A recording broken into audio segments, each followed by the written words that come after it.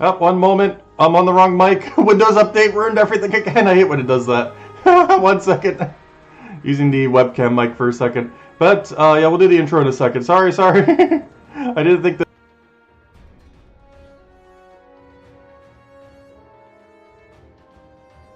it's still not showing up. Give it a second. I keep refreshing it. One moment. Good old Windows updates. I'm not sure why every Windows update ever always ruins this. Let me try replugging it back in real quick. The actual mic. There we go. Alright, now will it pick up? Yes, no, still no, still no. Give it a moment. Just refreshing, come on. You got this, you got this. There we go. Are we on the new one? There we go. Here we go. Check. Are we on normal mic? Check. Okay, we should be back to normal now. It looks like it's a little higher. No, it seems fine. Anyways, hello everyone. I am Tacit, and welcome to the Brighter Shores live stream. Hope you guys have been having a wonderful Thursday. So today, actually almost Valentine's Day. So today, of course, we will be continuing with the Brighter Shores grind. This will be the final day that we end up hitting every new activity. So after today, it's basically going to be the same thing over and over again. No, we'll still change it up a little bit here and there.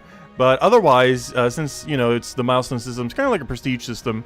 Yeah, once we finish through today, we would have seen every unique activity that we haven't already cycled through in the new format. And then from there, unless we change up our pathing or anything, it's basically the same thing 5 times more over.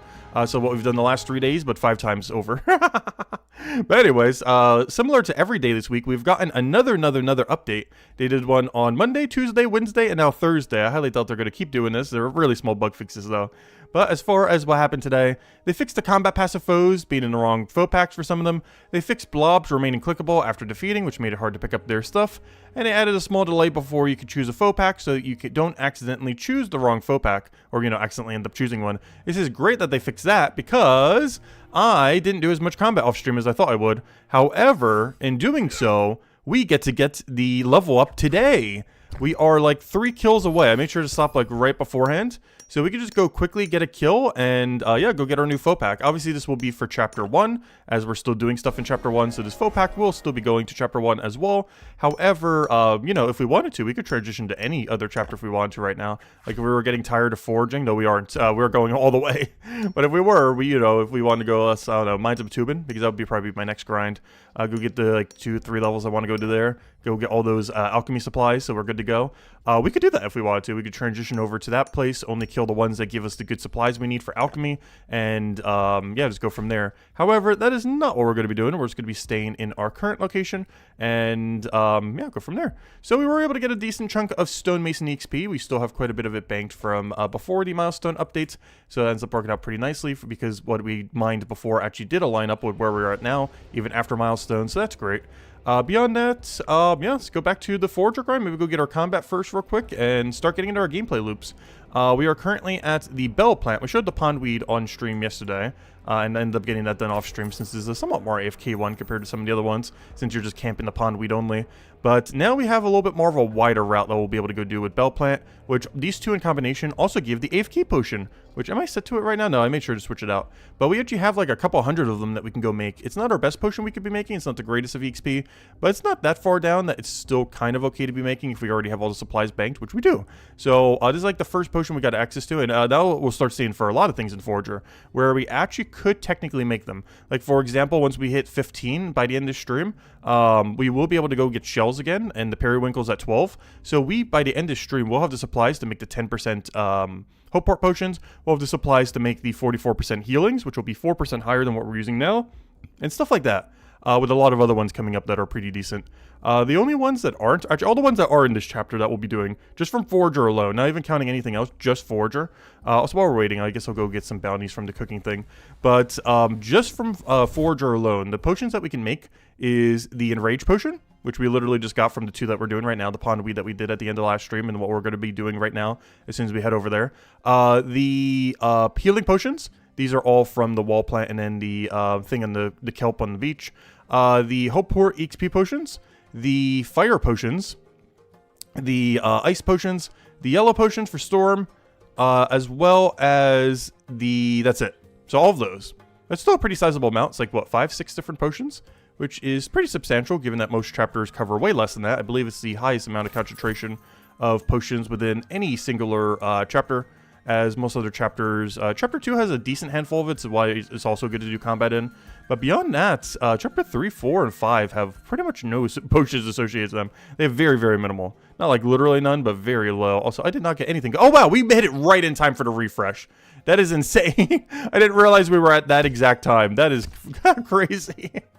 We hit that refresh like the second it came up. Wow. Well, good thing we got to see there wasn't anything good there, so we let it lapse. And yeah, I guess we'll just do a few tasks real quick while we're in the area. One of our goals during this is still to go get a level 5 fishing, or, milestone 5. We're only 6 levels away, technically 5 by the time we finish up whatever we're about to do here. So, yeah, we'll easily be able to get another 5 in, 250 levels of Forager, which I hope so.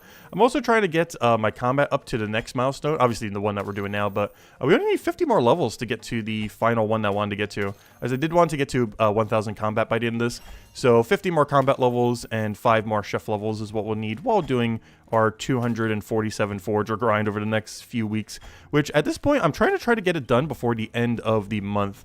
Will we be able to do that? I think we can. It's like 15 to 16 levels per day, and I think we could average that on average. That seems very doable. There will be some days we do a little bit less, but then we'll just have to push a little bit more on some other days. But I think we could average like 16-ish on most days leading up throughout this month. So that will pretty much be our goal then. With today, bare minimum, we got to go reach the shell at 15.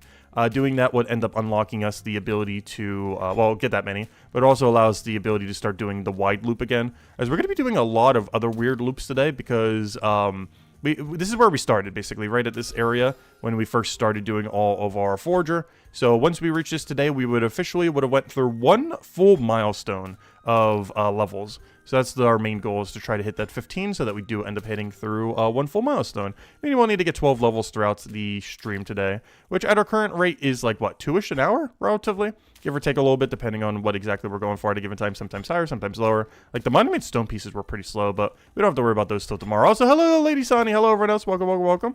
Hope all's been well. Alright, let me go, and, oh, we actually have the a new AFK from the thing we were doing. That's kind of funny. Wow, that AFK is so short. Luckily, we can still keep doing it for 2 times XP, since I already have it banked. Alright, everything there, we're going to ignore. Go store all this away. I guess, since we're here, I will go do the quick one real quick of this one. Get that out of the way, see if we get a higher rarity there. If not, I think we'll just go get our combat level, and then go head back to foraging. So, let me go get all these, get our little bit of cooking in. Just get our little level here. Because this should push us to a level between the extra XP. Oh, never mind. We already got the level. What am I saying? Oh, we already got the level. Actually, we almost have the final recipe of this tier 2, apple pie. I do have... No, I only have 1 apple. I don't have a lot of spare apples at the moment. So we're not going to be able to, like, mass build them. I assume you just need pastry dough and apple. I see you need some kind of other weird ingredient I'm not thinking of. As far as this game, because it's not, like, sugar or anything you would need to put in it. So I'm pretty sure just apple and pastry dough, I would assume. Alright, let's go cook these, get the other tasks done, double check the board just in case, and then go get our combat level, get to our new milestone, also get us to level 5,300, which is nice. It's kind of funny because we started all this grind at rank 54, but we're actually moving up because we've been grinding so much. Next we get to pass Yusuf, and then I guess we get back to top 50 within the next several days, potentially next week. I'm not really going to be pushing all the way back to top 20 ever again, I don't think. Maybe for Lone Wolf. Technically we're already top 20 for Lone Wolf. Let's actually include Anonymous here. Let's see. 1, 2, 3, 4, 5, 6, 7, 8, 9, 10. Yeah, we're actually 10th place for Lone Wolf, if not counting everyone who hasn't decided yet. But if everyone who has decided, we're 10th, I guess. So we technically are top 10 in that regard, or top 20. Alright, we'll go throw all this away. And double check if there's anything here, but we're probably just going to go teleport over. Also, I gotta remember, I gotta do this in like an hour. Nope, nothing good here. Alright, we're just going to ignore all that. So, first order of business. Before we go onto the loop, though it's right on our path, so we won't really need to go that far. Let's go get a combat level. I should only need to get a few kills right here. And I was literally AFK potioning these earlier, as we did finally get to the point where we can AFK these. So doing them actively should be very free since we were able to AFK them. Well, let's just go get a few kills real quick. Now, they're really annoying to AFK because there's so many structures like this. I was doing it in the other room, but even then they kind of get caught up in these little corridors, which is really annoying to AFK these compared to some other units. So hopefully by tomorrow I can set up a better AFK than these guys. If I do want to still keep combat AFKing these guys, which I know, I kind of want to keep pushing it up. If we're going to try to get 50 combat levels within like 250 foragers, going to need to do it here and there. Get at least a few a day to match our like 15 plus forager levels a day. So that everything's all evened. Oh yeah, let me go lower the volume. I only have it higher for when we're doing literally anything that isn't combat. Combat is so loud. Alright, I'll show you a few more kills. Grab this guy. Oh, I used up all the boost potions too. I need to go make more cryonate potions. We're going to get some supplies for at over here. It's the water lily plus the starfish. So we could start making that for a potion that isn't awful over here. It'd be this potion. It's not the highest, but it's not the lowest as far as level range for it. And beyond that, we'd be able to go and eventually, the next tier up is where we really start getting our new good supplies. Because then we can start leveling all the way into everything. So we can start getting our Hope Port potion, we can start getting our healing potion, we can start getting our strong, cryonate, everything else. So it's going to be a really solid level range. We're pretty much evened on it.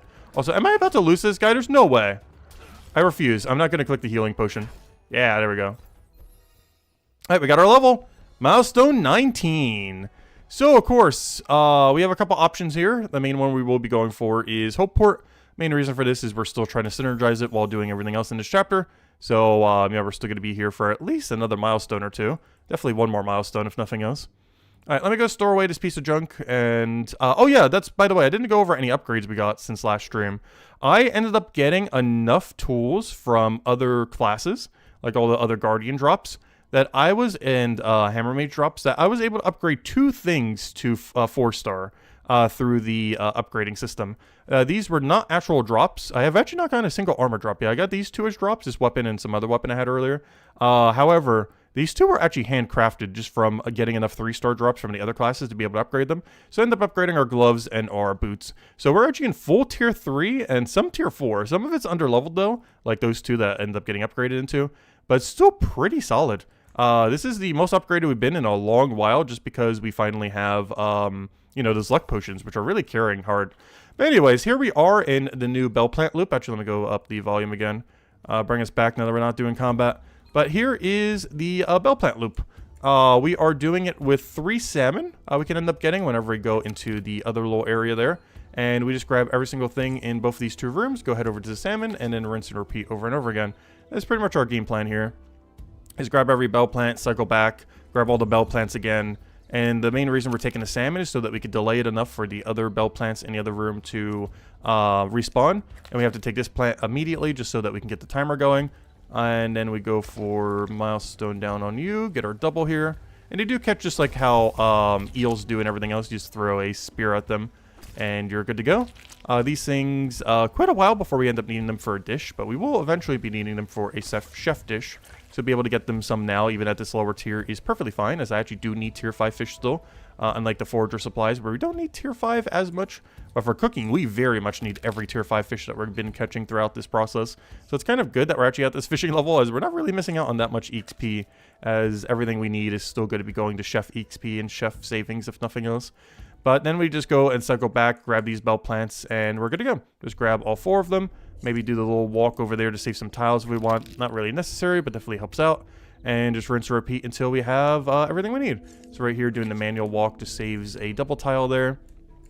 Actually, single tile to base build where we need to go. Which I think saves some here too. Should probably always manual walk that one. A lot of manual walking in this area is the only big issue with bell plant. But the big upside is these are for the AFK combat potions, which I have been using a billion times over off stream. So these are very valuable for that. And then at the end, since we aren't using our trail, it's not really worth routing out of our way for trail, but there is a bone spike right at the end of the door that we will go and poke. And then when we go and poke that, we will be able to go and fill up the rest of our inventory. The only problem with this cycle is because I don't have a max tool yet, which we will have at level 7, at tier 7, I cannot actually double every time. I can only double half the time when it comes to doing the bell plant, as by the time we cycle back, we will be, the timer won't be done yet, unfortunately. So when we have the final tier of the tool, we should probably be able to get that. But with this tool, it just doesn't have a low enough cooldown to be able to get away with it, unfortunately. But that does mean we'll sometimes have like one less object. One way that we could fix that, since we know that in advance, is I could just grab an extra bone spike here, and that fixes our inventory so that when we end on the cycle, we will still have a full inventory. You just got to remember prior to having a maxed out shear at tier 7 that you do need to only do, you basically have to alternate paths, where you need to get the extra bone spike because you get one less bell plant due to the longer cooldown compared to if you had the shorter cooldown. I'm not sure if they're ever going to revamp some of these cooldowns or anything, but yeah, it does make the cycle a little bit weird not having absolute max, but it's not too big a deal. Because this time around, I'm going to go big with a single double, not double double, like on the previous route. Like every other route will basically alternate on when we can get the double double compared to single. Whereas with the lower cooldown, I'm pretty sure you could just get the double every time, or pretty close to every time. But otherwise, you just grab one extra bone spike. It's not that big a deal. And the main reason we grab these salmon here, other than just, you know, the little bit extra XP and everything, we actually have to wait for the respawn a little bit, so we might as well just use up our double spear and grab a little bit of fishing XP while we're here. Not the best fishing XP we can be at this level range, but it's far from the worst, so it's better than nothing. A little bit of knowledge still, if nothing else, which we'll be putting on Forager still. There's one thing that we're going to be doing with this grind, as well as a lot of future grinds, is when we're leveling something, we're just going to be putting knowledge into it. The only exceptions for this is basically combat, and maybe some instances in, yeah, pretty much just combat, honestly. Because pretty much any other skill that we ever level going forward is pretty much always going to be based on leveling up the skill that we're actively doing, just so we don't have to end up worrying about it and get to the next activity just a little bit quicker.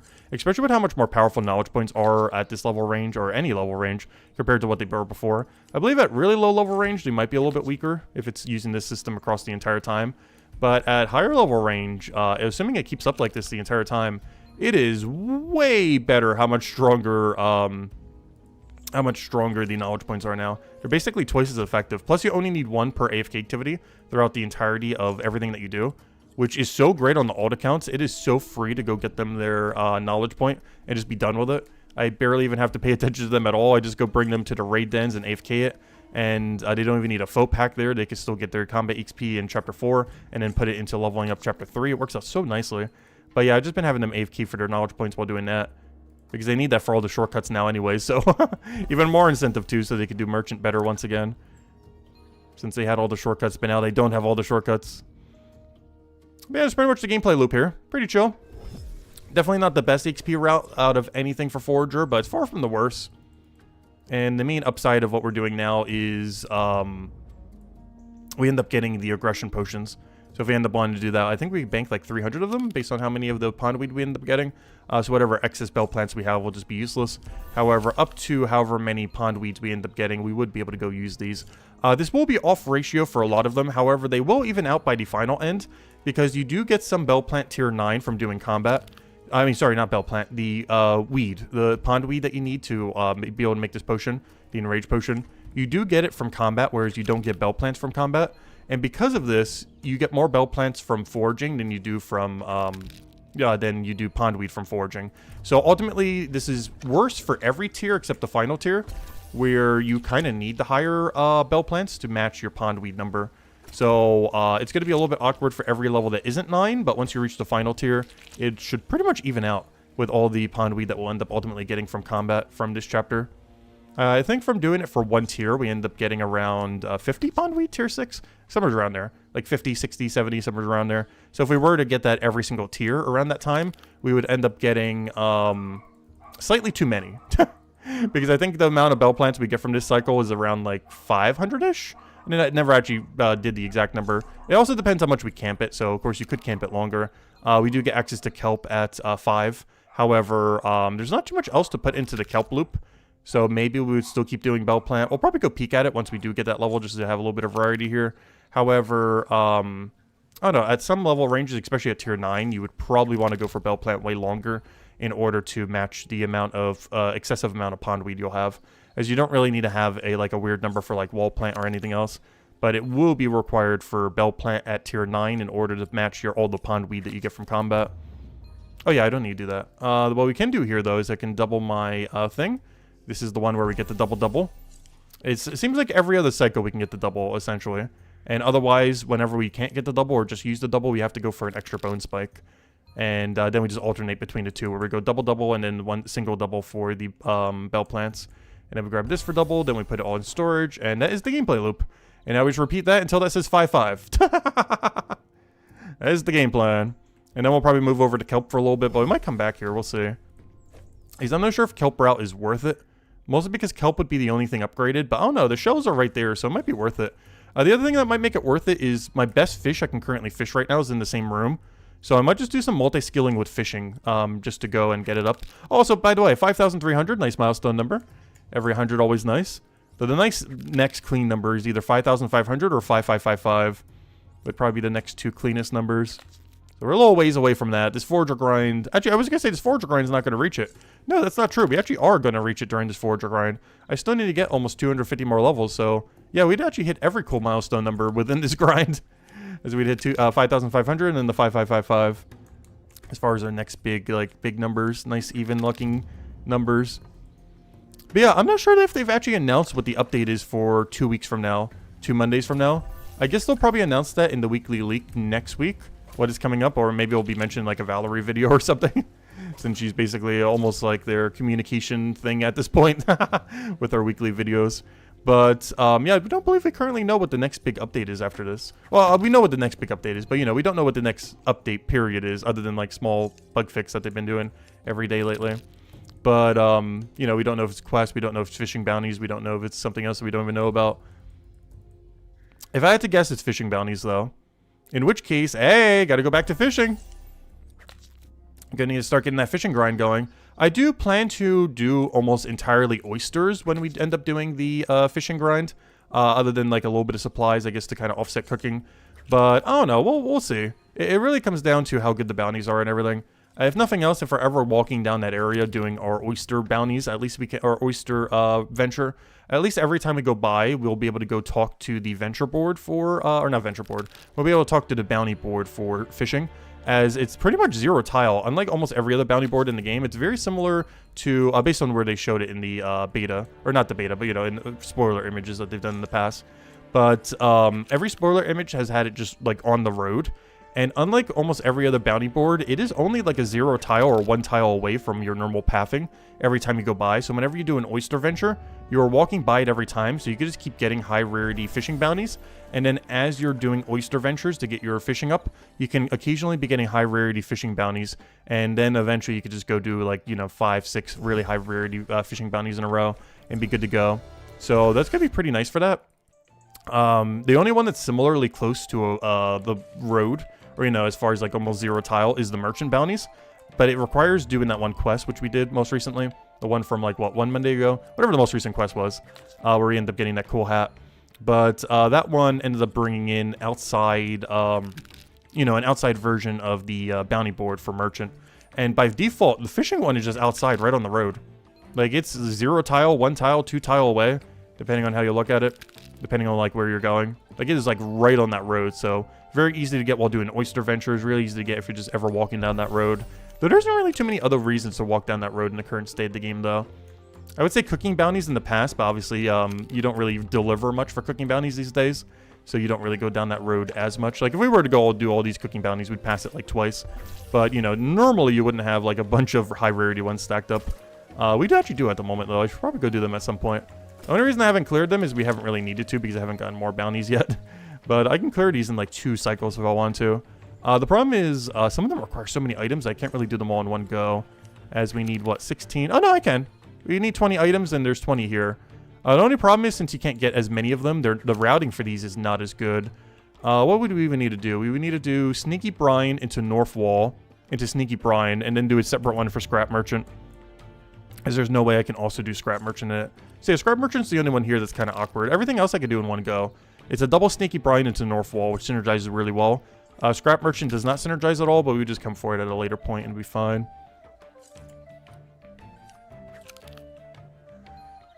But anyways, yeah, that's probably the next thing, fishing bounties. There's little we know about it. I assume it will kind of be like cooking, maybe? Where you'll have catch-only bounties and deliver bounties? I have no clue. They could do absolutely anything with it. Details about it are really unknown, other than where the board is going to be. Also, I was talking about it earlier. The exact location of it should be right here. Like, right against this wall right here. So it's only, like, 2 tiles away from the road. Maybe even 1 tile if you're taking it wide going left. It's only, like, 1 tile away. Exactly what you're going to need to do for them, no one knows. Obviously catch fish, but you know what I mean. The most annoying fishing bounty by far is obviously going to be pufferfish, as it is the only one that requires an actual supply, and it's likely what you're going to use all your pufferfish cages for. You'll do it for the first time bonus, and you'll do it literally just for fishing bounties. You shouldn't really ever be using them otherwise. They're pretty much going to be used exclusively for fishing bounties, most likely. Because there might be bounties where you have to catch like 1 billion of them. Because if it is a little bit different than cooking, you might actually have to do actual dozens of them. We don't really know at the moment. Or if it's going to actually be scaled like how cooking bounties are, where it's like, oh, you only got to do like 8 or something. But they might have bounties as hard as like, you know, 20, 30. We don't really know yet exactly how many we'll need to catch. Because obviously anything over 24 would take more than 1 full inventory. So hopefully nothing over 24. So that you can actually do, you know, partial or full inventory of them. Because if you're already there, you might as well get a full inventory. So, like, if it tells you to go do 9 and then another one says 10, like, you know, you might as well grab 24 while you're there.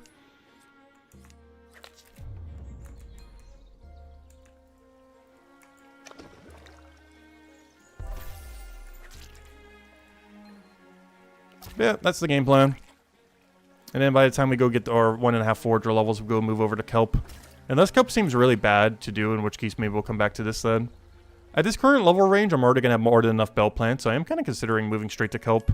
The only big issue with kelp is it doesn't have a tool, so there's a good chance kelp is only going to give us like 4,000 XP, which is actually lower than what we're getting now.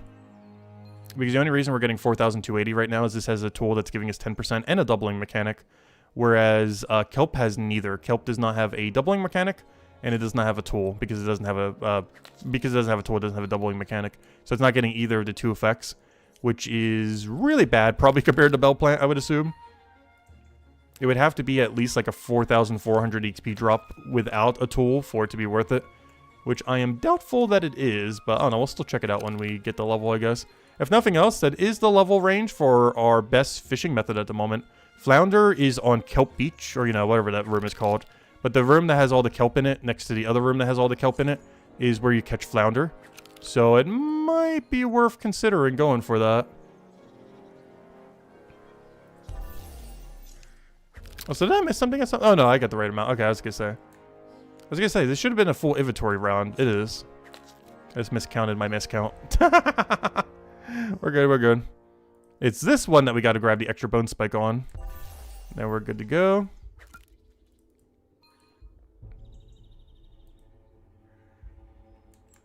Yeah, we're going to have so many spear low-tier material. I'm not sure what we're going to do with all of them, if anything ever.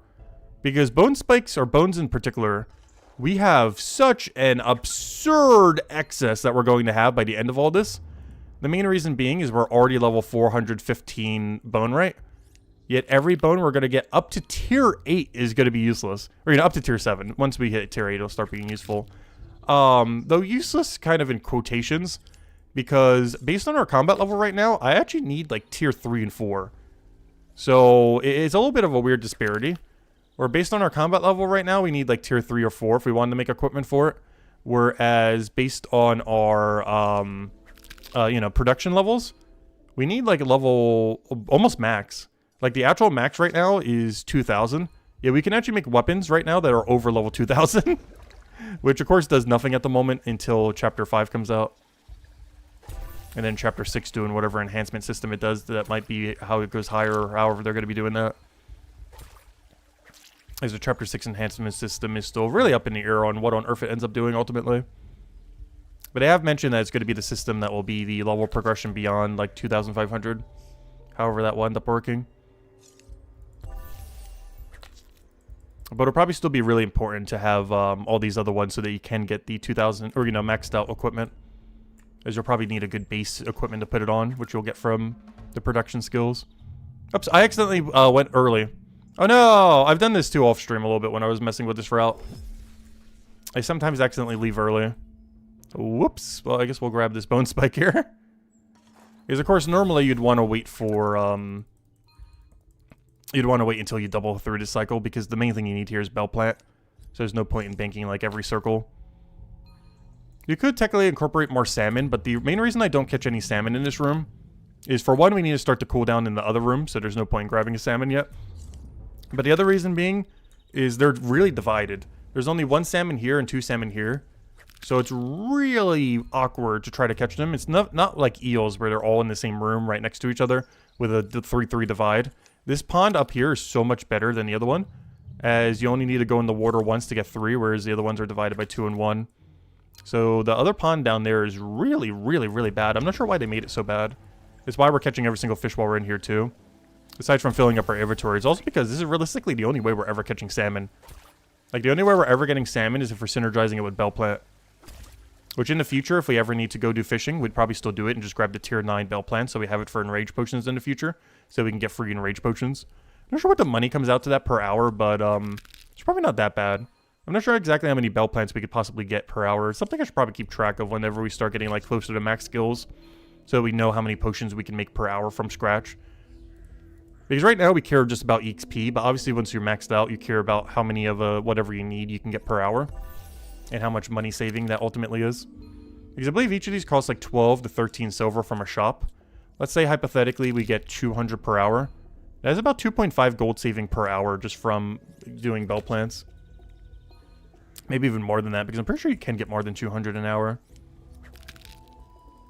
Because each cycle takes us a little over 2 minutes. Oh yeah, that reminds me, I'm not using XP pots, which probably should be. But each cycle takes us, what, about 2 minutes? Probably a little bit more. Actually, we'll be able to tell with this potion, and then we kind of time it out. A guesstimation. Because we're getting, how many bell plants? With this tool, though, when we have max, we'd probably be getting, this amount properly every time. But we're getting, what? If we're doubling, it's 6, 6, 7, 7. It's 14. We're getting roughly 14 with max tool. Which we currently don't have, but we would be able to, obviously, if we were doing this at max. So we're getting about 14 per cycle. Every cycle takes about 2-ish minutes or so, or however much it is. So let's do the math based on this XP potion once we start it then. Because I want to see if this cycle is actually under or over 2 minutes. I assume it's slightly over 2 minutes. Let's just use an 8% here, though we do need to go on next cycle, use the better one. So we could do double knowledge dump into Forager. Which will bring us to 1 level away from our next cycle. Though we might have to come back here if kelp's really bad. But the only benefit of kelp is we do get to do fishing with it. So maybe this will be a little bit of a fishing stream. Try to get the 3 fishing levels we need. Or 2.5 at this point. By the time we get all the salmon here. Because that allows us to, when we do wide circle, to start doing bass. And instead of dropping the bass, we're actually going to bank the bass. And then that sets us up to be able to do Mana Ray whenever we get to the other cycles later down the line.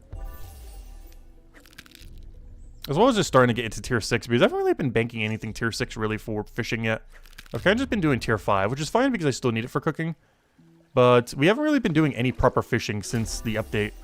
Like, almost everything I've been catching has literally just been tier 5 instead of tier 6, even though we're on tier 6. So that would help out our XP rate a lot if we just go get those flounders. Biggest downside of flounder, though, is they're not bankable, so I just have to drop them on the ground, which is kind of awkward. So if we're actually banking the other supplies, it might just make it so we want to drop all of them, but so close to a bank that... Oh no, it's kind of awkward having to drop the flounder, but yet bank everything else. Which is a weird combination. Also, yeah, this is over a 2-minute cycle. But if it's closer to 2 minutes 30 seconds, that's still quite a bit. Because if at max you were getting 14 per hour, let's do it based on that math. So you can... Oh, I don't have a calculator open. 1 second. Calculator. Alright, what's the math on that? 60 divided by 2.5. That's 24. With 24 times 17. No, not 17. Sorry. 14. Times 14. That's how many we're getting per cycle. We would end up getting 336 bell plants, but that's assuming max tool. Right now we're probably getting closer to 300. Oh, I don't need to do this cycle. What am I doing? But yeah, it is about 336 with max tool. Is how many bell plants you would get per hour. Right now we're getting closer to 300. So let's say each one costs 12 silver, which I believe is about right for tier 9. You'd be saving 4 gold an hour. So harvesting your own bell plants at tier 9 saves you 4 gold per hour. Roughly, give or take a few. But it's about 4 gold per hour doing just this resource. And I would assume a lot of resources are in that ballpark as well as far as how much money they save. Some of them have a little bit different value. But it seems like gathering a resource at its highest possible tier, as long as it has a convenient bank that is almost 0 tile, or is, you know, easy enough to route in, it is roughly, yeah, put it on the forger.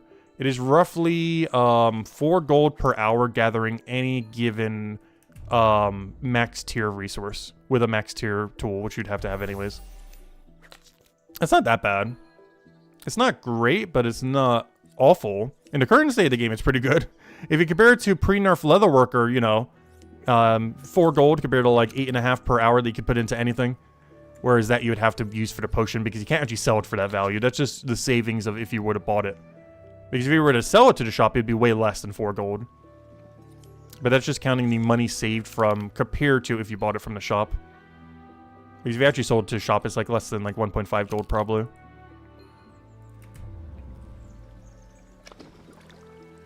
But compared to buying it from a shop, it is a 4 gold saving per hour on apparently pretty much every tier 9 resource then. Unless they're really annoying the bank. Every single one should be around that value. And of course, that doesn't even account for the fish or the bone spikes that we'd be getting as well. That's just counting the bell plant savings compared to buying it from a shop. Alright, there we go. First level to stream. Not counting the combat, I guess. Or the cooking. I guess 3rd level to stream. You know, first level for Forger today. There we go. That's funny. Oh, there's the kelp. We're coming for you, kelp. 1 more level. I'm not sure if you're a better loop than what we're doing now, but we'll still go for it.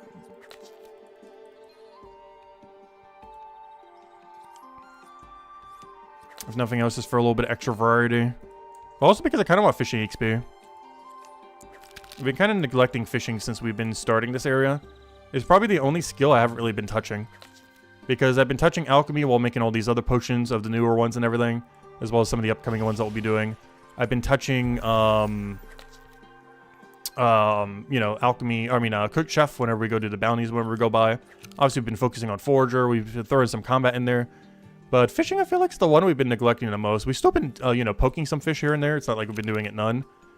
But I have yet to do the highest node for fishing yet, really, in this new format. For everything else I have, I've been doing the highest potions, I've been doing the highest chef, I've been doing the highest, you know, forager, I've been doing the highest combat.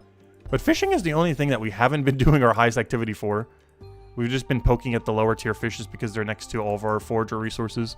But I've never actually camped at any point, like our highest fish since the update. Which is the flounder that has synergy with rack. I mean, not rack, with kelp. Which is exactly 1 level. So this would be the first time that we can actually do a flounder cycle. The cycle would be 6, I believe we'd grab 6 kelp, 3 shells, and then 6 flounder. And then drop the flounder, and then repeat, and then bank, I guess? Because isn't that full inventory? Because that would be, what, 12? No, that'd be 9. It'd be a 9-9.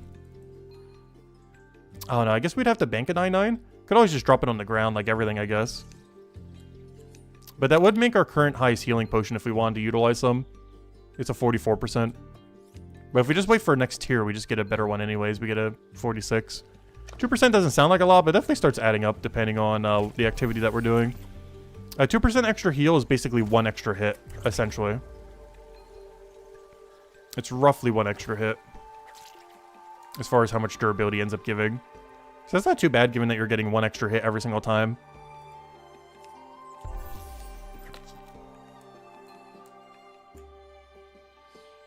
Because 1 doesn't sound like a lot, but you know, if you go like 3 upgrades, it's 3 hits effectively. Which is a lot. So 1 single upgrade's kind of meh, but you know, multiple upgrades stacked together cumulatively by the time you hit the end. And get like, what is the final one? I assume it's like a 50%, right? It's going to be kind of awkward if it's slightly below 50. Oh no, it's actually a 52! Ooh, even better. It's more than a half heal. Yeah, so both the last 2 are basically just a half heal then. With the very final one being a half heal plus. Plus 2%. And this one's exactly a half heal, the second to last one. Which realistically, a lot of times, I'm pretty sure the highest tier potions are going to be like the only ones most people use. But the level progression with everything else is still going to be nice. So it gives you some other resources to consume. Because obviously when you're doing like early and mid game stuff, drinking like the highest tier healing potion in the game is way absurdly overkill. So basically the way that supplies are going to likely work in this game, especially from like a trading economy wise, is yes, everyone's going to want the highest tier stuff for most stuff. However, everyone who doesn't has a wide range of various supplies that you use to level up, that everyone needs to level up throughout the entirety of your journey. So effectively, there's 2 potion types in the game. the highest one and literally everything else.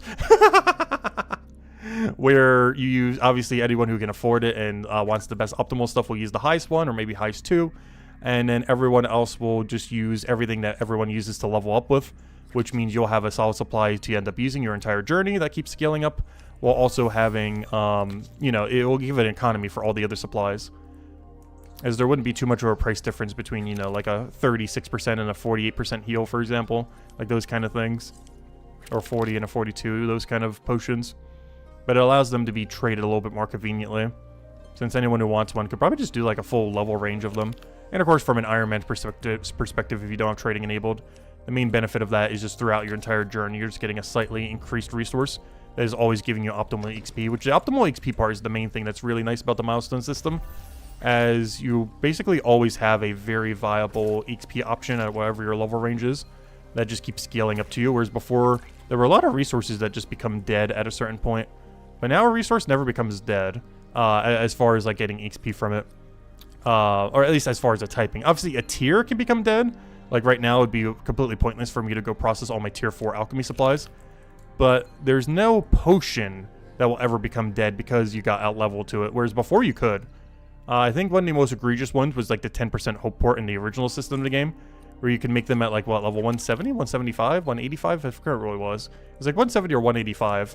So by the time you hit like level 210 alchemy, it was useless to ever bother making it ever again. Whereas now, even at max alchemy, you still are viable to go and do it. Like right as you're doing like the final grind for it. Because all the way at the end, you would still end up needing it. You would still need it at 913, or at like 453 or whatever that is. Or 453, 463, somewhere around there. But you would always still end up needing it, which is really solid compared to the previous system. And one of the main things I actually like about the new system, as far as what it does good compared to the previous one. Alright, one more. I guess we'll double the other thing. I keep doubling it occasionally and just drops the other one to the ground, which I find kind of funny. But I guess it doesn't have anywhere to put it. At least it gives you double XP still, and technically still double loot. But it drops the spear one on the ground. There we go. And it even tells you. Backpack is full. Some of your items were dropped on the ground. I was going to start a whole stack over there. Alright, bank all this junk. One level away. Double knowledge point should get us there. Actually, knowledge point at this range is so good. We're getting so much value from every single knowledge point that we end up doing right at the beginning of this.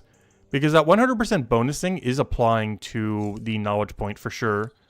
So even though our activities aren't like amazingly better, this XP bonus is still applying to our knowledge points. So we were getting like, what, 111, 112k? Now we're getting like 156k XP per knowledge point. It is insanely good how much more we're getting. Like a whole extra 100%, which is like 50-ish thousand extra XP. And that's not even counting the potion effect either. Or, using XP potion to make that go even higher. So these extra early level range knowledge points go so far how much value to get. And then they start to taper off near the end of a milestone. So it's really quick to level at the beginning of a milestone, and then a little bit slower to level at the end of a milestone, which is why Chef feels so slow right now too. Aside from some of the changes they made, it's just everything's slower at the end of the milestone. Or something like Alchemy right now would be really quick at this level range. As well as our Forger being really quick. As well as technically, I guess, our combat. Though combat doesn't benefit as much from that system. Combat moves very slow because there's 1.5 billion levels. Compared to all the other things that benefit a lot every single time at the beginning of a milestone. Combat doesn't feel it nearly as much, but it does have the same mechanic, just not as harsh as everything other skill. Where it's way easier at the beginning and then way harder at the end. I'm still really curious to see what the curve is, though. Because the curve for all these skills should technically be 5 circles. Or not 5 circles, 5 little, I don't know, whatever you call it. 5 little bumps. Because it should be like a little hump and then a hump and then a hump and a hump for like every single level range with how it goes. Should be like 10 distinct humps that are curved slightly upwards. Pretty sure someone will eventually make a graph for the level distribution. Because I believe the ones that were currently on the wiki were the previous layout. I'm pretty sure, at least the ones I last saw there. Not sure if they've updated it since then. Not bothering to check it every day. I'm just gonna wait like a week or two from now and just hope it's all updated by then. Because a lot of stuff seems to not be updated at the moment.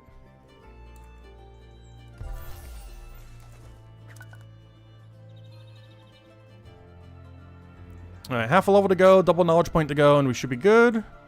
I think we skipped the double bone spike here because we are on enough cooldown to be able to get a double plant instead. So I can skip that bone spike. So similar to a lot of these cycles, it's basically an alternating cycle. Where you do one thing one cycle, one thing the other, and then repeat those two. Because you can't always repeat it because of the cooldowns. Something that the final tool might be able to do. But even for this, I'm not sure if that's going to be enough cooldown to get away with it. It might be, though. Won't really know until tier 7. Because at tier 7, we're basically maxed. Not in a literal sense, but the speed at which we can gather resources as far as like total number will be the highest rate we can have, because then we'll have max tool with max cooldown for the doubling mechanic. So you will technically, from a numerical standpoint, have the highest rate you can get at 7. Obviously, it's not your highest XP rate, it's not your highest gold yield, it's not your highest, like I say, it's your highest knowledge, since I believe they're all flat lines. But it would be your highest amount of, or you'd cap out at the total resources gained for a skill at tier 7. Like, you wouldn't be able to gain any more of a specific resource by tier 7, as far as the rate at which they accumulate. So, like, right now, if we were to calculate out how many bell plants we're getting per hour, that number at tier 7 and above would be the exact same at tier 7, tier 8, tier 9, and, you know, all the way through. But right now, it'd be slightly slower due to our tool being slightly slower for cooldown. It is one thing I wish the tools did do too as you upgraded it, which I don't believe they do. I wish this loading bar was quicker as you upgraded your tool. So aside from just the doubling mechanic, if they could make this go slightly quicker every single time based on your tool, maybe like 1 tick quicker. That might be a little bit broken by the final tool because you would literally grab this in like 1 tick. Oh no, something to make it a little bit quicker. Maybe like every other one. So like, oh, wrong thing. So like every other one would do it. So at like tier 3 and 5, maybe it would make it go like 1 tick quicker. Something like that. So make like tier 3 and 5 have 1 tick quicker. Because it's like a 3 tick action right now. Or 4 or 5 tick. I'm not actually sure. It's hard to time. Because ticks are so quick in this game. I believe it was, what, 0.325 seconds? Like, there's like 3 of them per minute. I mean, per second, I mean. I forget the exact rate. But it's really, really, really quick. So every single one that you move up is pretty substantial still. Because what is this? This is like a 1 point something second action. So this is probably a 4 tick action? I never actually timed it. It's hard to tell. I'm bad at timing milliseconds. I can't tell if that's over 2 seconds or not.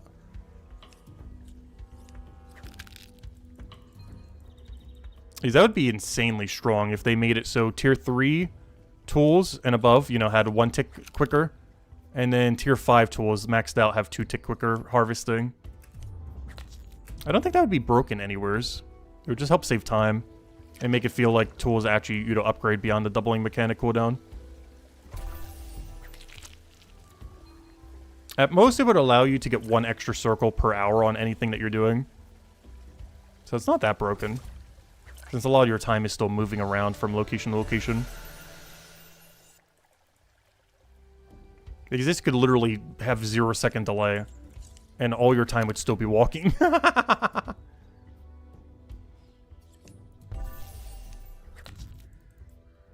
It is one thing I kind of wish this game would add, though to some degree I'm kind of glad it doesn't. Like something that you can do while you're moving to get extra XP. It's something this game doesn't currently have, but to some degree it's kind of good that it doesn't, because that can get kind of annoying having to feel like you always have to be clicking something while you're moving. But there's no like multi-skilling that you could do while moving from location to location. Also, that lag spike right there. Oh no. I said, hello, Grofessor. Welcome, welcome. Hope all's been well. How's the grind going? Pretty well. We are halfway there. Numerically. We are at level 254, Jing. Well, 254. And of course, the goal is max. Well, technically the goal is monument, but getting monument is effectively getting max. There's really no difference between the two. Monument grind and 500 Forager grind is literally the exact same thing.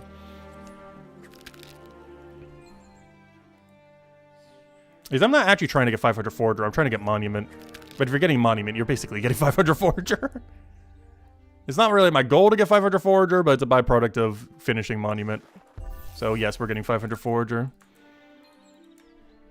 There's just no way I'm stopping like 6 levels before it. If I'm that close, I'm just doing 500. It's gonna take literally a day to finish it. If we're that close, we're finishing it all the way. Like if it was 100 levels, I'd be like, oh yeah, I'll hold off. But 8 levels, or technically by the time we get the monument pieces, yeah, it will be 6 levels. Like 6 levels, we might as well finish that. It's like 3 hours of grinding. Unless the curve gets really weird by then, in which case it's like 4 or 5 hours of grinding. But if we're that close, we might as well go all the way. Doing the same right now, only 25 levels since the rework for you. Nice. Yeah, how are you liking the new level curve and everything? I still haven't really seen the formula and everything for it yet. Not sure if it's been posted publicly anywhere yet. But it's feeling a lot nicer, at least at this level range. I'm not sure how it feels at the really low level range. I played it a little bit on my old accounts, but I haven't played them long enough to really feel the full level curve at lower range. I feel like the super low level ranges are almost slightly worse.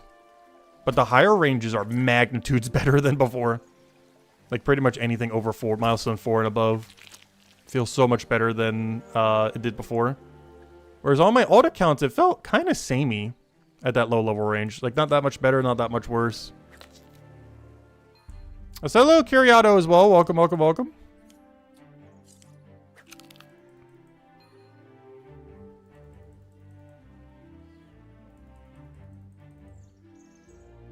But at this point, I want to try to get it done by the end of the month, give or take a day. Which means we have, not counting today, we have 16 days to go to try to finish it out before the end of the month. Which means on average, I would have to get about 15 levels a day, even on days where we're not playing as much. The main days that we won't be playing as much is both the upcoming 2 Mondays. One of which we'll probably not even be doing this, and we'll be doing whatever the new update is, if it's fishing bounties or a new quest or whatever they're adding. But, because that Monday stream will be dedicated to that, whereas the other Monday stream is just not going to have that much time. But if nothing else, we can go over the weekly leak, if nothing else. Something we normally don't really go over as much, but we'll be able to since that's the day it's coming out. But anyways, what am I trying to get around to? But yeah, there's 3 days that I won't be grinding as much. Next week's Tuesday, because I got a dentist appointment, and I got to go get a teeth pulled that end up getting chipped, so I probably won't be able to talk that day. So maybe we'll just do like a really quick stream, or just no stream at all, and just like skip one day. Or if we do a stream, it's going to be really short and potentially no audio, or very minimal audio. Like maybe like 1 hour just to kind of recap. Like, hey, this is what we've been doing the last day. Dentist appointment went well, so it's forth and everything. But both Mondays and the upcoming Tuesday are the main 3 days within the next month that I will not be playing as much. Or at least not be streaming it as much, if nothing else. Might still be able to play it in the background, but not actually stream it. But aside from those 3 days, yeah, we plan to go hard every day. Aside from those 3. There's just something else that comes up. There's some other work I kind of need to get done, so there might be one weekend where I might need to go work on that a little bit more. Rather than stream for like 8 hours. But aside from that, yeah, we should be able to go like almost 8-ish hours, give or take a little bit every day other than those 3. And maybe one of the weekends. Because obviously we make almost nothing from streaming this. Like pretty much 0. Player base for this game is pretty small. Literally every player online could be watching our stream right now. And we'd be making okay money if that was the case. But if like 20% of the entire game's population was watching the stream, we'd still be making like almost nothing. Which obviously would never happen. Overall good, be better. Let's hope for unique activities at Milestone 9. Yeah, I'm really... now that I'm finally getting close... Well, not really close, but now that I'm finally getting my first ever level 500... Not counting combat, because that's a different system. We are... I'm kind of concerning as far as what will happen once we hit 500. Because one of my biggest concerns is number go up game. We finally hit max level, and then there's nothing to do. They really got to figure out something for... that's worthwhile to do at level 500 for a skill. Like something that you uniquely unlock at that point that makes it so it's still worth doing. This could be keep perks. This could be, oh, you know, on the 500 cape. It could be, you know, unique activities. Could be, you know, combined with some other mechanic like dungeons. But they have to make it so, like it's actually worthwhile to still keep doing the skill at 500 in some way, shape, or form. Because right now, it is very much not. In the current state of the game, you reach level 500 and then you're done. Also, hello, Isabel. Welcome, welcome. Hope you're having a wonderful day. But yeah, that's always been my biggest concern. And we are going to end up doing that finally for Forager, unfortunately. Or we're going to hit 500, and then the second we hit 500, we're never going to touch a skill again. And then there's going to be a lot of other activities that I might not even want to do that much. Because world events are going to be kind of pointless for Forager if I can't get Forager XP. Dungeons related to Forager might also be useless if it's not a good enough reward. Because we're getting no Forager XP. So it just leads to like this whole chain reaction. Like, okay, what do you do at max level then? Obviously, that's something that will likely be fixed in the future. But it's one of the main reasons I have no 500s right now. Is I'm just so concerned what happens when we reach max. Because there's no reason to reach max right now for like any skill other than Forager. As you just hit a wall where you just... Basically, the second you hit max is when you stop doing the skill. Unlike a lot of other games where you hit max and then it's the time to start doing the skill. Because that was one thing that RuneScape, or you know, his other game ended up doing well. You hit max level of 99, that is the exact point where you start training the skill. It's not when you stop, it's when you start. Because that's when you can start doing it most efficiently. And still be gaining XP and everything else. But also still be gaining, you know, the best rates of everything. But Brighter Shores is not like that. You hit 500 and it's like, okay, time to stop the skill forever in the current state of game. It's not when you start doing the skill, it's the second you end it. Which is something they definitely got to look into in the future. Which obviously at some point they will. But it's not something that has been at all, you know, there's no systems implemented for it yet. At all. But it's definitely something to look into in the future. But there's a good chance we'll go all the way to 1.0 with nothing to do for 500s. Unless dungeons are really good at 500 for some reason. Which we don't currently know what that will be like. Also, hello, I'm a bud. Welcome, welcome. Hope the Brighter Shores grind's been going well. We've still been at it every day. Actually, we've always been at it every day. Even though we haven't been streaming, I've still been playing literally every day. I just haven't been streaming every day. Though we have been again, once again, for the rest of this month. For the month of February. And maybe an extra day or two if we still need extra time. We should be able to get it by the end of this month, though. That's the goal. Get the monument completed by February 28th. Too bad this month doesn't have 3 more days. Of all the months to do this grind on, we choose the month that has the least amount of days in it. Well, I didn't really choose it. This is when the update happened. But, yeah, out of all the months, it's literally the month that is only ever 28 days. Well, then again, wait, is it a leap year? Wait, is it a leap year this year? Isn't this the month that normally gets the extra day if it's a leap year? No, it doesn't look like it's a leap year this year. Sad. No extra day. But it doesn't matter if it goes to like March 1st or 2nd or 3rd or something. It's not that big a deal. But it would be cool to finish it by the end of the month. Seems like a nice clean number to try to aim for. Nice like a milestone number. It's like, oh yeah, let's go get max by end of month.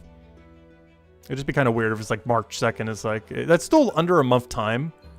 It would just be kind of weird. Compared to trying to finish it like right by the end of the month. Works better. Combat is going way fast. Oh yeah, combat is way better now. Not only can you AFK it, not only do you get double the rarity of loot. Look at my gear right now. Like, could you even imagine this in the previous system of the game? I know some of them are underleveled, but look at this. Tier 3, Tier 3, Tier 3, Tier 4, Tier 4, ignore the shield. And look at my weapons. Tier 4, I didn't even need to make this one. Tier 3, and this one's Tier 2, but I'm doing it deliberately so it has 3 ammo. Instead of 4. I actually deliberately use a lower tier for this. And this bow's really good for that because it's a really high attack speed. It's basically just a ranged weapon that auto switches back to your weapon. So when you're partially AFKing combat, but not like fully AFKing it, like, you know, when you're tagging an enemy and then, you know, going away for a moment. Whenever you're doing that, a weapon like this works really well. It is max attack speed with only 3 ammo. So it uses range for the shortest amount of time while still tagging an enemy. So weapons like this are really good. I'm not sure what this weapon is on every class, but the two-handed metal bow is the best one to be using for Cryonite for that. Where it puts you to the least amount of time while doing a range. While just basically tagging the enemy, and then you'll auto shift back to your weapon. There's one thing I'm concerned with skill trees. Because having extra ammo would actually be a bad thing for some gameplay loops in the current state of the game. There's quite a few that deliberately use the quick attack speed 3 ammo. In order to almost immediately switch back to your weapon after tagging an enemy. Unless they ever add more powerful weapons that only have like 1 ammo or something. In which case those would be what you would tag with. But currently the lowest ammo is only 3. So it's better to use a high attack speed, low ammo weapon. Which unfortunately the highest you could do is tier 2 for that.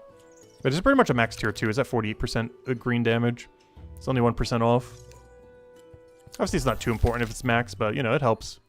There's some things in this chapter that are green weak. Unfortunately, one of the things that are green weak in this chapter is immune to blue, so we can't actually fight it normally, since we're normally using a blue main hand weapon.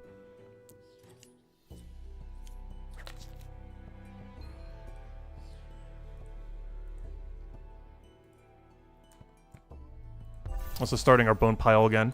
We're starting a whole stack over here.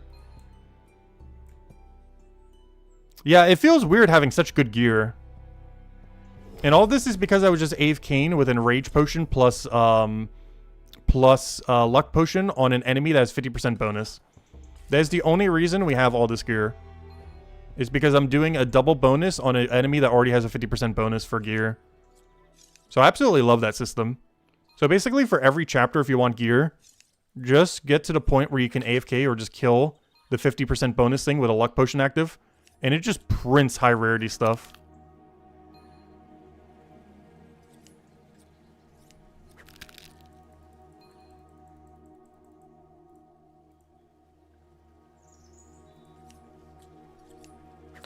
Oh, sorry, Corrado, I didn't see your question earlier. I'm not sure what you're referring to. Mostly because it's been so long since I played that game that I don't remember how to get it. I remember having gotten it, but I don't remember what is required to get it.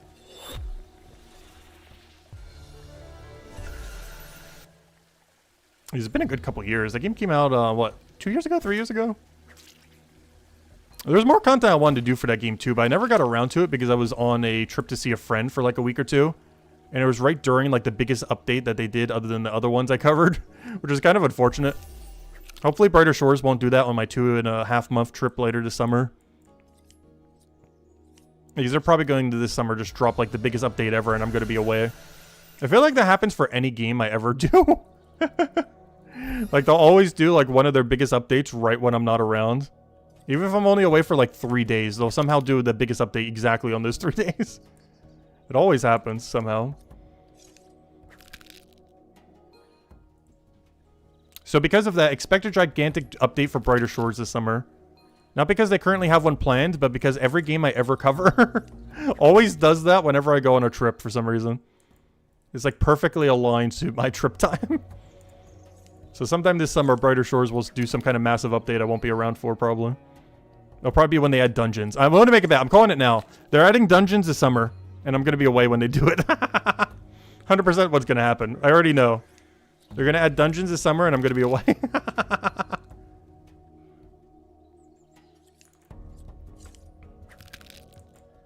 There's like a 90% chance it's going to happen.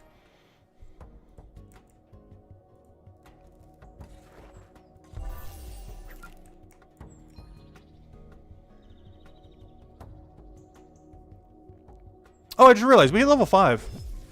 Alright, let's go do kelp real quick. Or not real quick. Actually, I guess we walk to it.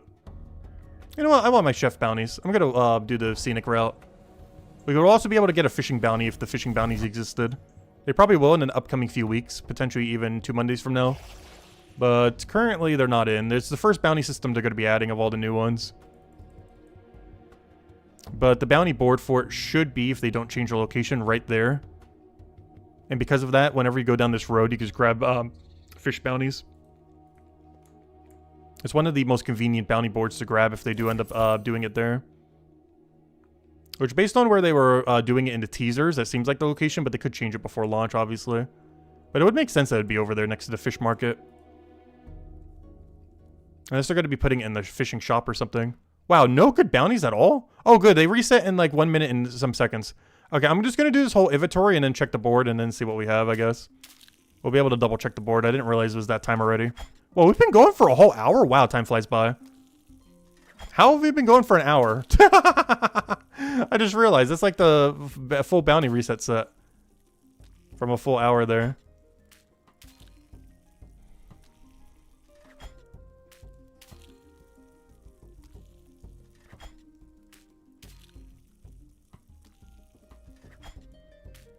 Alright, so by the time this is finished, we should have a new bounty board.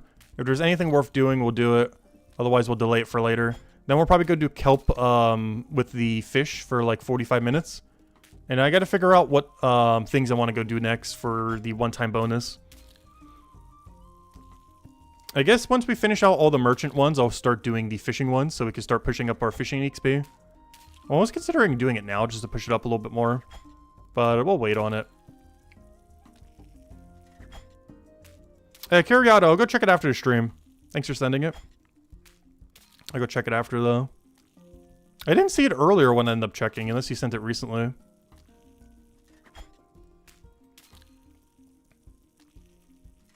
Almost done with all of our eggs. You're super stoked for fishing bounties? I'm really curious to see what the gameplay loop will be like once every skill has a bounty in the game. Especially per chapter. Because you can grab like 1 billion bounties. You'd go them over here, grab your cooking bounties, you go over there, grab your alchemy bounties, grab over there, grab your fishing bounties. I wonder where they're going to put combat bounties, or if there's going to be 1 person per chapter. Almost like a Slayer Master per chapter. Let's see, what do we have here? I got a delivery, but I can't do it. I got these tasty things, and I got some omelets. These are not that great to do, but I guess I'll do them. The one higher rarity one we got is Gennard. Gennard's not sold from the shop, and it's not worth fishing at my level, so it's pointless to go do. I'll go cook these real quick, see if we get a good refresh, and if not, we'll just ignore it then. But I guess we'll do a few while we're in the thing. I'm trying to get like half a cooking level a day, so this helps us get our half cooking level a day. Whenever we're like walking by, we'll just go get a few cooking bounties, do them real quick, and be on our way. I'm not paranoid about checking it every hour, but you know, for around the area, might as well grab it. I would never be paranoid even if they added like a bunch of those in the game eventually that were like really short timers.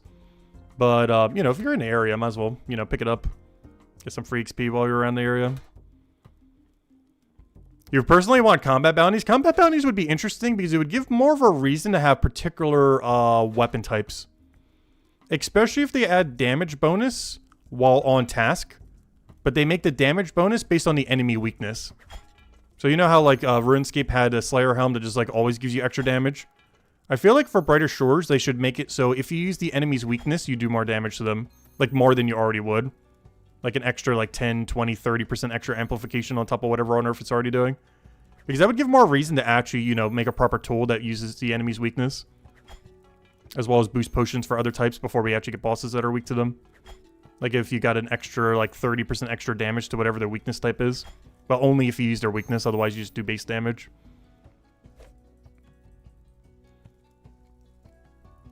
Right, let me do one more set, that will get the leek pies done. Also, I'm so glad I banked all these before the thing. I didn't do it because of this update. These were left over from when we did the for one, the cooking grinds, but also the, like it was a low 200 cooking grind and a low 200 gatherer grind. Back when it was still gatherer. Is when I got these leeks and when I got all this banked. And I'm so glad that we have these spears right now because it's making this level range really good.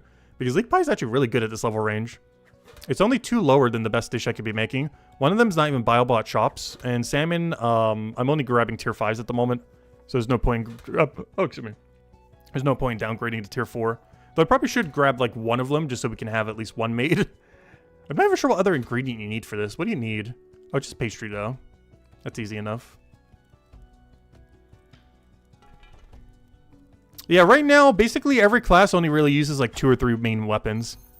Like Cryonite basically just uses the physical damage 2-hand sword and the ice sword. There's almost no reason to use any other weapon that Cryonite has. And every other class is pretty similar to that. Where there's like 2, 3 weapons that they'd really mostly use and like nothing else at all. There's very little reason to have much weapon variety. And normally he would use his quick bow just because it's quicker to switch back to your weapon automatically. And one-handed weapons are just kind of useless in the current state of the game. Do we have a max roll yellow weapon right now if we need to exploit yellow weakness? Oh, nice! A great delivery. I'm not going to do it right now, but that's great. Okay, let me just go do the omelet real quick, see if we get a replacement of that. And then maybe the next time we come to the bounty board, I might have to go do a delivery cycle. Actually, I could do all this in one go right now if I really wanted to. Should we go do it? You know what? Let's go do a big delivery. Let me go grab a bunch of eggs and then enough to go make that one that we need to go do. So let me grab like all but one. Give me like 22 because I need... Oh no! I should grab 21. Because now I'm going to have one too many. Oh, we'll figure out once we see the bounty board here. And then we can go do a big delivery. Because I need 4, 9, 19, 20. I need 20 items. And obviously we can fit 20 items into 24. So I can do all this in one go.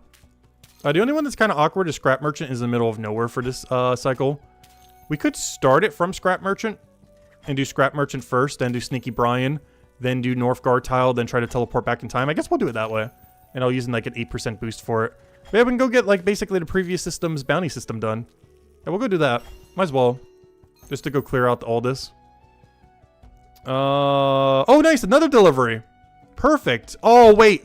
I think that's too much inventory now, though. Isn't it? Because how many is that now? 6, 16, 22. Yeah, slightly too many. Okay, I just gotta not do the captain one, I guess, for now. That or we could do it right now and then come back. But, yeah, the captain one's the only one I can't do at the moment. I could do the other captain, but not this one. It takes too much items. Or we could drop Northgard Tile, but that one seems worth doing.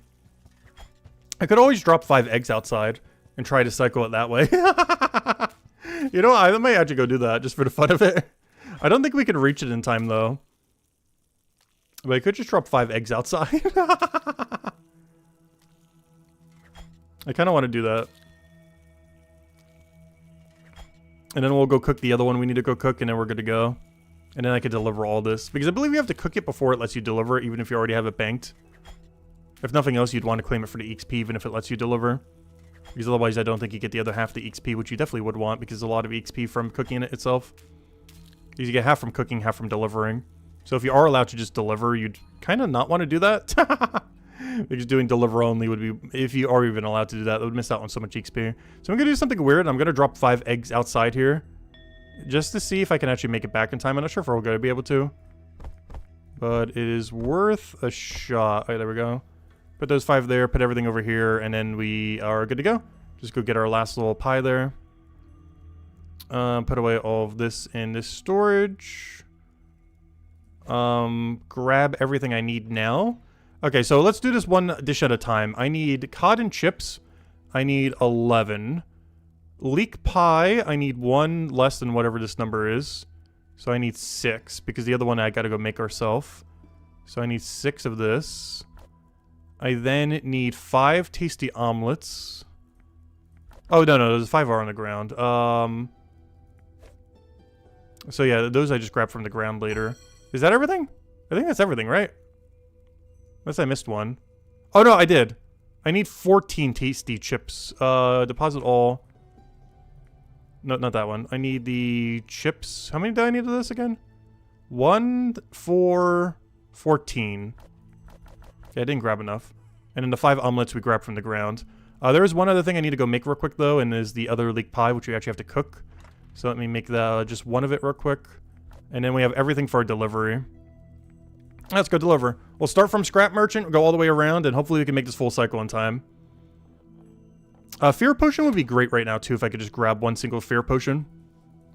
I just realized, you could grab the recipes from storage, couldn't you? I could route that. Instead of leaving these on the ground, I could have routed a storage rift. It's too late for that now, though. Oh, I forgot to cook this. Wait. I forgot to cook the pie.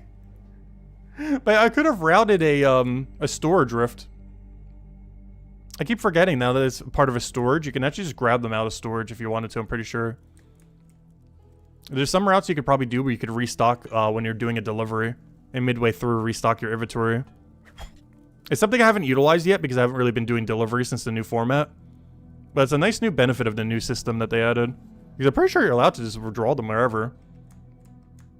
Which is some interesting tech that they added either directly or indirectly. It's not that broken, but it saves some time. So instead of me dropping them there, I could have just storage rift routed somewheres. But it's not too big a deal. Alright, let's see if we can get all of this in one go. I do want to grab a fear potion real quick, just so we don't have to deal with the other thing. It probably still saves time doing it, since there is one room, potentially 2 rooms, where we might get into combat. Just to not have to worry about it at all. And then we'll go use an 8% potion and see if we can get the whole turn in 2 minutes. I think we can. It's going to be close. But I think we can do this whole cycle in 2 minutes as long as we give everyone the right item immediately. Alright, where is the fear potion? Fear, fear, fear. Withdraw items. Fear. I just need any low level fear. Sure, 3 minutes, fine. Let's see. Because this run should only take 2 minutes. 3 should be more than enough. Alright, so what am I delivering here? This is a cod and chips, I'm pretty sure. Yes. So let me drink the fear. Let me drink the weaker XP potion. Use item on cod and chip. There you go. Alright, now I need to go to Sneaky Brian and double turn in. Sneaky Brian wants, he wants both, one of each. Well, technically, 10 of one of the other. But, you know, one of each in the sense that, 2 deliveries. So we'll go give him his double delivery. And then after his double delivery, we need to go head to North Wall, which is the main reason we needed a fear potion. Otherwise, we wouldn't need fear at all. But then when we head to North Wall, I need to go and give them, the cod and chips. That's where we use most of our cod and chips. Then we got to go and try to see if we have enough time to pick up our omelets. And if we don't, we'll just do the one delivery. And if we do, we'll pick up the omelets and do double delivery. Alright, so this guy wants one of both. Alright, we're going to be cutting it really tight. We're already 1 minute in. Good thing we used the fear potion because we're going to need every second we can get from that thing. Alright, good. Alright, let's go to North Wall. We'll put that into Rip, sure. Alright, let's go to North Wall. Wow, this gives so much knowledge points. We got like almost a whole knowledge point from this. I forgot. He's given like as much as like merchant deliveries. Alright, we're on a timer. Come on, 40 seconds left. 48, 47. Go. Okay, North Wall. That would be this way. We have fear potions, so we're not going to need to worry about anything. Okay, I don't think we're going to be able to get the omelet in time. I'll still be able to do the omelet. I don't think we can make it within timer, though. If we had... Oh, that storage rift! Oh, I could have grabbed it from that storage rift. Actually, I probably should have. There probably still was enough time. I just want to make sure we can at least get 1 rather than 0 in, though. But that storage rift right there is where we would have wanted to grabbed it. We would have grabbed our 5 omelets there and then tellied back. Unfortunately, I don't even think we're going to make it even with just the 1, though. Alright, now we teleport back. Hopeport Garrison. Yeah, we're not going to make it.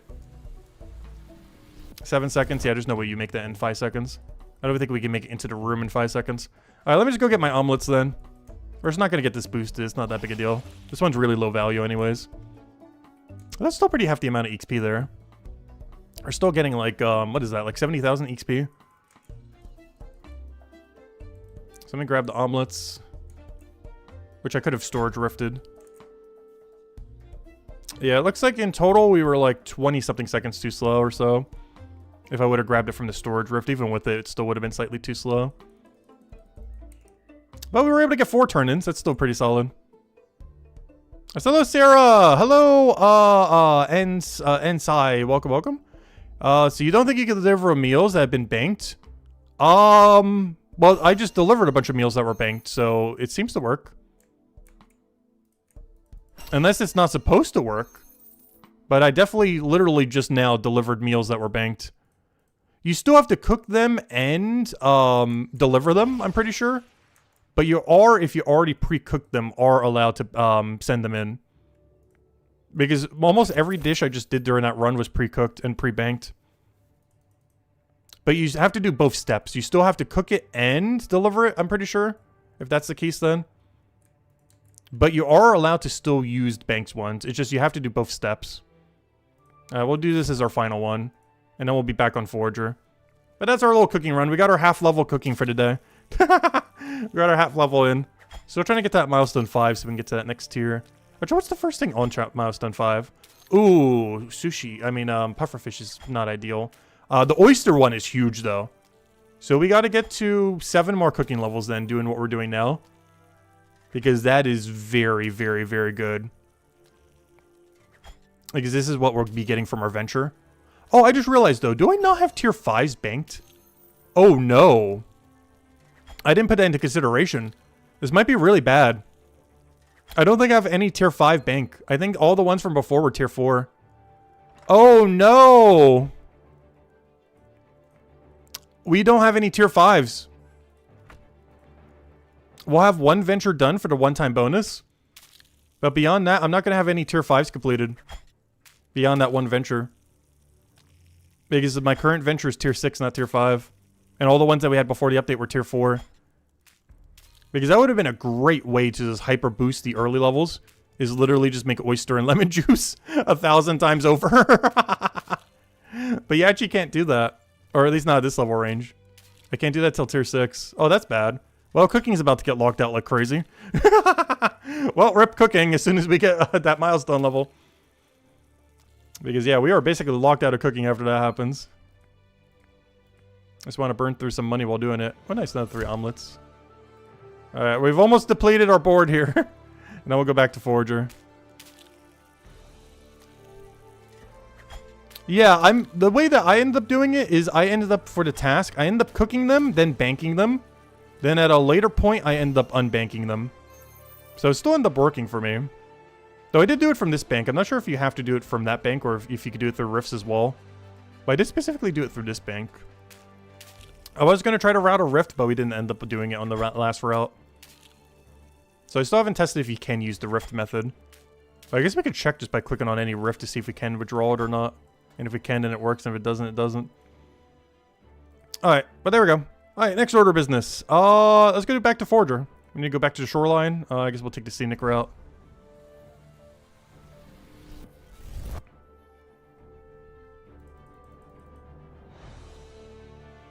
Grab some plants along the way. Though I'm gonna have to de-tier them down if I do, though.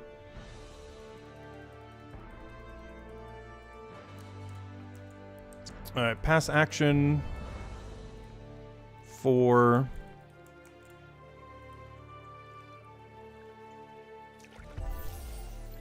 Okay, I'll grab some supplies while we're heading there, and then we'll go do kelp flounder. Where we do 6 flounder, 6 kelp, drop them all to the ground and repeat. Unless we want to keep keeping our 6 kelp until we can bank 24 kelp. But then again, I'm getting shells too, so I'm not sure how we're going to do that. We'll figure it out once we get there. Oops, I missed. We'll figure it out once we're there. Ugh. Also, while I'm here, I should probably go get some pondweed. Pondweed's pretty good XP at this level range. I probably should have saved my double for the pondweed since we're heading down that route. Since we're already in the area. I'll ignore these because I can't be bothered to pass action them right now. We'll need them later, but not today. I don't think any route we're doing is actually going to need to grab them right now. But I will grab these pondweed real quick. I even just double grab them. Because we're going to need it so that we have enough of these to go with our periwinkles anyways. Not periwinkle, the bell plant. Whatever we were previously doing. We need enough to match our bell plant.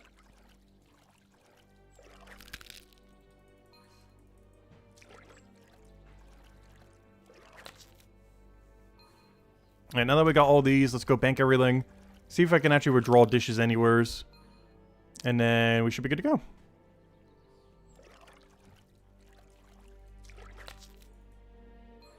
Alright, let me go bank all this. And then we'll start doing our fishing forager loop. Which will suffer a little bit on foraging XP, but it'll be the first time ever that we're doing the highest tier thing for our fishing level. Something we haven't been able to do since the update. Alright, deposit all, withdraw items. Cooked meals. Yeah, seems like it lets me take it out wherever. I don't see why it wouldn't work. Alright, here we are. First things first, let's start with kelp. So let's use our XP potion over here. Start with the kelp cycle. And these are used for healing potions. Unfortunately, there's no double action for them, though. Big downside. So we'll go here. Go up 1 and then click that. Whoa, that XP drop is big. Oh wow, kelps are actually worth doing. They actually compensated them with more XP. And then we grab all 3 of these kelps. Now the question is, do we grab the shells or do we not grab the shells? I feel like the answer is we do grab shell.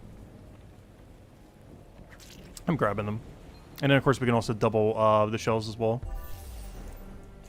And then we go grab flounders. Unless they're already respawned in the other room.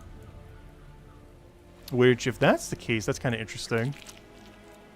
Because there's a non-zero chance the kelp in the other room due to the new respawn timer is already regrown.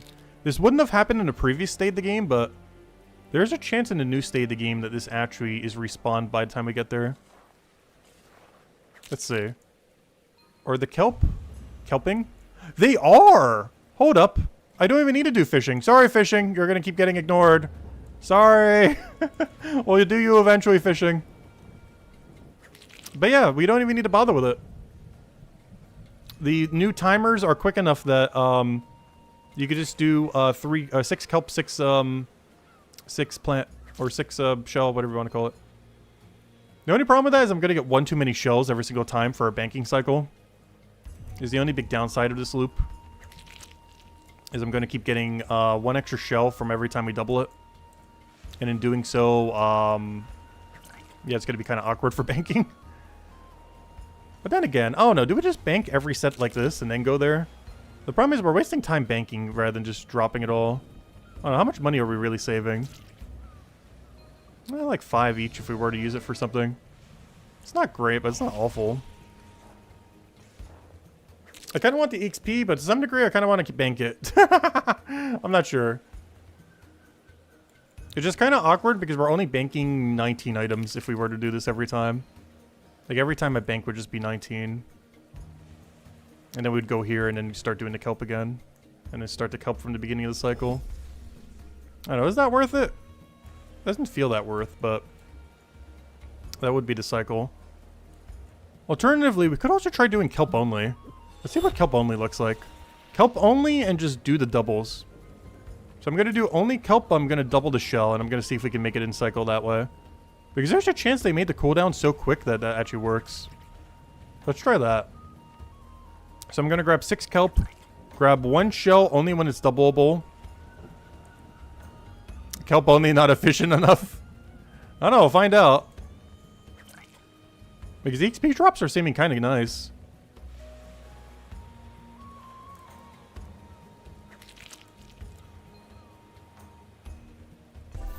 Like kelp only and only do the double when it's off cooldown. Or just only grab that shell regardless if it's on cooldown or not. And then just drop them all. And then go head back over here. Let's see. If it respawns by the literal second I get there, this is worth it. If not, if there's even a second of delay, it's not worth. Yeah, it's not worth. I would have to delay by like 3 more seconds. I guess we could try 2 shell. The fisher's kind of too far away to try to get though. Because they keep moving. But yeah, it's 3 seconds. We got 3 seconds to spare. So we gotta use 3 seconds for something.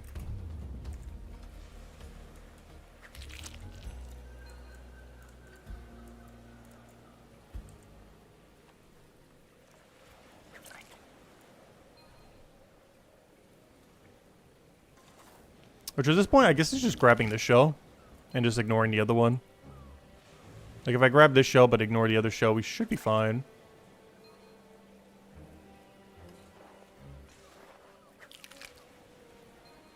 And then that also gives us drop time. Since we'd just be dropping these anyways. And now between all of that, yep, the kelp is ready. Alright, let's see what 2 shell looks like with a full cycle, including the drop time. See if that ends up working. Maybe I'll grab the one that's closer to the beginning, though. Because I feel like that one is a little bit better, especially if we're ever waiting on the kelp cooldown. I take this shell first. And then take kelp.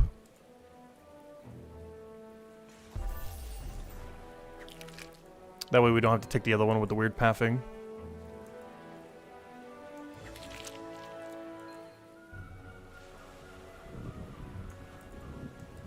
Alright, we'll see if this works this time now. Because it should be the extra bit of time we need for the kelp to spawn. And it should also include the drop time of the shell that we don't need as much. Especially at this level range. Well, even at higher level range, we'd probably want kelp more than XP potion for this chapter. Because the health potions we need for every chapter. Not just chapter 1. Alright, that seems to be fine. It's not great, but it's doing the job. Now, is it better than what we were doing before, though, is the question. Like, with the bell plant and everything? Because there's 8 bell plants that were given, like, 4,000 something. This is just, 6 of these that are giving 5,000 something. So what does that come out to? Ignoring every other resource. Oh, yeah, that's also a problem, too, if I'm not taking the other shell here. We're, like, waiting slightly on this other kelp, which is kind of awkward, too. What does that come out to? Like 4,300 times 8. Not counting the bones. Compared to whatever this drop is times 6. 5,290 times 6. Yeah, it is worse than Bell Plant. I guess we go back to Bell Plant.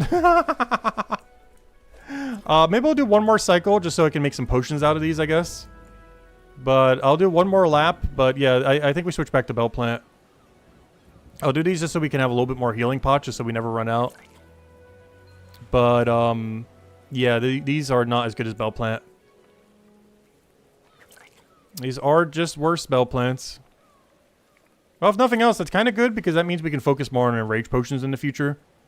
The only bad aspect of that is if we ever need healing potions, these are kind of bad XP rate. The only other upside is we do get to get free kelp while doing other cycles, whereas Bell Plant has no other cycle that you can do it with. The only cycle you could ever do Bell Plant is Bell Plant. There's no other synergy for it other than, I guess, salmon, whenever you're fishing salmon. But other than spam fishing salmon, there's no other synergy with Bell Plant at all. And due to that, yeah, it is probably better to focus Bell Plant then. As you will be getting kelp automatically through other cycles that we're going to be doing. Whereas there's no other cycle where we'd get any amount of Bell Plant other than salmon.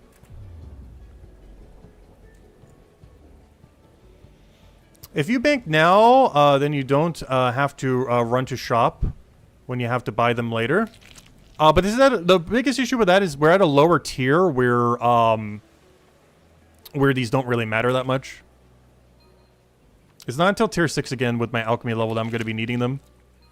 And even then, it's only really the final tiers that we're really going to care about a lot. Because a lot of potions that, like these, we're probably never really going to be mass creating for XP.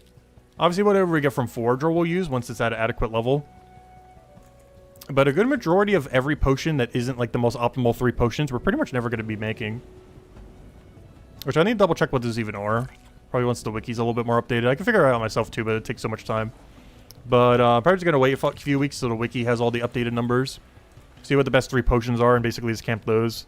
The Chronopolis potion, if you get them from the Venture, still seems really good.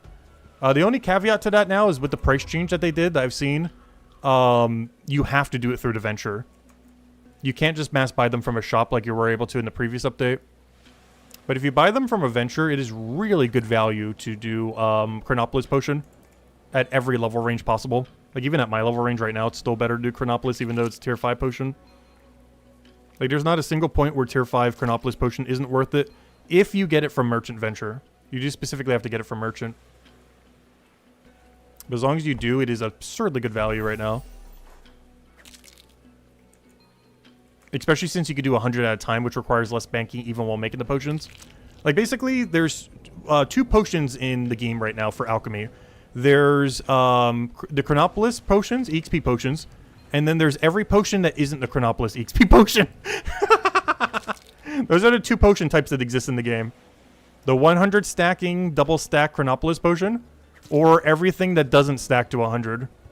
I guess there's technically a third. There's the 1 ingredient Mines of Batubin potions. So there's basically 3 potions in the game right now. The best one is the Chronopolis potions because they stack 100 and you get them for free basically from Merchant. Or pretty much free. And they stack to 100, so you could do 100 at a time instead of 24 or 12. The second best potion is the Mines of Batubin potions because you do 24 at a time rather than 12. And then there's literally every other potion that you can only do 12 at a time that are by far the worst. But that's basically every tier of potion right now. The Chronopolis, which are best, Mines of Batubin, which are second best, and then everything else. I guess there's technically a 4th category. The 4th category, which is the 3rd worst, or, you know, the 3rd in that line. So the best is Chronopolis, because they stack to 100, and they're the more powerful one. The second one is the Mines of Batubin, because you do 24 at a time, and you get the resources like crazy just for doing anything in that chapter. But then there is the other potent potions. The other potent potions, you still can only do like 12 at a time, or do a double drop into 24. But they still require 2 ingredients instead of 1, which makes them a little bit more awkward. But then there's the absolute worst, which is all the double ingredient potions that are just non-potent. Those are just the absolute worst, and a lot of them you get from foraging, unfortunately. You'd still make them if they're potion you need, like in Rage or Healing and stuff like that. But all the potions in these categories are the absolute worst. Like in Rage, Luck, Healing, Hope Port, the combat potions that aren't the 2 other weird ones like Fire and Necromay. All of those are the worst to end up doing. Unless you already have them pre-banked from doing the skill corresponding to them. Also, where am I going? I'm going the wrong way. I meant to go north to go back to Bell Plant. Because, yeah, the Bell Plant gameplay loop is definitely better. Plus, this is the only time we can really get Bell Plants, so might as well get them now for our Enrage Potions later. This will matter a little bit more on higher tiers, but for now, we might as well still just do it for the XP, because it does seem like it's better XP, from what I could tell. So hello, Jets! Welcome, welcome. But yeah, that's basically all the potions in the game. There's 4 different types. There's Chronopolis, which is absolute best. There's Mind to Matubin, which is second best, because you can do 24 at a time, and they just get printed whenever you do any combat in that chapter. There's all the other potent potions in the game, which are the third best. Which are technically better than the Mind of Matubin potions, but the Mind of Matubin potions are just so free. And then the fourth and absolute worst are any potion that requires 2 ingredients that are not a potent potion. Is the worst type of potion in the game, which is a lot of potions, like almost half of them. Which are only worth doing if you have gathered the resources from the gathering sources. They are never worth buying from a shop unless you just desperately need that potion type. Like if you really want Luck Potion, but you don't want to go get the Gatherer level for it. Or you really want Enrage, but you don't want to get the Forager level for it. Aside from those exceptions, those potions would never be made with anything other than gathered resources.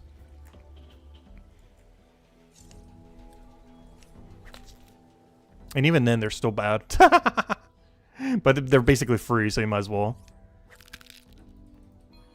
They're still bad XP, but they're free, so free bad XP is still better than costly, you know, double XP. Or not necessarily double, but that's something I need to check too. I'm not sure how much more potent potions are. I know in the previous update they like skyrocketed them, but I haven't actually seen the XP scaling in the recent format of the game. I know there's still more, but I haven't seen like what ratio more they are. It's not something I've checked yet. I know that there's still more XP than normals, but I'm not sure if the ratio's been changed, if it's still like the same ratio, if it's smaller, if it's higher. But assuming it's about the same, that's still hold. But yeah, Bell Plan's way better than Kelp. The only reason we'd ever do Kelp is if we really want healing potions.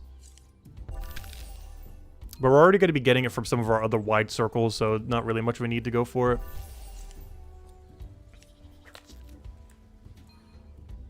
So I got to remember to use the 11% this cycle. Alright, grab our double bone, bank everything, put our double knowledge point in. And what level do we get a new activity? We get Wall Plant at 7. Do we want to do Wall Plant at 7? This is used for the healing potion to go with our kelps. I should go do it. I was hoping that I could get my combat range up high enough to be able to do it. Maybe we go make a fancy new weapon to go kill the crows with. The crows are 6 levels higher than me. But we could still do it. That or we go for eels. I could do 6 Wall Plant, 6 eel. And then do 12-12 and then bank. Honestly, I think we're going to do that. Because making a weapon to go and kill the crows with is going to be kind of awkward. Plus, it would probably take like a good half an hour just to go make a solid weapon for that. Because crows being 6 levels higher than us, even though we're kind of geared right now, is still a pretty high level range. Like, we're definitely going to drink at least 1 healing potion each battle for sure. Plus, I'd probably want boost potions. If I had boost potions already, I'd probably go for it. Like, if I had plus 80 boost potions or any amount, like 70 plus already made, I would probably go for it, but I don't at the moment. We will start doing that again once we get a little bit higher alchemy. I mean, a little bit higher forager to go into our alchemy. It's just not worth it, our level range at the moment. Also, I forgot to go drink the 11%. I even said I need to go remember to go do it and then proceeded to forget. Whoops. I'll just use the hotkey for it. Alright, there we go. Put that in the forager. Put this one in the forager. There we go. Alright. And now we'll get our double plant. Wait, did we already get the double or was that the single? Oh no, that was the single. Next route is double. This is the single route where we grab the extra bone. So next route we don't need to grab the extra bone then.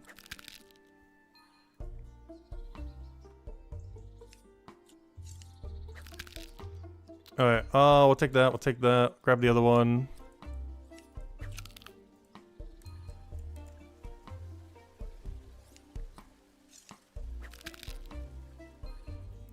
Grab all 4 of these, double the other one. Actually, no, we don't double any this time. That's next cycle. We only double the bone outside. If we had the quicker tool, we probably could here, but not with this one. Well, honestly, even with the quickest tool, I'm not sure. I think you would still have to do the alternating pattern. I'm pretty sure you'd still have to alternate. And then we grab the double bone here.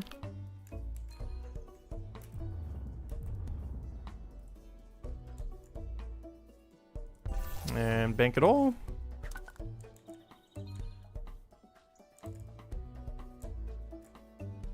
But yeah, at level 7, we'll go try the wall plant into Eel.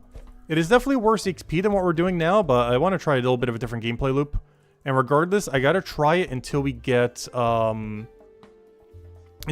wall plants for all the kelps we're likely gonna get. As I do want to make a small handful of those potions, even though their XP rate's kind of bad at this level range. Just so we don't ever run out of healing pots. I don't think we will because we made so many before the update. But I still want to have spears just in case. Like, I'd rather have slightly too many healing pots than not enough. Because of how long we're going to have to do combat for. Because we're not even, like, halfway done with combat. We're 50 levels from being halfway there. Which is not even remotely close. So, even though you only do Forge or for 500 levels, you got to do combat for, you know, 2,000, 2,500, even more, potentially, in the future. So, yeah, we kind of need a lot of healing pots. Obviously, once we reach the max pots, we could do them as well. What could they do to make double item potions worth doing? Make the banks easier, I guess? I'm not sure. The main issue is when they made potent potions so much stronger, they basically made it so potent potions were the only thing you ever make. Like, if you have the money to spend on potent potions, regardless how much money you're losing. I know in the previous state of the game, there was never a level range where non-potent potions were ever worth making.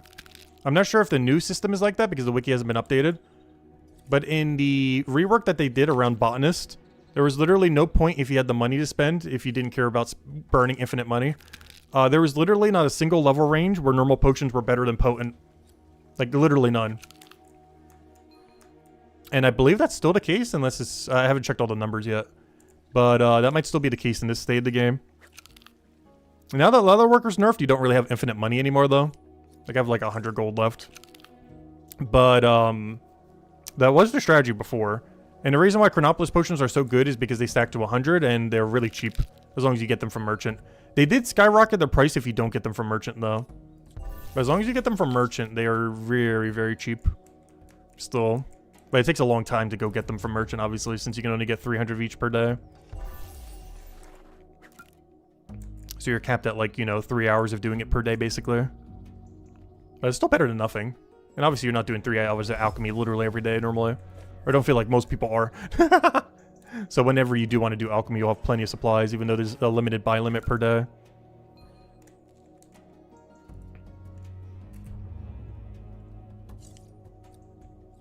I'm curious if they're going to add that to other things in the future.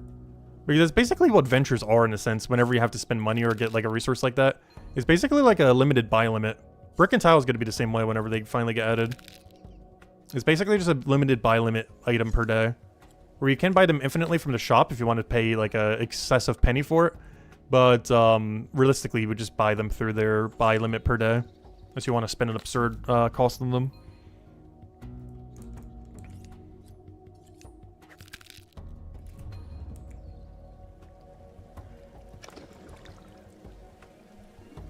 Because the main incentive for making all of the weaker double potions right now, I would say, is mostly the effect of the potions. Like, you're making a healing potion because a healing potion is useful, not because healing potion is good XP. And rage potions the same way. All of the XP potions for the first 3 chapters are the same way.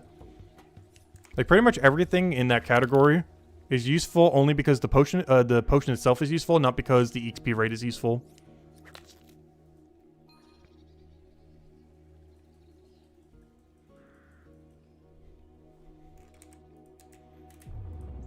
I'll grab that, grab the other 2, head over there.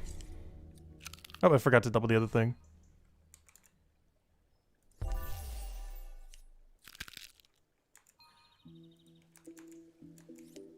Which, of course, for trading, that would auto-adjust their values. But in an Iron Man economy, that ends up making it kind of awkward. RuneScape kind of has the same issue with how the potion system works. Which makes sense because the Gower brothers made it both times. But basically, if you were to sell potions to a shop in old school RuneScape, or even, I'm pretty sure RuneScape as well, they sell for, like, nothing. So if you have, like, a bunch of a useless potion that you don't really need, it's basically its value is based on, you know, how useful it actually is. So for like a trading system, it matters a little bit more. Like those useless EXP rate potions and stuff like that. Because like something like a prayer potion might be like horrible EXP rate, but it's like one of the best potions in the entire game. And that's kind of the case of what like a lot of Brighter Shores potions are. Where stuff like healing potions are some of the worst EXP rate of any potion in the game, if you just count everything that you have to do for it. But it's also one of the most useful potions for all of combat. So yes, it's useless for EXP in a sense, but it's also like one of the definitively strongest potions in the game. So it's kind of balanced that way. Where it's horrible for EXP, but the potion itself is really useful. But the problem with that from an Iron Man perspective is the shop doesn't buy it for more. It still buys it as if it's a useless potion. But it's both a bad EXP rate and bad money. Like you literally only get good value from it if you consume it for combat.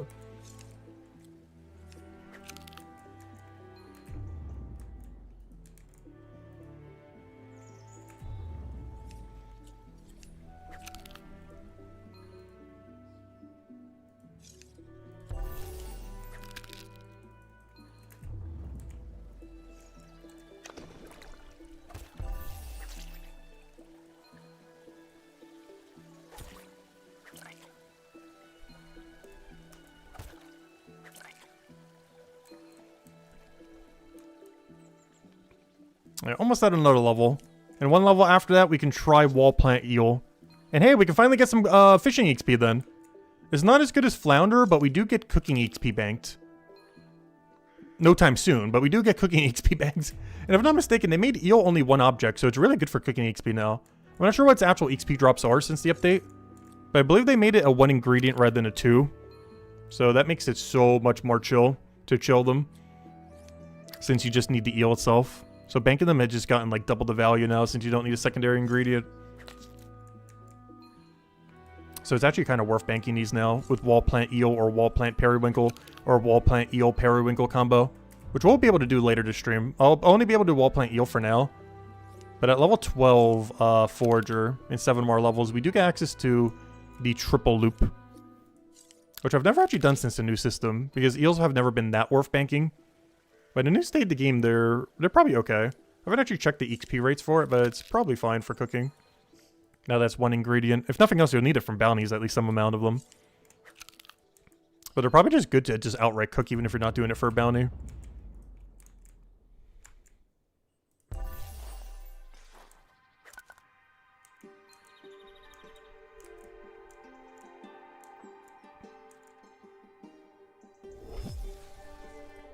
Because pretty much any fish that you can ever cook in one step is just so good.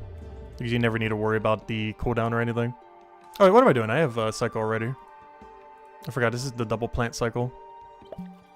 I'm so bad at remembering what cycle we're on. Even though it's just alternating between 2 cycles. I keep forgetting which one we're on. But this is the double harvest cycle.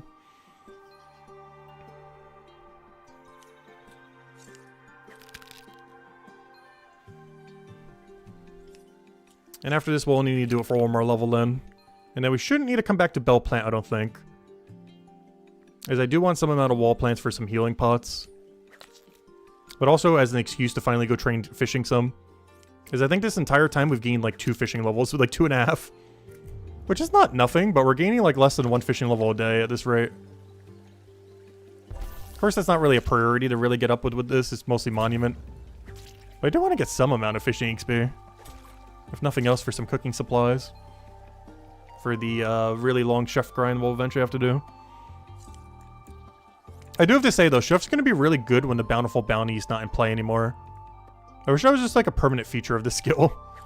Because once we don't have Bountiful Bounties, we have to wait a whole hour to get any more bounties.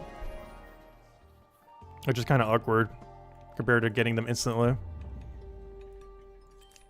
Because then we basically have to go mass crate something, like eels or, you know, something else like the oyster thing. It means we're going to have to spam thousands of given dish rather than doing bounties.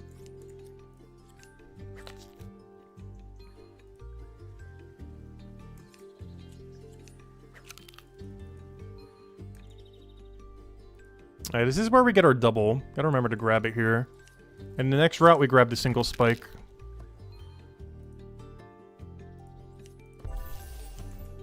Yeah, there we go. And then we grab the double spike there, grab the single when we go back the other way.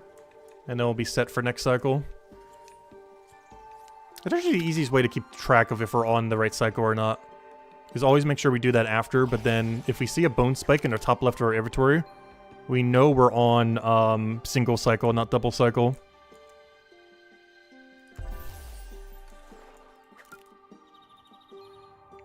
Also, if they ever add right-click deposit all, I hope you could eventually queue it as well. That'd be so nice if you could queue deposit all. So we could basically just queue straight into this bone and everything else. First, one step at a time, though. We gotta get right-click deposit all first. Then after that, we need to find a way to get them to also make it work with the queue system. One step at a time, though. We need right-click deposit all first. Then we can start upgrading it more. Up ventures already. Should I go now, or should I wait for a level? I might just wait for the level, honestly. I think they can wait like 10 minutes. It's not gonna take that long. I don't know, maybe we go now. This teleport's like so close. You know what? I'll finish this cycle and then I'll go check it out, I guess. I gotta double check which ones I actually need, though. Because right now we're just trying to get all the first-time bonuses completed for all the new ventures that they added. And then after that, we'll start worrying about fishing ventures and just spamming that. And once we have 3 venture slots, we'll probably run double fishing into 1 merchant. Until Brick and Tile comes out, in which case we'll run 2 merchant into one fishing. Or maybe I'll just run triple merchant at that point, too. It depends on what we need for alchemy at the time.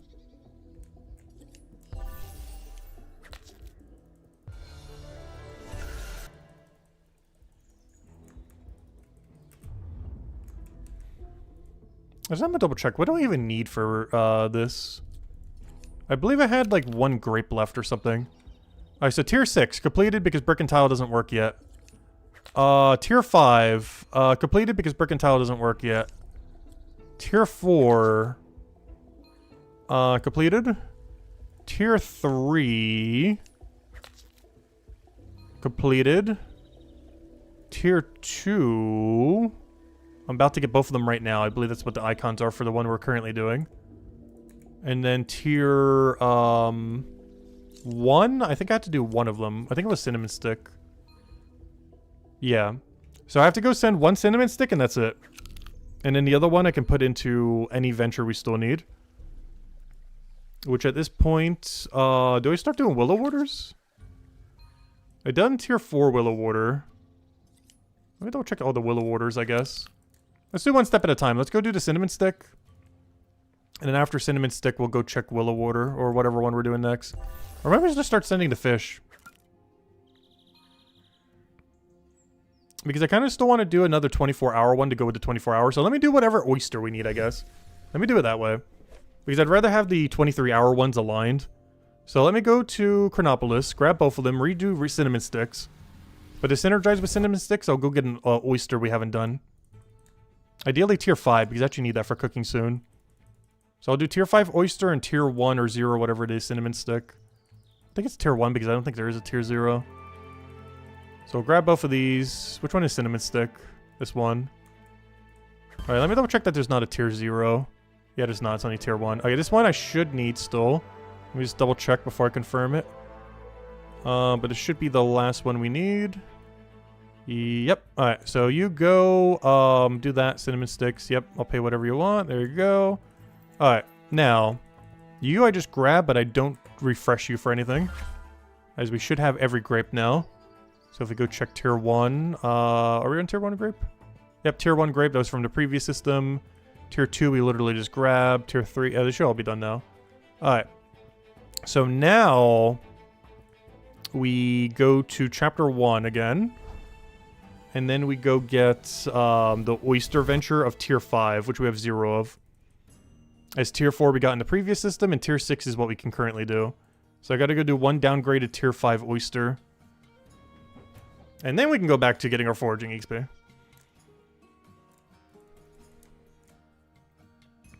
But I need tier 5 oyster here. Oh, we actually need that for our cooking soon as well. We need it in 6 levels? 7? Because we need it as a 2nd level of our next milestone. This is likely the full stock I'm going to have, though, so I'm probably just going to be using them for bounty tasks. Because I'm not sure if I'm getting more than this. This will probably just be the total I end up getting ultimately. But then tier 6, we are going to be so prepared for tier 6 cooking. We're going to have like 10,000 billion oysters banked. Like it might even be a 6-digit number. It'll definitely be a 5-digit number. We're going to have like a 5-digit thing to go all the way through cooking. Honestly, I might even just do oyster all the way. The biggest issue is getting that lemon juice. It's really annoying. Alright, let me go make this tier 5. Let me just double check I actually need this. But it should be the one. I shouldn't have tier 5 completed because it's a new resource that got added. Yep. Don't have it for lobster either, but that's a later issue. I just want to do this so we have two 23-hour ones going side by side. Alright, there we go. And we'll store all this away and go back to our cycle. Alright, one more forager level. And then we go back into town to go do everything else we need to go do. There we go. Alright, well, until tomorrow. And then we'll go finish all the last remaining 23-hour ventures. And then once we do all the 23 hours, we'll move down to the 11-hour ones. And then once we do all the 11-hour ones, we move everything to oysters.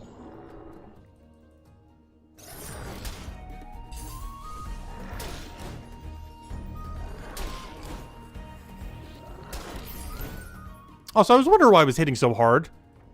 He got tiered up because of our level that we gained. I was wondering why he was just demolishing us. I was like, wait, how is he doing so much damage? We were AFKing him earlier. But it's because he moved up a tier. I was wondering how he almost like 5-shotted us. But yeah, it's because he's like the final highest tier thing that we could be fighting right now. Whereas before he was like the best thing we could AFK. Obviously we can still do that. We just have to do the past milestone on him. We still can do that. Oh, so I gotta take this the other way around. It's better to grab this one than this one. Because I gotta move up a tile anyways to grab the other thing.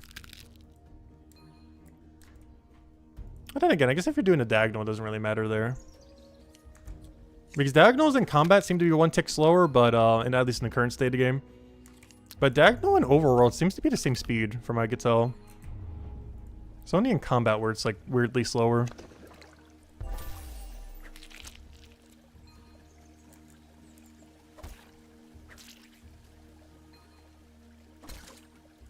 So diagonals are efficient in overworld, but not efficient in combat. Unless you're using like a 6-tick weapon.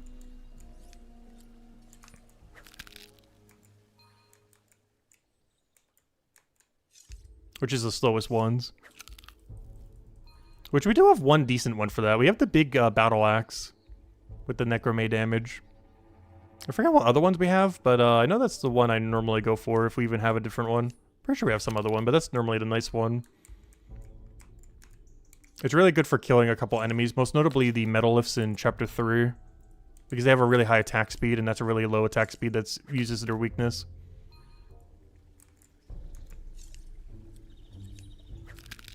So you can just keep walk undering them.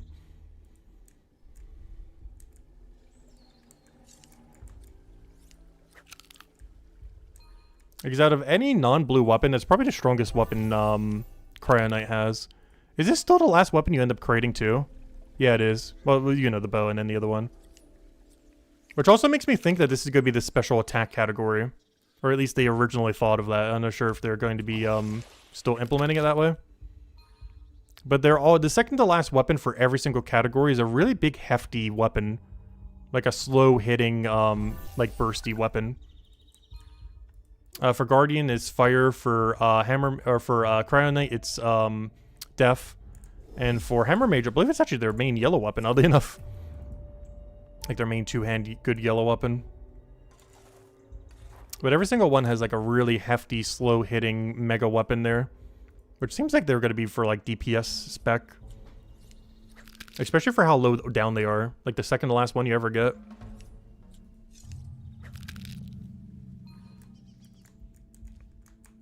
Because they didn't actually change that with the milestones. It is still the second to last weapon for each tier. For all the crafting things.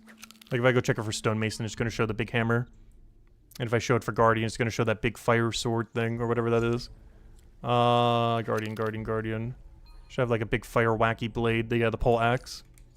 They all have a really slow, like, hard-hitting weapon for their second to last.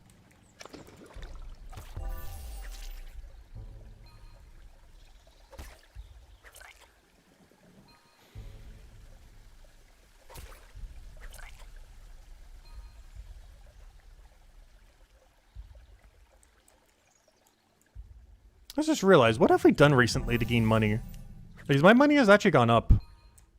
Is combat really printing that much money? I guess I've been AFK in combat so much that my money's actually been going up rather than down. Because I feel like we've still been spending money on some things, yet my cash stack is higher. And it has to be entirely because of combat. I'm pretty sure we're getting over a gold per hour just AFK in combat. And then we get even more once we sell all the higher tier stuff that we're currently wielding. Because as long as I don't infuse it into a crafted weapon, it maintains its value.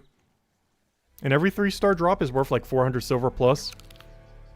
And every 4-star is like 1.2 gold or so. Which is like 3 epics.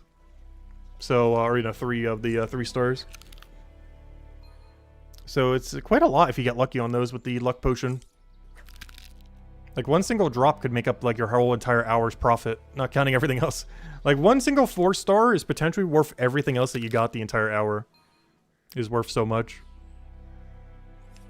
Though I've only gotten 2 4-stars so far. It was 2 weapons. The weapon I'm currently using and the polearm thing, the javelin thing that he has. The only reason I'm not using that is it's really slow and it's one-handed, so it's kind of bad in both ways. It'd be great for PvP if it has lifesteal, because you get to wield shield with it. But outside that context, that weapon is so bad for normal PvM, or until special attacks make it hopefully not useless. Which is pretty much the case for like 80% of weapons in this game right now. Like they're all pretty much useless until special attacks make them hopefully not useless. Still waiting. Hopefully we get it by the 2-year mark. Still waiting on the special attacks. Eventually.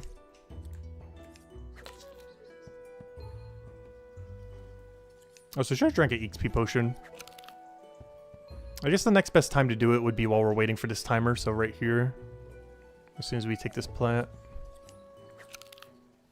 Alright, there we go. So the absolute best time would be right at the beginning of the cycle, so I don't forget, even though I keep forgetting.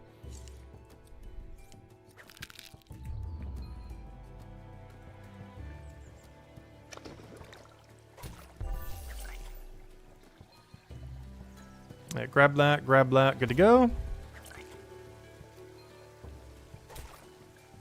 And not the next set, but the set after that, we need to go use the stronger potion, put double forager into that, and that should almost be a level. I think we'll still have to do 3 more laps or so. Because that's going to cover like another 300,000 something. That gets us halfway, plus the laps. Yeah, we're going to need 2 more knowledge points. Which is about 7-ish laps? And then we can move on to wall plant into eel and see how that works with the new banking station. Because I don't think I've ever actually bothered doing this with the new banking station they added a couple months ago. They did it around the time when they reworked Botanist. But because I haven't really been doing foraging or fishing that much, I've actually never done it since the Botanist update a couple months ago. But there is a new route that you can run. I've done it like a little bit, but I haven't like grinded. Where you can do eel, wall plant, periwinkle, and use the bank in between. For now, we could do eel, wall plant, but by the end of the stream, we'll also have periwinkle in there.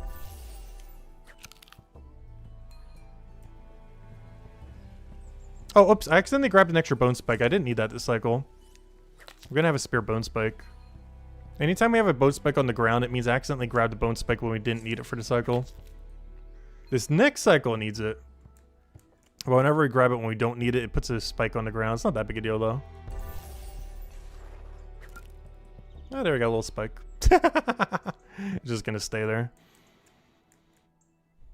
Alright, now is when I actually have to grab the bone spike, not the previous lap. Also gotta remember to use the potion in a second. Alright, potion time.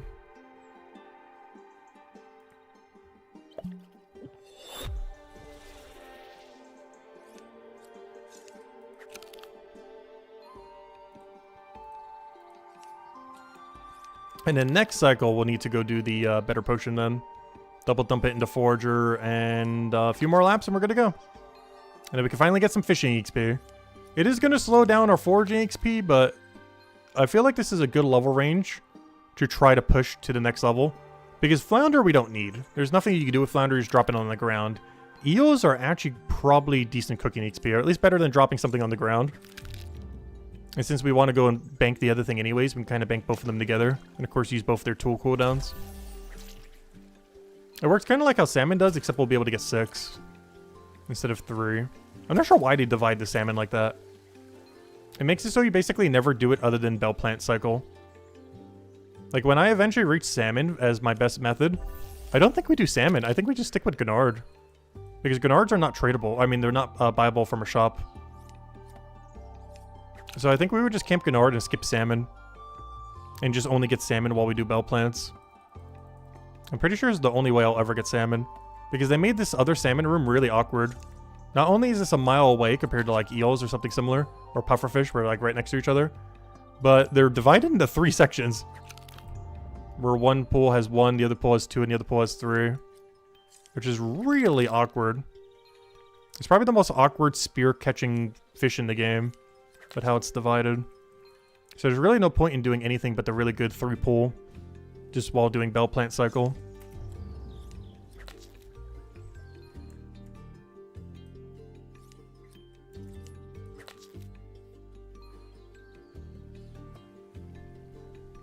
So yeah, I'm probably skipping them over Gennard almost every time.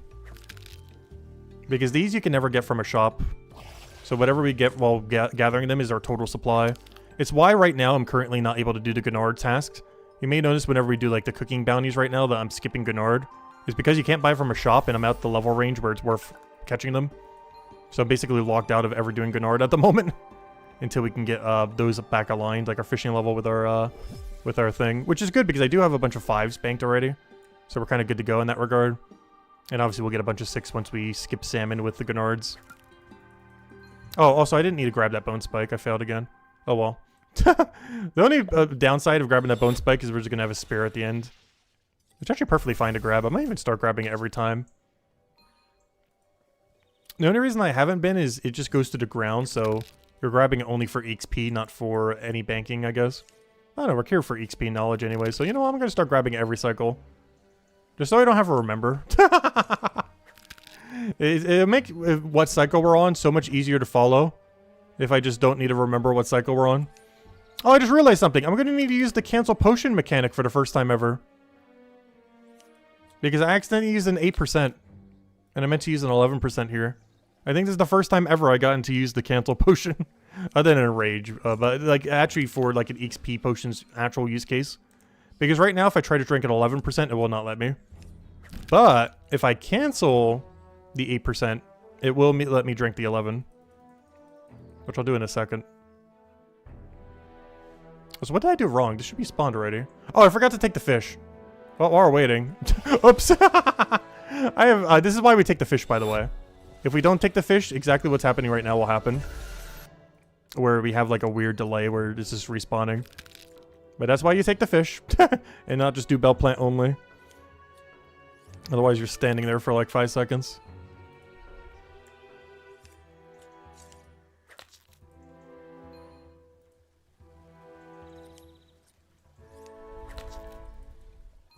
I guess I'll grab the fish now. It's a little bit less efficient grabbing it this way, but it's better than not getting it at all, I guess.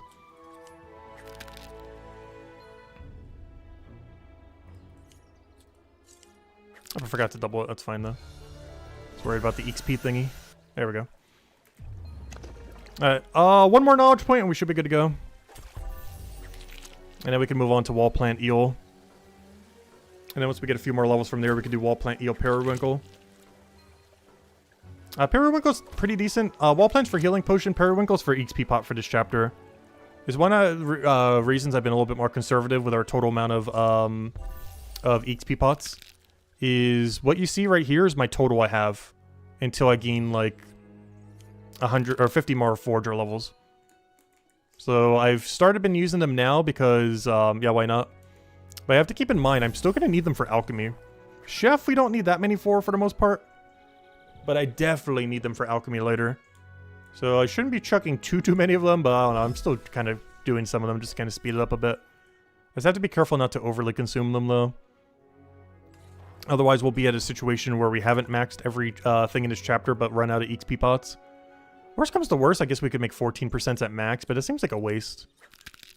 Like 14% is good. But to give up 100% EXP just to get 14% more XP on another skill is really bad if we already have 500 alchemy at a given time. Obviously, prior to 500 alchemy, it's fine. But then you also have the forager aspect where it's only worth doing if we forge it. And if we already have 500 forager from doing monument, of course, then it would also not be worth doing. So we might want to go a little bit heavier on periwinkle and shell for our final set. More so periwinkle, because shells you can get from the crows if you really had to. So particularly periwinkle, we need to go a little bit heavier on tier 9. There's just no alternative way to get it, and whatever XP pots I get from that are like my total I have for the rest of the time for chapter 1. Otherwise it's really inefficient to make them later if we already have 500 alchemy and 500 forager.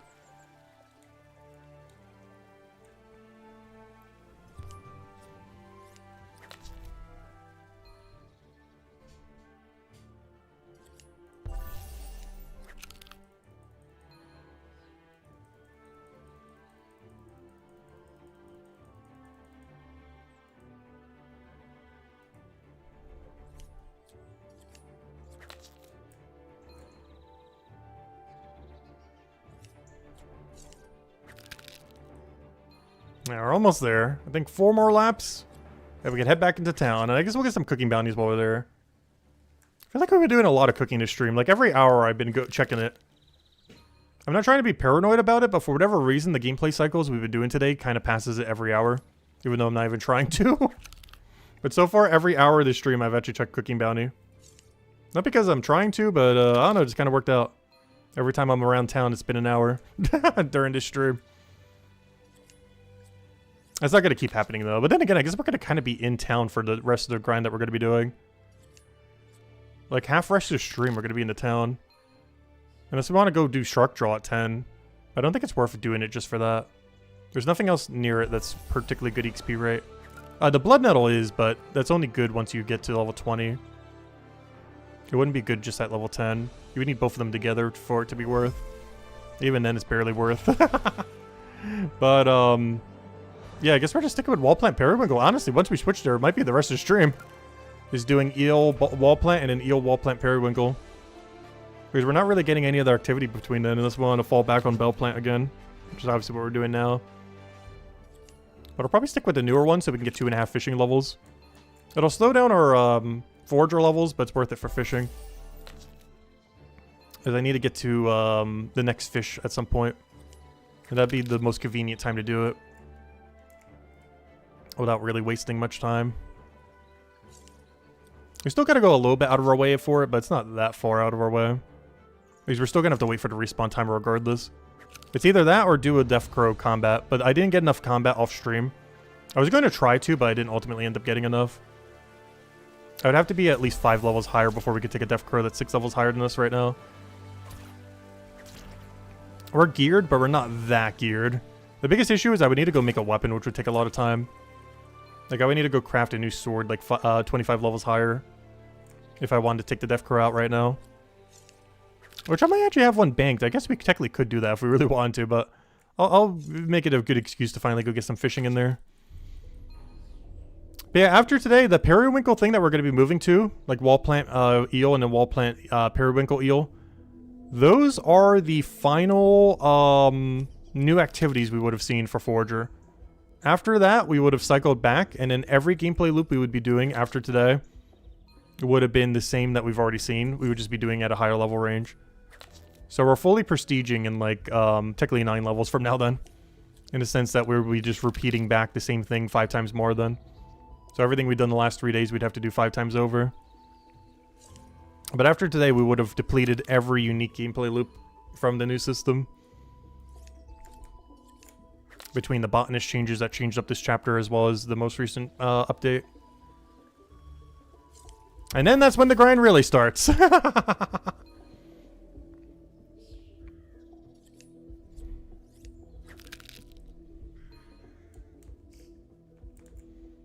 Alright, grab this, get that in there. Store all this junk over there.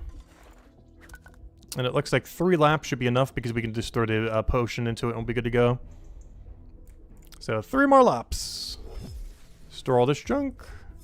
Grab the bone on our way back. Use the XP pot as soon as we get in front of the other thing. Oh wait, I have a double already? Really? I should have doubled there. Alright, let me use the XP pot, the weaker one. Weaker one's still good though, 8% adds up. Can't wait till we eventually get to 14% to see how crazy those go for some chapters. It's one of the reasons I kind of want to prioritize alchemy. So, maybe I'll even be pivoting some of our merchant to it soon too, instead of doing oyster. Because we will much more immediately be needing those alchemy supplies than we would be needing the oysters. Because I was saying originally I would probably just start oyster spamming, but no, that might actually be a lie. I think we might actually be doing merchant spamming for the 2 ingredients. Once we can get them aligned. Otherwise, I'll do 1 oyster, 1 of the other ingredient. Well, technically 2, because I forgot we'll have the extra venture slot by then. Maybe not like soon, but you know, by the end of the month. That's the whole reason why we're doing this. We're going to have a 3rd venture slot, which allows us to diversify a bit more. So we'll be able to send double merchant oyster instead of double oyster merchant. So that'll probably be the game plan then, because I need to start getting some supplies up for alchemy.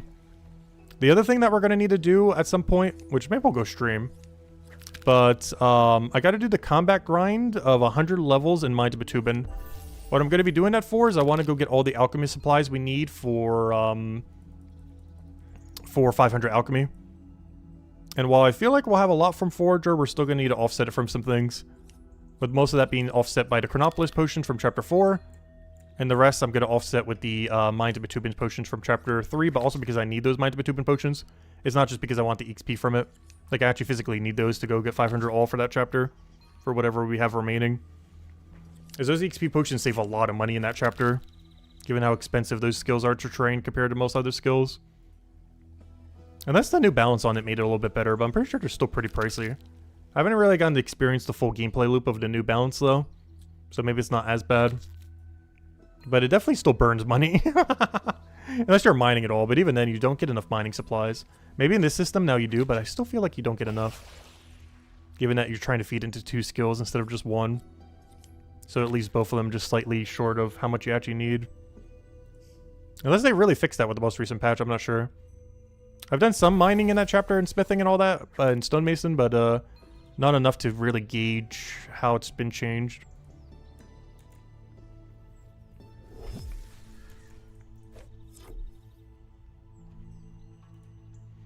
Alright, lap after this lap, and we can finally go into town then. We'll check the cooking bounties, cook a little bit, and then we should be good to go. And then we can just go do what should be the final gameplay loop we haven't seen for Forager then. And then from there we cycle back to the shell grind that we were doing at the first day. With the main difference being we should have 15 fishing by then. And that would allow us to, when we double the bass, to get the best XP rate we can be doing for that bass. Because Wide Circle Forager, which is the main thing we'll be doing tomorrow, can pretty much get a bass every single cycle. So we're going to be picking up that bass every single time and banking it for eventual cooking, but also because it's really good fishing XP. At least relative to the fact that it's only 1 tile away. So to be able to grab that every single time is, with a double, is pretty nice. I believe the cycle is long enough that we actually get a double from it. Like every circle. So it's consistently giving us 2 every time. Kind of like how this is always giving us 4. These we're doubling 1 and then grabbing the other 2. The only reason we're not grabbing all of them is only one of them is a 1 tile away. Every other one's like a billion miles away. So the 1 tile one's the only one worth grabbing. A lot of the stationary ones are like that, where if you're going to route them, you can only really route in 1. Because routing anything more than that is generally too many steps to bother.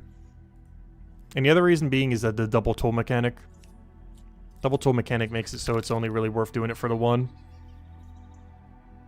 Where if you were to grab them normally, it's like pretty average value, but if you grab one for double value that's only 1 tile away, or a few tiles away, then that's absurdly good value then. Which is kind of what we've been just kind of putting into them. And even at the low level range that we were doing that earlier, we're still honestly not that bad. But the next time that we do Forager wide circles, we'll be able to do it at max level. It's the whole reason I want to do eels today. And if we don't get all the way to that level, I'll just go do eels off stream to make sure we get to 615. But we should be able to get it to stream. We're pretty close to it, I'm pretty sure. As long as I grab all 6 eels, we'll probably get it while doing Periwinkle Forager. Because I got to do that for what? How many levels? I'd have to do that for until 15. Starting next level. So I'd have to do it for 8 levels, whereas I only need 2.5 fishing levels. So assumably I would get 2.5 fishing levels within 8 Forager levels while doing that. Maybe we don't, but I'm pretty sure we do. The math kind of checks out. I'll find out. But we should get 2.5 fishing levels and 8 forager levels. Even if we're doing both resources. Because the other resource I can't even do till like level 12, whatever it was. So half the time it's just going to be 6 and 6. Alright, make sure to use the bigger potion here. But I probably should still use the smaller one because now I'm starting to run out of that bigger potion. I can't start making them until forager. Oh no, we're getting kind of close. I do have to be a little bit careful with using them for only single knowledge point though. Because I only have 93 left, and that 93 has to last me till level 615 forager. Is how long that needs to last me. So we're good like 57 levels away.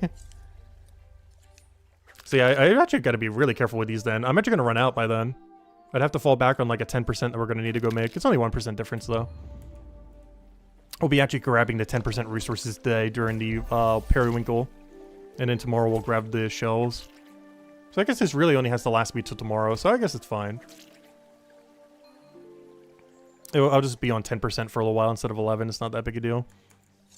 Until we get our 11% back at tier 6.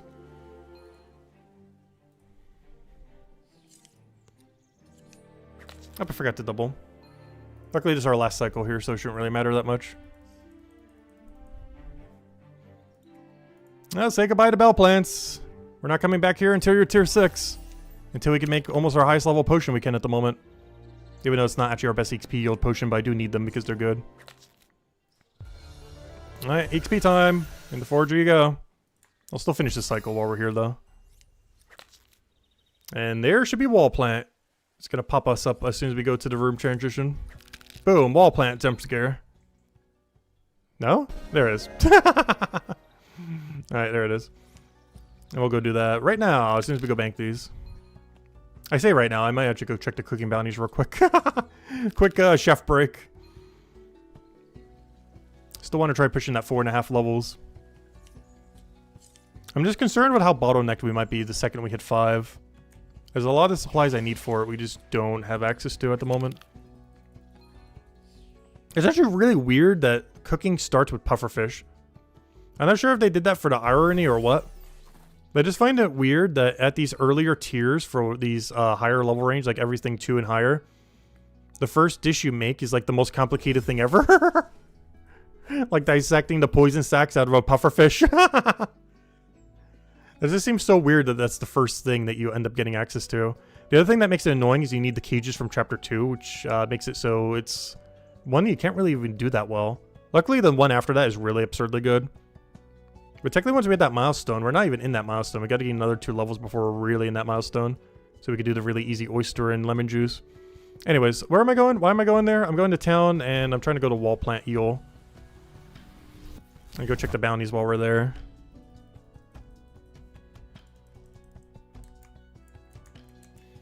Alright, I think we have officially cleared out all of our bounties. So hey, we can go do some merchant now. No, eventually.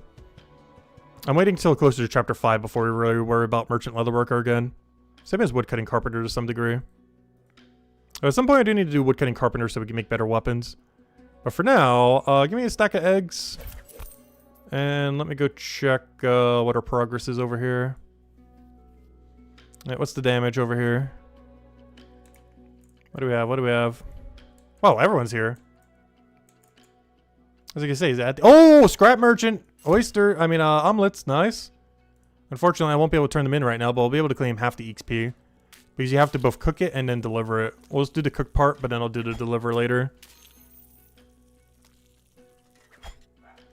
Because I'm not going to deliver that just for one. Even with the pathing I'm about to do, we're going to go east. We're not going to be going south, so I don't really need to go over there. And of course, for wall plants are over here, and then the eels over there. So what we're going to do is grab all 6 wall plants, grab all eels, grab all wall plants, grab all eels. Could even throw a death crow in there on every other angle. The problem is I am probably going to die to death crow. Even with 2 healing pots could be kind of awkward. If I had a combat boost pot, I could do a combat boost and then a heal pot. But that's just so many potions just to kill the thing that will give me gear I can't even wield yet. It seems like a little too overkill to bother with at the moment. So we'll just stick with wall plant, eel. And then eventually get the periwinkle. But I don't know, we'll see. There's a good chance we're actually going to stop doing these 2 and just get how many we need for all of our kelp.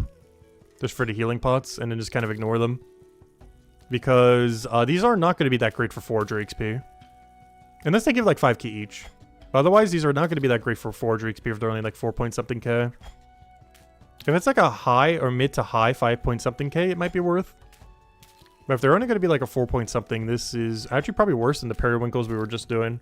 I mean the bell plant. This method wouldn't really be worth it until we could do wall plant periwinkle in 5 more levels. Which does leave us in a really weird dead area then. Because wall plant's not great for EXP, shark jaw's not great for EXP. And periwinkle is once we get to wall plant, but like, you know, doing both of them together. But yeah, it's 5 levels from now. It's not gonna help us now. But we'll do it some now, just so we have all the supplies we need to make some healing pots for later. But beyond like a few hundred, I don't think we need to keep doing it. Not to mention we're gonna get a bunch during periwinkle, so I don't know, let's just see what the gameplay loop is like and go from there. But I do believe this is worse XP than what we were doing. But we have the benefit of getting fishing XP while doing it. It could also be that I just do these 3 and then do the eels. I wonder if the respawn timer is quick enough to do that. There's of course the additional downside that is even less Forager XP. However, unless we got all the fishing we need. But it does have the big downside of that being even worse for Forager. I'll just say I don't have the spear. Okay, good, I do. Oh, we actually have max spear. Where's that max? Where's that second to max? That was previous max, but I don't believe it's actually max now, is it? I think there's like 1 extra spear you get at next level range. Yeah, you get one better one that looks like a trident. Well, they all kind of look like a trident, but... Alright, grab that, grab that, grab that. Then what I'm hoping for here is the 3 periwinkle, I mean the 3 wall plant that I grabbed are now respawned. Let's see, are they respawned? They are. Interesting. The problem is, actually, we're only grabbing 3. There's another 3 all the way over there, but that's so much walk time that you're doing nothing. So yeah, this might just be a 3 then. Like 6 eel, 3 wall plant. The problem is this is really slow for Forager XP. This is great for eels though. And then we get to bank them in between. I don't know, maybe we'll go try 6 wall plant and see what it's like. It just feels like a really long backtracking walk that we have to do just to grab 3. Because there's not like a circle loop you can do with it, unfortunately. I guess you could maybe go south for pufferfish. But then you have to carry cages on you, which is really awkward.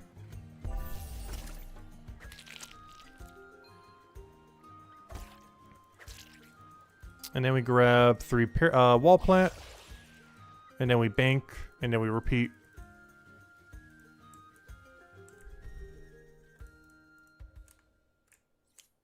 Yeah, that's not great. Especially since that was the full 2-minute cycle. We're only getting 4.7 at base value. It's actually even worse than kelp. So, yeah, I think we have to go back to periwinkle or something similar. I mean, not periwinkle. I keep saying that. Periwinkle's the next cycle we can start doing. Where we could do wall plant periwinkle. Where we do 6 periwinkle to 3 wall plant. But yeah, I might just have to save until we start doing our cycle. Yeah, there's 6 of them, so it'd be 6 and 6.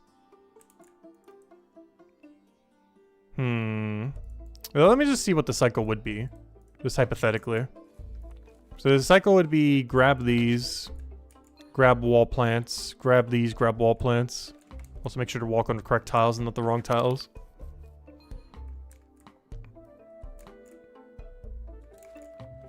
Yeah, periwinkles are just kind of awkward. Both of these 2 are. Because you're just in the absolute middle of nowhere. There's just like no loops you could do like normal Forager with them. And they're so far apart. Like you have to walk almost the entire distance of the town just to grab them all. And we technically don't need the eels. We could grab them if we want to, or grab like 3 or do whatever with it. If we want to get like a specific number into it. But then we would grab all the wall plants all the way over. And then we would go back to periwinkle and then you'd bank and, you know, keep going that way. Oh no, it doesn't seem that great though. It definitely feels way better just to buy from the shop until we get like almost the final tier. Because they're worth like nothing. Yeah, these seem like they're a pretty skip resource then. Even Periwinkle, potentially. It's just not worth it compared to the other gameplay loops. Even kelp on the beach would have been better than this. Like, literally camping kelp only would be better than what we're doing right now. And of course, we'd have tier 5 Periwinkle. I was just trying it with the lower tier just to see what the loop is like. But then you have so much time with that, you're just walking back over here. Where you're not doing anything. And then you would grab your Periwinkle again. And then you would bank once you have full inventory. But yeah, it is super not worth. Well, at least we're going to have 1 billion in rage potions. Speaking of potions, though. Let me go check, just want to check some of our supplies. So what level healing potion does this make? So if I go to wall plant and the other thing, give me 12 of these. And give me 12 kelps of our current tier. This should make a 42%, I think. I just want to double check. I need the first time bonus anyways. Just want to double check what percent this is. It's one of the new potions they added. Actually, a lot of these in tier 5 are new. Which, what else do we have for this? I have 1 of the 2 supplies for Hope Pour. I don't get this until we get the Periwinkle, though. We'll start making some of these just to have the first time bonus of nothing else. This is the current strongest healing potion we can make. I think right now the current highest I have banked is like, what, 40, 42, whatever it is. I have 40s equipped right now, which is realistically the highest I have, I think. Or these 40%. These are 4% higher, which is like 1 or 2 extra attacks from the enemy of extra defense. So I'd probably make these. They're not that good for alchemy XP at this level range, but if we're already grabbing a couple, it's fine. But at this point, I don't think it's worth getting the wall plants. I think we just go and buy them and just use the kelp that we get from the beach. And just buy the wall plant from the shop then. If we even want to make these at all. I'll probably even just wait till tier 6. I don't think these are worth it. The XP rate's just not going to be that great. Like, this is probably under 5,000 XP right here, which is like nothing. We're getting like 18,000 per potion over there. These are made like twice as quick, but even then, that's still like half as much XP compared to what we're getting over there. But the only benefit being that this potion is actually kind of useful. It doesn't even sell for that much though. It only sells for like 8 each. Obviously, we'd consume them though. But yeah, it's the highest healing potion we can make at the moment, but there's not really anything that our 40% can't already do. So even our 40% is already overkill for quite a few things. So yeah, I think we just skip this tier. I just don't see any reason why we do wall plant. They're too slow. The healing potion is okay, but we'd be way better off just waiting for at least the next tier where we can make it there. Like if it was this potion, that'd be a different story because, you know, that's actually slightly better XP rate. But yeah, I think we're past the point where this one's even remotely useful. We got our first time bonus from it and that's it. And then the next one we get is this from the Periwinkle. But I need to get 5 more forager levels. With that being said, I think we do have to go back to wall plant. But since we were doing the wall plant and or the bell plant, I keep calling it everything that it isn't. But I think we're gonna do bell plant into the same loop we were doing earlier. It just seems so much better than what we're doing now. But before we do, I do want to go show the potion that we are getting from doing it, which I will be using off stream. It, again, similar to this potion, is not that great for XP. But I actually do actively need this potion because we weren't able to, you know, obviously make any prior to this update. And that is the Enrage potions. So our Pondweed tier 5 that I was doing off stream and a little bit on stream yesterday, we got 231 of it. Are we going to make 231 potions? I don't know. But we have an infinite number of bell plants to go with them. We're going to have over 1,000 of these, even more so. And these make the 6-minute Enrage potion. So you drink it, go AFK for 6 minutes, pick everything up from the ground, drink it again, drink another luck potion if you need, rinse or repeat. These things are so good. And the next tier up only goes up by 1 minute. That would be better XP rate. But I'm probably going to make a handful of these for any of the AFK in combat I do for the next few days. I'm not going to do it all right now. I figured this is just the byproduct of what we're gathering right now, so might as well show it. But yeah, all those old bell plants we're getting, it's for this. Technically, we're going to be way short on Pondweed, but worst comes to worst, you just buy from the shop. It's like, what, 4? Yeah, it's not even 4. It's like right under 4 silver each. They're pretty much free. So if we did need more, we could just do that. But I think 200 something's already way more than enough. I'm probably not even making that many. Like even 100's already enough. Because 10 of them is already 1 hour, so it's not like we need that much. Like a few inventory of these is already enough. And I already have some bank that I made off stream earlier. I just want to show it as this is basically the byproduct of why we're gathering these. Obviously at a higher level range, these would be more relevant because, you know, we'd be getting better XP range for it. Like if these... The other ones last longer. They go up to 10 minutes. So the 9-minute ones are particularly good because you never need to worry about the 10-minute ground timer despawning anything. For this, I guess it's fine still having a 10-minute, but there's a chance that the first kill you do will despawn by the time you un-AFK yourself. Whereas with 9-minute or lower, everything should still be on the ground with nothing despawned. Whereas there's a small chance the first kill you do with a 10-minute might get despawned by the time you realize that your Enrage Potion is done. Also because the Enrage Potion technically goes longer than however much time it says. Because, let's say it lasts for 10 minutes. If an enemy aggroes you with only 2 seconds left, obviously you have like 30, 40, 50 seconds to go kill it AFK. So it's technically longer, a little bit longer than whatever the time is. Like a 10-minute is actually like closer to 10-minute, 30-second in a sense. Because it will enrage an enemy at the last few seconds and then you're still in combat. So 9 minutes and below are like the main good ones, like 8, 9, and 7. 7 we could technically make now and I've been using. Though these are 6 at the moment, but it's still good. But the most optimal would be 9-minute. Unfortunately, we're going to have a lot of 10s, but it's fine. If nothing else, hey, 10-minute AFK is still great. Can't complain about that. Yeah, the last tier of Enrage Potion, I even mentioned that in the patch thing too. It was like one of the few things I actually sent to them in the email thing. Explaining like the Enrage Potions and all that with that. And how 9-minute would be the last like actual viable one. And while they did adjust Enrage Potions in some various ways, one way they didn't adjust it is making the final one a 9-minute. Or extending the ground timer by like a minute or something. But that would be kind of weird if it was like 11-minute ground timer instead of 10. But yeah, the 10-minute ones is just a little bit awkward to use. If they're ever going to address that at some point, hopefully. But it's fine for now. It's not too big a deal. But yeah, I have 8 7 minutes and 24 6 minutes. And I'll probably make a few more 6 minutes, but not use the whole stack. I have like 200 something more I can make. I'll probably make like another like 50-ish. And that should last me until we get to the 7-minute ones. Where we can supply our own resources. Because I've been having to buy them from the shop. They're not that expensive though. But I'm not sure how much it really costs us. I think it was like 10 something silver. It basically comes out to like 1.5 to 2 silver per minute. But if we gather it ourselves, obviously it's free.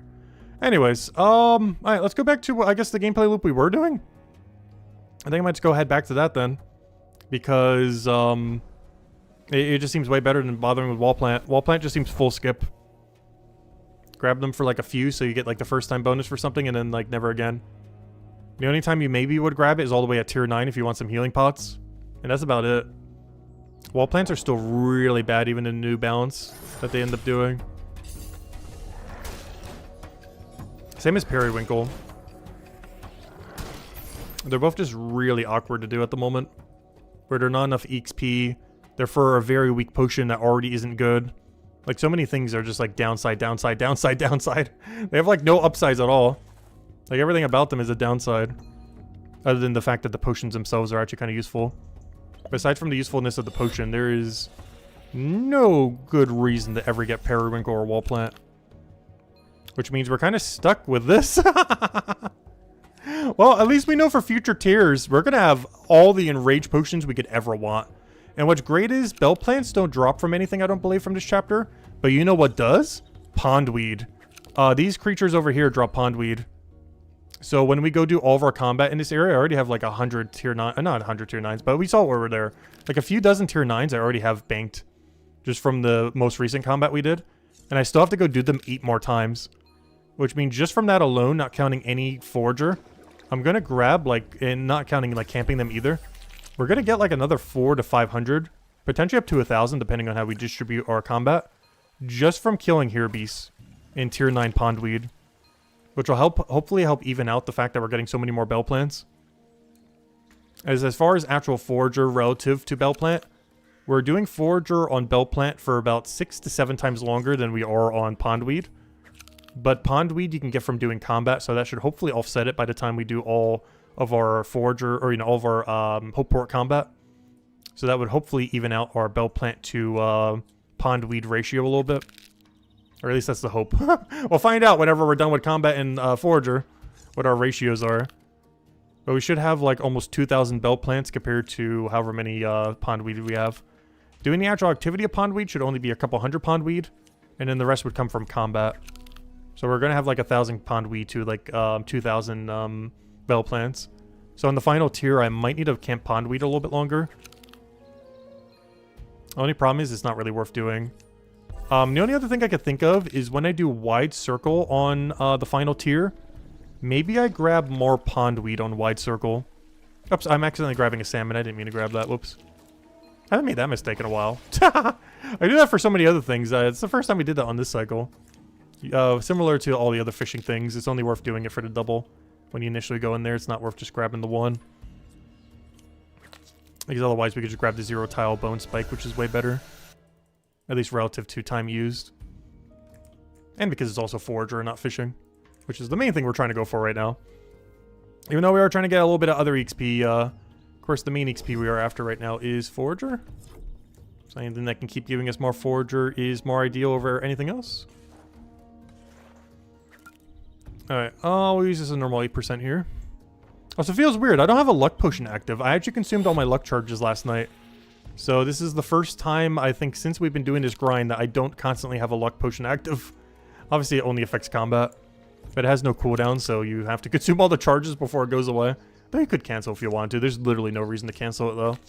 They're literally just giving away value for canceling it. Since it lasts forever anyways. But yeah, it looks like we're stuck here till 12. I mean, even more than 12. We're stuck here for till 15. I don't know. Maybe we'll try Periwinkle at 12 just to humor it. Maybe we'll try Periwinkle Eel and just see if it's not as bad as Wall Plant. Because technically it's not. Wall Plant is a lot further away. But Periwinkle is still really far. I don't know. We'll see. The other problem with Periwinkle is it doesn't use a tool. Wall Plant does. So there's a good chance it doesn't compensate enough XP. It seemed like Kelp did, but I'm not sure if they're going to for that as well. So I will try Periwinkle at the level range in 5 more levels. But there's a good chance it's not better than what we're doing now. Which means we're basically stuck here for 10 levels.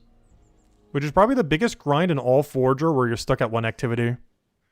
Because I can't think of anything else in Forager where you're stuck at something longer. Except for maybe Nettle. Because I might be skipping Monument Piece until we get to Hogberries. Which means I wouldn't have a different loop until 27. And if we wanted actual good resources, we don't have it till like 30 or 32. But probably 27, I would start shifting, I'm not sure. But, yeah, those are the 2 biggest walls, it looks like, in Forager. Just because of some of the resources that aren't as good.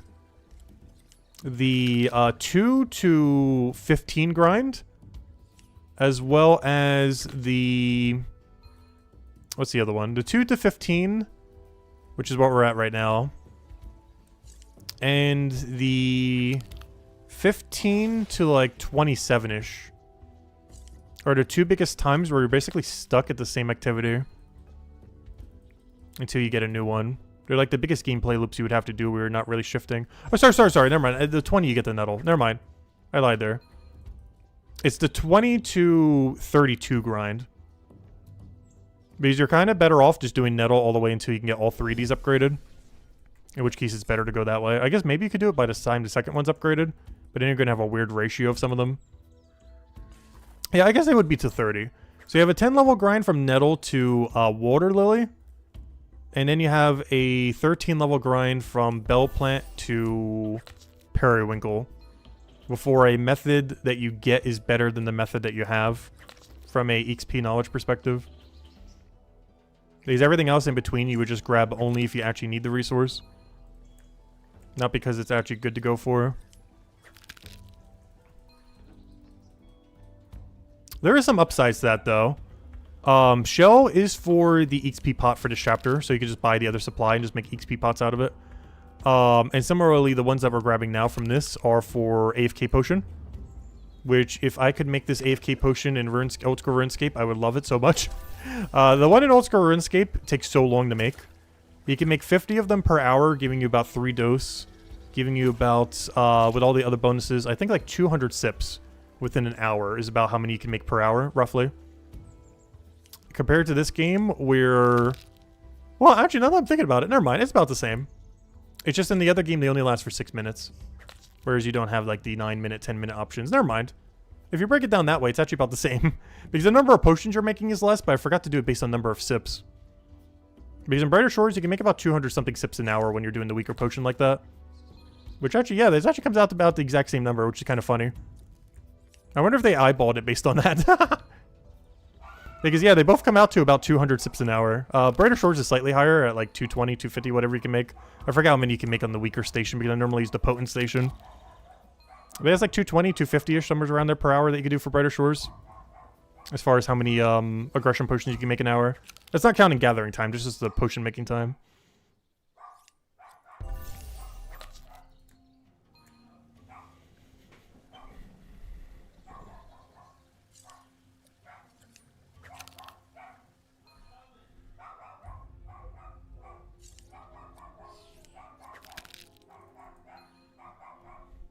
And someone's at the door. The dog's going crazy right now. I'm not sure if you could hear it on the mic.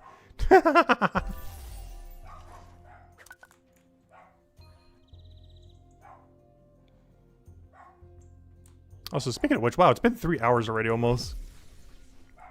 I think I said, because I knew that was going to happen at 3 o'clock. But, yeah, it's already been almost 3 hours.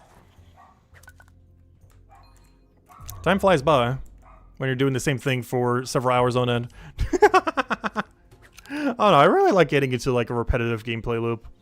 I know some people absolutely hate this kind of gameplay, but honestly, I enjoy it a lot. As long as you're feeding it to something that's useful, in which case we're doing it for Monument, we're doing it for Potions.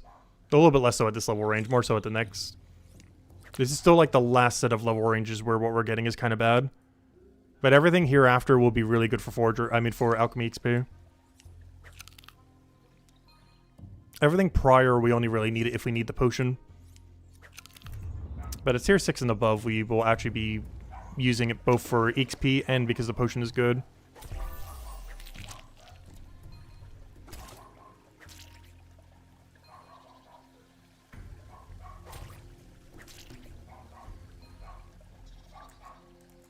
So speaking of potion, I keep forgetting to use the boost potion. I need to keep remember to do that. 8%'s not a lot, but adds up. Counting the sip time, it's closer to 7%. But 7% XP is still a lot. That's 7% less grind we gotta do.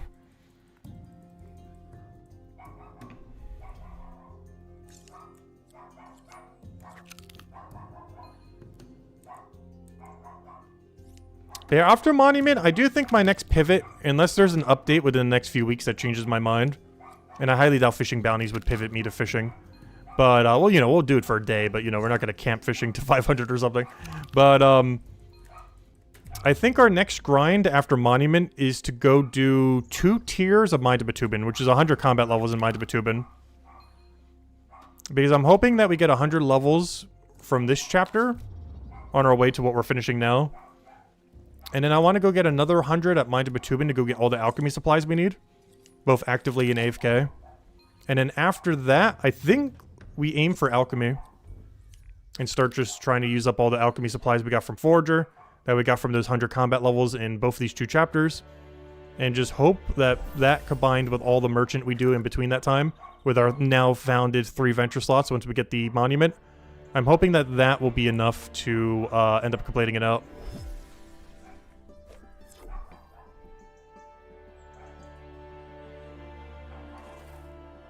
Because we're going to be getting alchemy supplies on 3 fronts. The really good Chronopolis potions that just print XP. Everything we get from Forager, which will cover so many good potions. Where the XP will be rather average, but the potion coverage is just so great. And then, the little bit that we do in Mines of Batubin. Which is mostly just to cover first-time bonuses, and also to make sure I have enough potions to cover 500 all for that chapter. Because I need some amount of boost potions there. So I might as well do it while we're doing the alchemy climb. There's just no point doing it after. And I think that's all the useful potions. The only one that we won't be making during all of it is the luck potion. What are we going to do about that? I don't currently know. Like, luck potion is really good, but there's no way I'm getting the botanist level just for luck potion. There's no point in doing that. And Hope Forest XP potions we could definitely live without. I'm fine just using 5% or something while we do like carpentry or something. And just ignore it for everything else.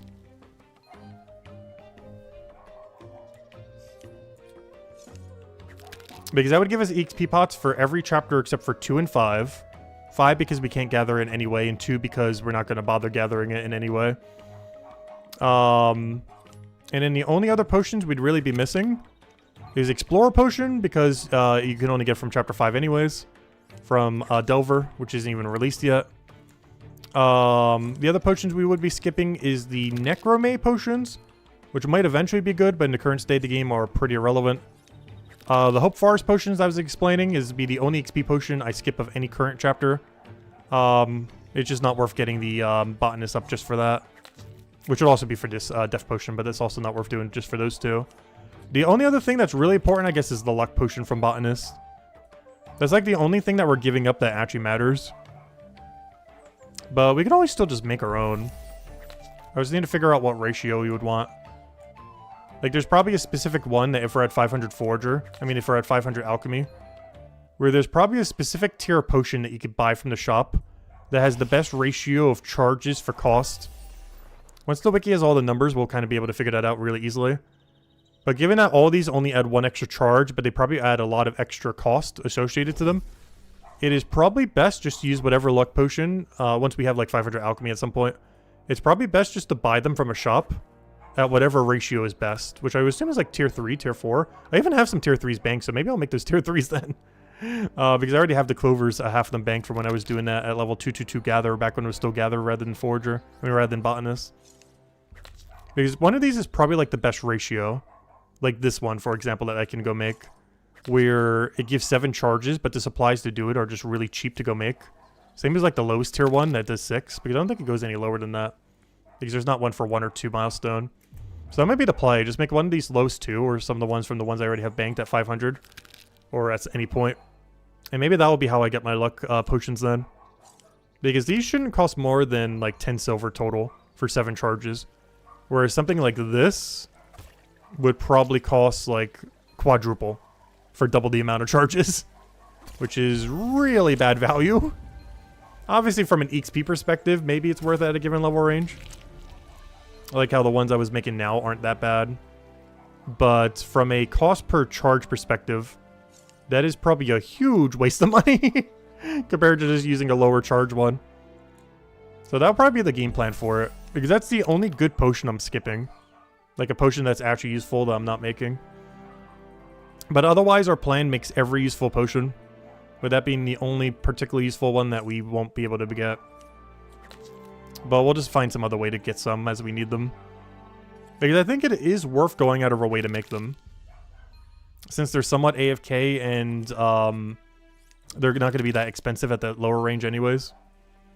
Because I think it's worth it for double rarity drop rate. We wouldn't use it on every enemy. But any enemy that has any amount of extra modifier, like 25%, 50%, anything like that, every single one of them, I think we're going to chug them on. So I think that's how we would do them. Like, if they're 0% or negative, we wouldn't use the luck potion.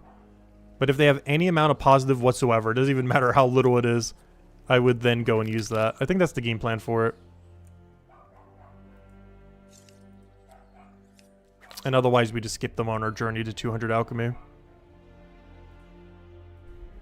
I will get a little bit too much knowledge here, but that's fine. We'll save that for the double boost over here. Just don't want to drink it quite yet. Alright, store all this junk away. Double throw this potion. Use the bigger one. Throw that down onto Forager. Come on, we need some Forager levels. Gotta get past this wall. Luckily, this wall isn't really that far, though. If you hit a wall in the previous system, you were stuck doing it for literal, like, days or weeks. Depending on how much time you have. The wall that we have to do today is literally, like, less than a day grind. Like, we're not even talking a double-digit number of hours. Like, the Forager wall we're at right now will take, like, 4 hours. Not even, because we're already quite a bit through it. But, like, the total of how much we had to do Bell Plant would probably be, like, 4 hours or 5 hours. Whereas before, you could hit a wall that was like 30, 40, 50 hours long. Especially Bacon Mountain and cooking, that I never got to do. And has obviously been rebound since. But I think you had to do almost like a 6-digit number of like a bacon sandwich or something. It was definitely a 5-digit number. It was something absolutely absurd. Whereas now in the current state of the game, yes, it would still be thousands, but you know, it's not tens or hundreds of thousands. The same as Bell Plant. Like, we'll be stuck at it for thousands, but it's not like tens of thousands. Like, yeah, we're still stuck at it for a bit, but it's nowhere near as bad as the previous system. It's one of the reasons I've been kind of waiting to level. Because it was very obvious they were eventually going to do an update like this at some point. It was more so a matter of when than if. It's one of the reasons after level 200 all, I kind of stopped grinding as much. Obviously, we'd still be keeping up dailies and passives and all that. But it's the main reason we stopped, like, power grinding. As this was more so inevitable. The update that they did a couple days ago with the Milestone update. Because they were always going to change the XP curve at some point. I'm glad they finally did, because this is way better. It's definitely not perfect, but it is way better.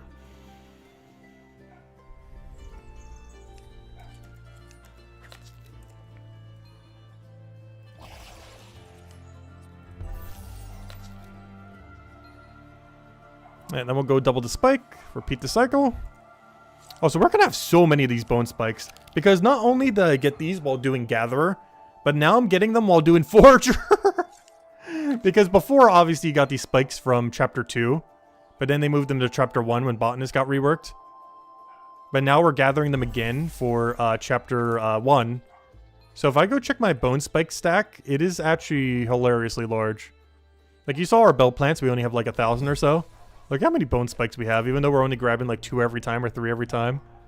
But our bone spike stack is, let's see. Oh, they got converted to tier 3. Never mind. Never mind. But yeah, we only got 463 from this format. But all my tier 4s got moved to tier 3 or whatever ended up happening here. Never mind. They're not tier 4. But yeah, it would have been like 3,000 total between the two. But never mind, that was previous tier. Oh, these are actually good then. So I actually don't have any tier 4s other than these. I thought I did. Only what we're gathering now is our tier 4s. Okay, that's good to know. I didn't actually realize that. This is actually a new resource that they added. That or just didn't have the absurdly high forager level to get it before because it was like 300 something. Otherwise, this is a new resource. It's hard to tell what isn't. Like, obviously it's not a new resource in the sense that bone spikes have existed since day 1. But when I say a new resource, I mean like they added some in between of already existing ones that were impossible to get before. Like, for example, like the 75% or the plus 75 cryonate potion we were using yesterday. Like, that is, not the plus 80, but the plus 75 one we had earlier. Like, that one was impossible in the previous format.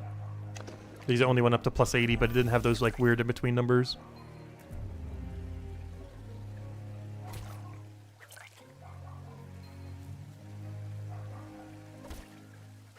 I forgot to drink an XP potion again. I keep doing that. It's not too big a deal, but do gotta try to remember if we want to speed it up a little. This is not really a habit of mine to really do it unless the cycle has, like, no downtime. But now that all potions are stronger, it's actually kind of worth doing for every cycle you ever do. Because if you were using a 5% before, it was, like, barely worth it to use it if you were doing, you know, just like a forager cycle that has no downtime at all. It was only really worth it if you were doing any activity that had any amount of downtime. But now, even if a skill has downtime or not, it is still worth using them just because all the percents are higher. Like something like a 14%, there's not a single situation where chugging that would not be good if you have them. Like if you had the excess to actually be able to do that. The only problem with that is you do have to put into consideration the cost for how much extra time you're saving. Because I'm not sure how much they cost, but they must be pretty pricey. Like the 14% one all the way at the end. Like 14% is great, but you're also spending like over a gold per hour just to chug 14% bonus. Like it's definitely not free. Especially if you're buying them from other players.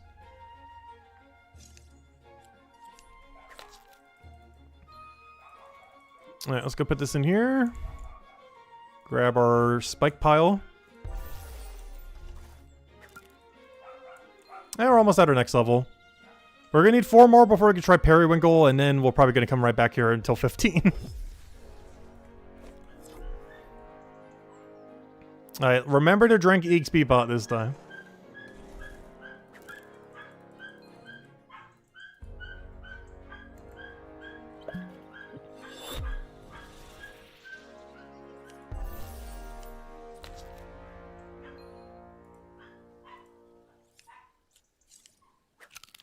Doggo, yeah, someone just got home. So I was making a lot of noise before because someone left, but now someone else came home, so now it's making a bunch of noise again.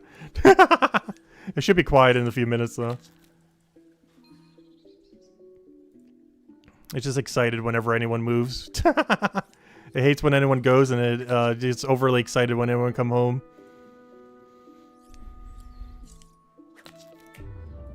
It'll go back to sleep in like 5 minutes, though.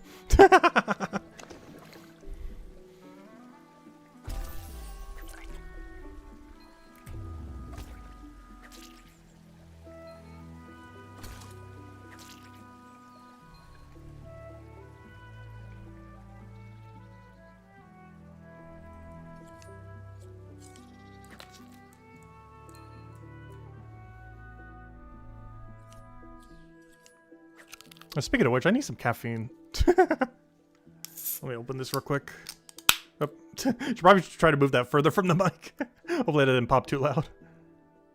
It's kind of hard to. Like, everything near me is close to the mic. Gonna need that caffeine for the bell plant wall. Once we get past the bell plant, we can go back to Big Circle. And I think off stream, between the two streams, before we get like properly back to Big Circle, I'm going to go grind 2.5 more fishing levels, or whatever we don't have by the time of all the salmon, because we should gain at least 1 level from the salmon. But we'll grind like 2 levels off stream to go get 615, so we could put it into Big Circle, and hopefully Big Circle gets us the mana ray synergy. But honestly, mana ray synergy I don't really care about too much if we do or don't get it, because there's a very small level range where we actually have to do mana ray at all, and even then it's barely worth it because they keep moving. There's one weird thing about all the spear ones in like the bigger pools. And the smaller pools like the salmon, it doesn't matter as much. But the bigger pools like the Manta Ray pool, the Gennard pool, a lot of those other ones, they're really awkward to do because they could go so far away from you compared to the stationary ones, or compared to like the small room ones like eel and salmon, where yeah, they can move, but they can't move that far. But it's really awkward doing mana rays because they can move like halfway across the map. Which is extremely inconsistent when you're trying to do a gameplay loop. Which is one of the reasons why the stationary ones, like the bass that we get at 615, or, you know, in 3 levels for fishing, is really good. Because you never have to worry about any RNG factor at all. It's just always stationary. You just grab it like any other node. Which makes it really consistent. Smaller pools like these are somewhat consistent too, because the worst they could ever do is go like 2 tiles away from you. Or 3 maybe. Like over here. Like the worst they could do is like 3 tiles away, maybe 4 if they're really being naughty and go all the way to that corner somehow. But you know, they're never going to be that far away. So they're not perfectly consistent, but they're consistent enough. But Manta Ray, Gennard, and Flounder are really bad because the pool that they're in, or the ocean that they're in, is very widely separated. So they can walk like 15, 20 tiles away. And they're still walking while you're walking towards them, and you're moving so slow that, yeah, you just have to chase them down. It's really annoying. It's the main thing that makes Flounder, Manta Ray, and Gennard not as good. Manta Ray and Gennard are still worth banking. Gennard you can't buy from shops anymore. And Manta Ray is still a one dish, or, you know, one-step dish. So they're still both worth getting to some degree. But they're more so a fishing activity. It's something that fishing bounties would be great for. Like, if most fishing bounties are catch only and not deliver, like, you know, you only have to catch them and then you get free XP for doing so, then fishing bounties are going to be really good to pick up things like Manta Rays and Gennards. Because the extra XP that you would get from the bounty would justify the time it would take to go get them. And you need to bank them anyways for Chef. So hopefully fishing bounties will fix the dead fish. Like Manta Rays, Gennards, Flounder, stuff like that. We'll find out in hopefully 2 Mondays from now. Because I'm like 80-90% sure the next patch they're doing is fishing bounty. The only reason they didn't do it earlier is they need the milestones update. And now that it is, they could do it literally any day they feel like it. They could do it literally today if they wanted to, probably. They're not going to, but they could. Because I'm pretty sure they've been done with that for months. They've just been needing the milestone updates to actually be able to implement it.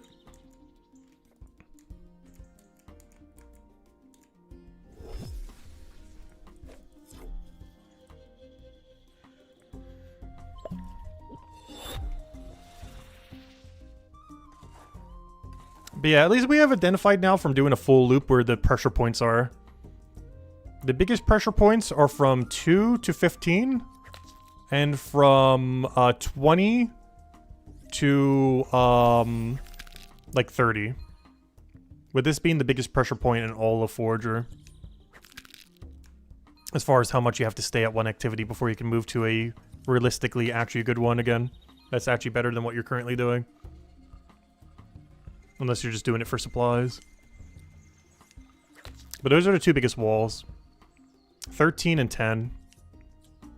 Because I'm not grabbing Monument Piece at 25. It was way too slow.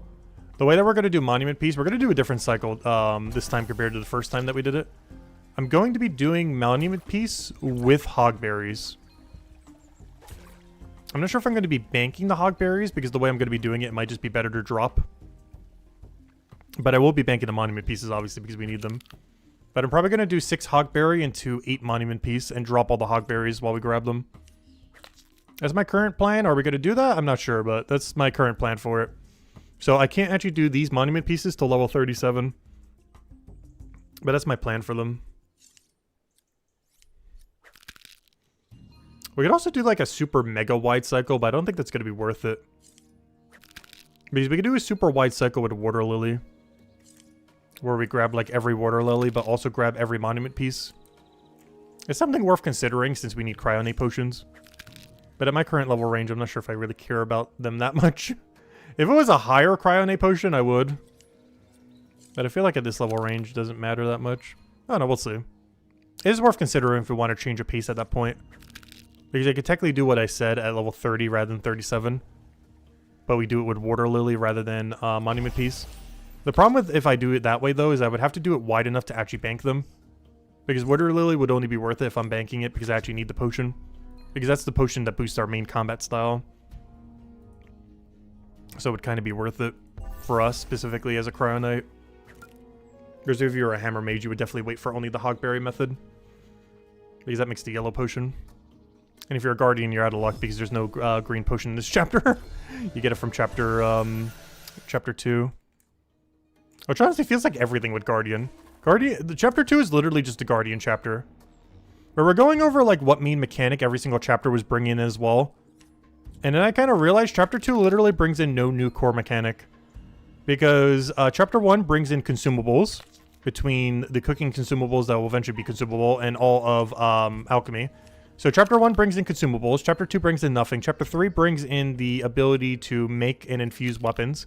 Chapter 4 brings in... Actually, what if chapter 4... Oh yeah, chapter 4 brought in trading. Chapter 5 brings in armor maker. Chapter 6 brings in enhancing equipment. So the only one that we don't know that does anything is chapter 2. It's the only chapter that, yes, obviously feeds into the weapons for that and like botanists and other things. But as far as like core mechanic that the chapter adds, chapter 2 is actually the only chapter that brings in no new core mechanic. I guess you could technically say the deposit box maybe? So you know what? That's not fair. It does technically bring in a core mechanic. But it's more so a side quest thing. It brings in the ability to bank. So that's not true. It does bring in a mechanic. So it's more of a side thing than like a core thing of the chapter. But yes, it does bring in the ability to bank, I guess. You can deposit now without it, but you can't bank at storage rifts without it anymore. Or never could, but now you can. Like whenever I go to storage rift and take something out, like a potion or something, that requires chapter 2. And that mechanic that ends up bringing. But now you learn how to deposit things in chapter 1, but the actual like banking capabilities of the storage rift is still locked behind chapter 2. So I guess that's kind of what chapter 2 brings in. That's a pretty low bar, but sure. I guess it has something. So I guess chapter 2 has something. So chapter 1 is consumables, chapter 2 brings in banking, chapter 3 brings in weapon crafting, chapter 4 brings in trading, chapter 5 brings in armor making, chapter 6 brings in enhancing. And we don't know anything beyond that. And how on earth chapter 6 is going to work with enhancing and everything, we have no clue. All the specifics are, could be literally anything. Curious what would come after that then. Like, that's a lot of core mechanics. And other things like PvP and stuff would already come in earlier chapters, most likely. So you wouldn't need that for like a chapter 7 or anything. Because chapter 7 and onwards, we know basically nothing about, other than like the thumbnail that I think got leaked at one point. of what it looks like. But aside from that, I'm pretty sure we have no public knowledge of what on earth Chapter 7 and onwards do. Like what kind of skills they bring, what kind of core features they bring, or anything like that. Which makes sense, because realistically, they're like 3 years away. Because realistically, when on earth is Chapter 7 coming out? 2030? No, not that long, but honestly, that's probably not too far off at the current rate. If they do like one new chapter a year, 2029 is when it would come out. That was one thing I was always wondering early on in the game, like what rate of chapters they would add. Like, is it going to be one every other year, one every year, multiple per year? At current rate, it is maybe one a year.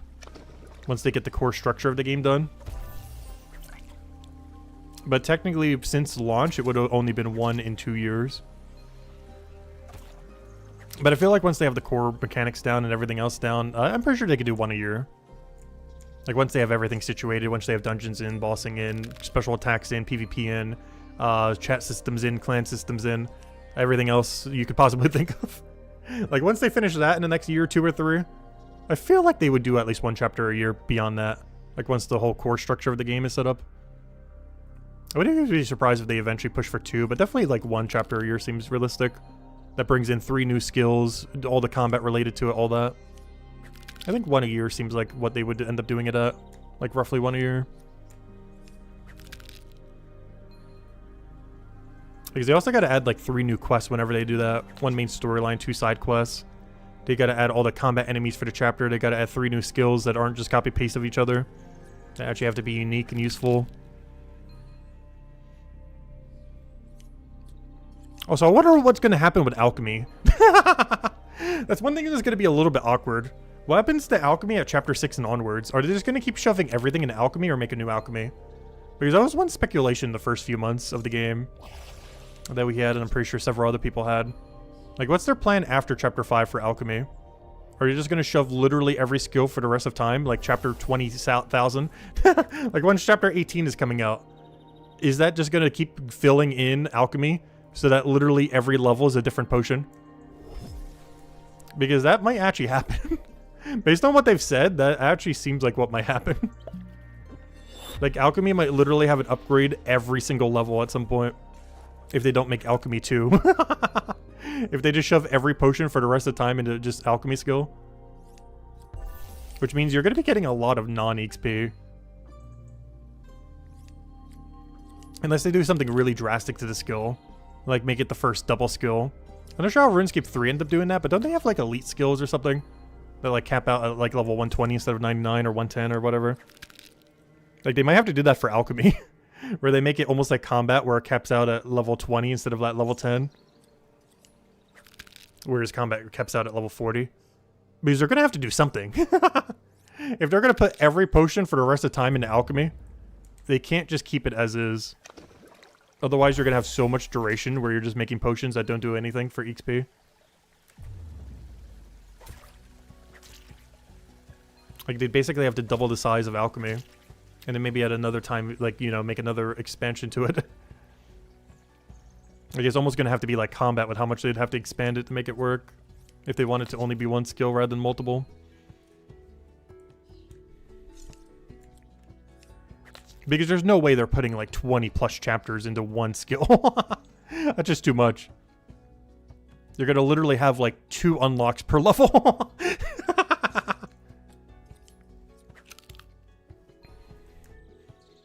And then, of course, you have the issue of everyone who's maxed who, you know, there's not really much of a progression system.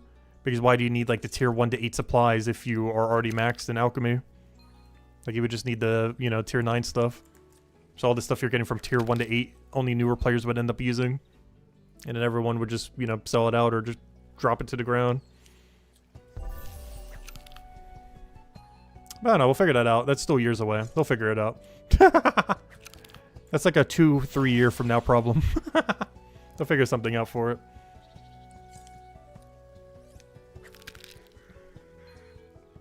I do have to say, out of any update they could possibly do in the near future, like yes, dungeons will be fun and everything. I want special attacks so bad. If there is any one update that is happening in the next like 2 years, between Stonewall Hill, special attacks, skill tree, everything else. Honestly, I want special attacks the most. But realistically, special attacks and skill tree would come together whenever they finally decide they want to finally finish combat. They would realistically come probably at the same time, as the skill tree would likely be heavily associated with special attacks, as well as what other billion perks it ends up giving. As well as being able to distribute those stats that you get whenever you level up. Currently, it just goes even between HP, durability, and damage. But based on what they said in the past, you should be able to allocate them on level ups rather than it just getting auto-allocated evenly between everything. So you'll be able to make it like an actual build. And unlike the combat milestones per chapter, you actually can respec it if they're still going to go down that route. Not sure if you'll still do it at an obelisk like they were proposing, but you should be able to respec it in some way for some amount of gold or silver cost. Where the cost would make it so you wouldn't just keep spam respecking, but you know, if you decide you want a different build, you would be able to switch up here and there.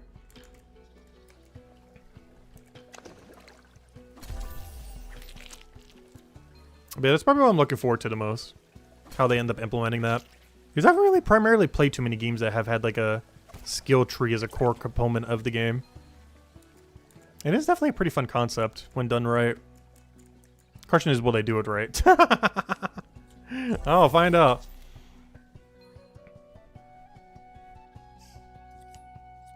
It's definitely one of those where I don't think a 2-week beta is going to be long enough. They're probably going to do it in like multiple waves or something. Because I feel like the amount of feedback they're going to get for that will make them drastically change something. Kind of like with the first combat rework where they reworked it like 4 times based on people's feedback. I feel like the same thing is going to happen with skill tree. Where like no one's going to be happy with it. Even though it's probably fine, whatever their first proposal would have been.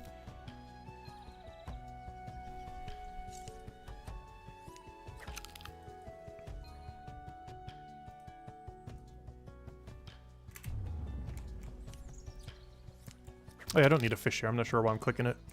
I made that mistake a couple times already. I get like so into the loop, I keep forgetting what circle we're on.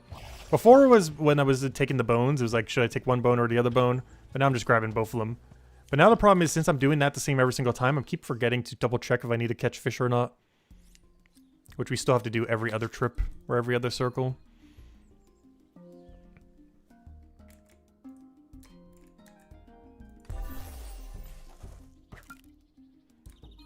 Alright, 4 levels to go. We can go touch the periwinkle. Technically 3.5 by the time we get those knowledge points in. I will try periwinkle a little bit just for a change of pace. Maybe go grab some cooking bounties while we're there, because why not? But I'm pretty sure they are substantially worse than what we're doing now. Unless they somehow give us like 6,000 XP each, which they won't. They're going to be like 5,000 something. But we'll still check them out.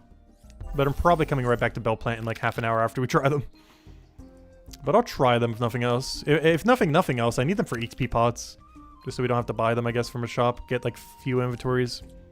Just so we can make a handful of them. I believe they make 10%.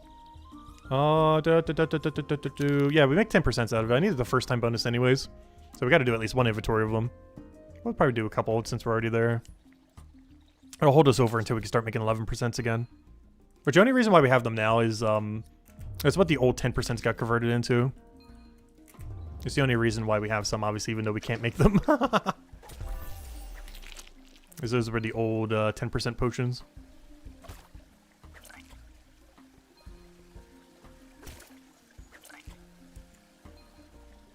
And the only reason we had those 10% potions is because they used to have a way lower alchemy level. It was like 170 or 185 or something. But then they got moved up to like 260 something. But then they got moved up to the current milestone system where you make them every single tier. Which is one of the reasons why they got upgraded to 11%. Because the botanist update ended up making them like a 260 something, even though they were like a 170 something before. So now they're classified as 11%. Whereas if they were to have been downgraded before, they would probably be like an 8% or 9% or whatever that around that area. Like they would actually be even lower than a 10%, oddly enough. But luckily the botanist update made it so they were actually stronger, not weaker. I wish I would have made like 1,000 of these back then though. Because I had a bunch of racks and blood nettle that used to be used for the XP pots instead of fire potion. And I really wish I would have made the like 1,000 stack I had. The main reason I didn't is I had to go get all the racks. And getting all those racks were really slow. It would have had to have been like a whole day of Forager. If not 2 days of Forager just to get the racks I needed. The racks on racks on racks.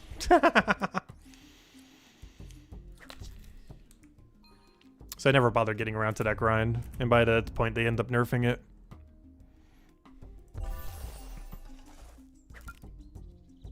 And now racks are just useless. Same as blood needle. Unless fire potions have some kind of weird use in the future. Right now, fire damage and necromage is just really weak. Pretty much anything that isn't your primary element is just really weak. Alright, 180k. Throw down another 180k. We're getting there. 3.5 more levels. We'll check Periwinkle. Then we'll come back here for 3 more levels. And then, yeah, it's all the grind I want to get done today. It's a little bit unfortunate we have to do so much Bell Plant, though. I was hoping we could do a couple different ones. But after seeing all the gameplay loops we have, yeah. This is the biggest wall in all Forger. The Bell Plant to Shell grind. But hey, it beats anything from before. It beats having to grind for like 50 to 100 hours to get out of the wall. Now we do like 5-ish hours or 4-ish hours and we're already out. The only problem is we have to hit that wall 4 more times. For tier 6, 7, 8, and 9. That's not that bad though. It's easily a 1-day grind.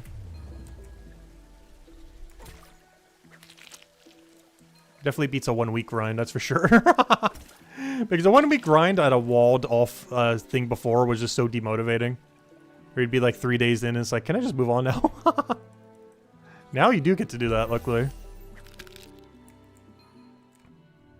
Or you get to move on within like hours. Technically, even within a hour, we can get pretty much from 2 to 5. Definitely 2 hours tops. But Kelp's is... Oh no, Kelp cycle is not awful. It really depends what do you want. Do you want Fear, or do you want Enrage Potion, or do you want Healing Potion? Is what it comes down to. If you're doing Kelp or if you're doing these. And personally, I would want Enrage Potion. But if you didn't, you could just actually be doing the Kelp loop with the shell and everything. I feel like that one's a little bit more awkward and a little bit less knowledge and XP per hour, but it's, if you really wanted to prioritize healing pots, you could do that. Prioritize Kelp over, Bell Plant. The problem is every other resource you'd be gathering while doing that would be downgraded. Unless you're grabbing the fish, I guess. With fishing bounties, Kelp would actually be quite a bit better. Because you'd probably cycle them a lot since you have to go through that room so many times while doing fishing bounties. Just because where the fishing bounty post is, you would always have to go through the kelp room. Maybe not always, but for most fish, you would have to go through the kelp room. Eel and pufferfish are the only two. Well, I guess unless you're teleporting to the other area. So yeah, I guess you wouldn't need it for that much. You would only need it for flounder and maybe bass. Or like the only two you'd actually need it for, so never mind. Because ever since they added that teleporter, yeah, you don't actually have to go through that room that often. Because everything else is closer to northwest. Like that teleporter just south from us, right over there. That one over there. Because that one gets you to all the other fish quicker. It's only flounder, eel, and pufferfish that doesn't get you there quicker.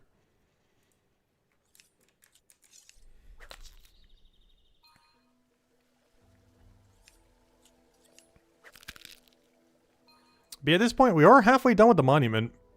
Next upgrade we put into it will make it officially more than halfway there. But at this point, we are exactly at the half mark. Though it's still going to take us another few weeks just because, obviously, most of that half was done before the update, not during. Obviously, we didn't hit that in 3 days. Could you imagine if it only took 6 days? That'd be crazy. Imagine you can max 4 during a week. It's quicker. It's not that much quicker, though.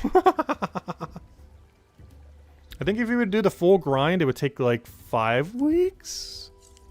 If you did it literally from 0 to max. It's hard to tell because I haven't done a lot of the lower level range in the new format. But I'd say it's like 4 or 5 weeks to finish everything from level 0.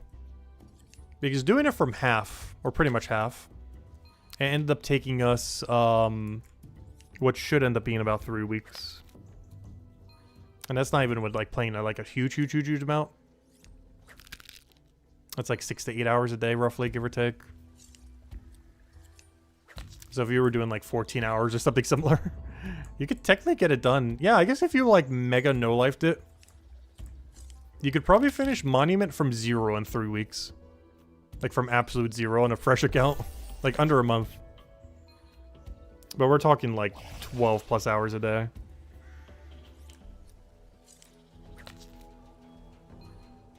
I wonder what the hour breakdown comes down to for every skill.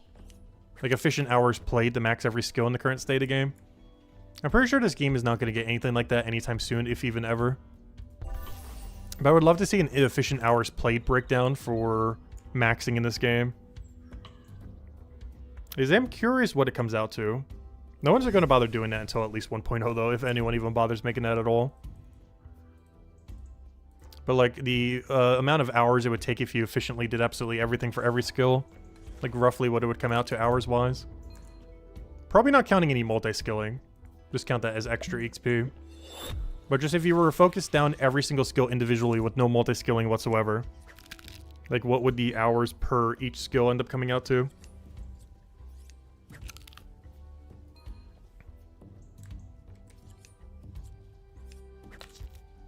That would take a lot of math, which I can't be bothered to go do. Someone will eventually do it, though, once the game stabilizes.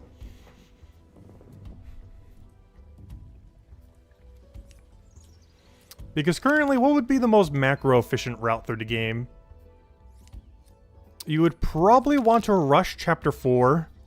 Honestly, the macro-efficient route is still the same that it was at launch. It's just the level ranges are weirder. Because the most macro-efficient thing you could do is rush Chapter 4, unlock, you know, trading and everything if you're going to have trading enabled. But even if you're not as an Iron Man, you can still get, like, you know, the Tier 1, Tier 2 supplies from the shop.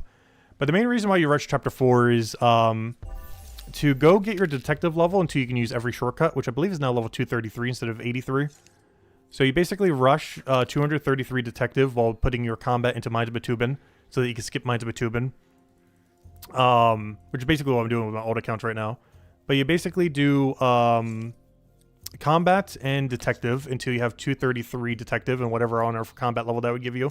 Probably like 200 something.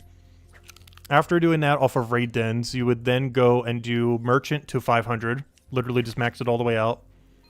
Then you would use the money that you made from merchant to probably start doing forager and other similar skills to get all your alchemy supplies down.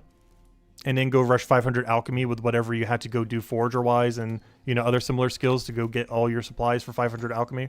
Or, you know, max alchemy. And then after max alchemy, you'd have quite a bit of flexibility as far as what you would want to do, depending on playstyle. But that would probably be the macro-efficient route through the game. It's still the same as at launch. The only difference is the level ranges are a little bit different. But it's rush to Chapter 4, go get 233 detective or, you know, every shortcut unlocked. Go do merchant to 500 and then use the money you made from merchant to go and get better XP rate and everything and all the tools you need for whatever alchemy supplies you need, gathering all the alchemy supplies you need from forager, maybe botanist if they ever buff it, stuff like that. Maybe some Mind of Batubin combat. And then after that, you get 500 alchemy and then use all the potions that you made from it to go get up all your other skills, like all your XP pots, all your combat pots, everything else. But I'm pretty sure that would be the strategy. And everything from there really comes down to personal preference. Though I guess theoretically you would want to max out every production skill for your weapons before you would do combat. So you already have like 1 billion weapons banked for when you go do the combat grind. But I don't feel like most people would do that though. Because technically it would be worthwhile to get 500 forager, woodcutting, carpenter, mining, bonewright, blacksmith, and stonemason before touching combat after the detective grind. Like, basically, you would do raid dens just until you get 233 detective, or even just all the way to max if you really want to go max. All the way to 500 detective, but at least to 233. But then after that, you wouldn't do combat again until you have 500 in, like, every single weapon production skill, which I think literally no one in the game will ever bother doing. Like, that is mega macro efficient, but literally 0 people will ever do that. As you'd basically have to max, like, 10 different skills before touching combat at all. Other than, like, a few raid dens at the beginning of your playthrough. Like, no one's going to go that macro efficient, I'm pretty sure. But that would allow you to just never need to worry about RNG drops. You would just have every weapon already pre-made. And if Chapter 5 was out by then, you would also do that with Armor Maker. Which would require 500 Delver as well. to add on top of that. You have a question. Do you use strength combat potions when you train combat? I actually don't. I'm not sure what the math comes out to it. But as far as feels, plus 40 boost potions do not feel worth it. Now, the higher ones, yes. Like, when we go train our alchemy up, I'm going to be using the plus 80s, the plus 85s, the plus 90, you know, all that. But I don't feel like it is worth buying and using the plus 40s. I'm not sure what the math comes out to that, but it definitely feels not worth it. So I personally don't use them. But I will once we have, like, the bigger ones. Like, obviously, like, plus 80 plus and all those are absurdly good. Especially since we're going to need to get them anyways while training alchemy. And we're already going to have them banked from Forger.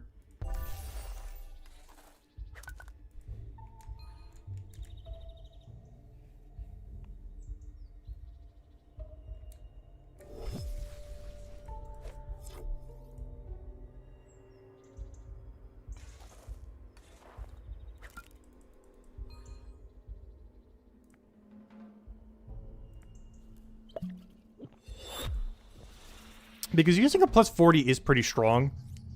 It's about the equivalence of being 2 higher rarity on your weapon, roughly. Is about the extra power of if you had 2 higher rarity. Like a plus 40 potion, if you're using a 1-star, is basically a 3-star weapon.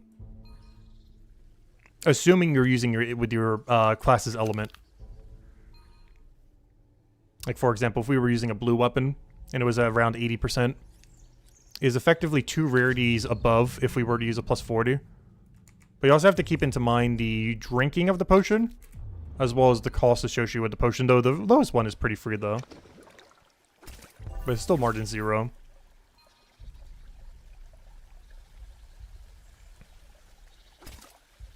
The thing is pretty cheap. I think it's only like 2, 3, 4 silver.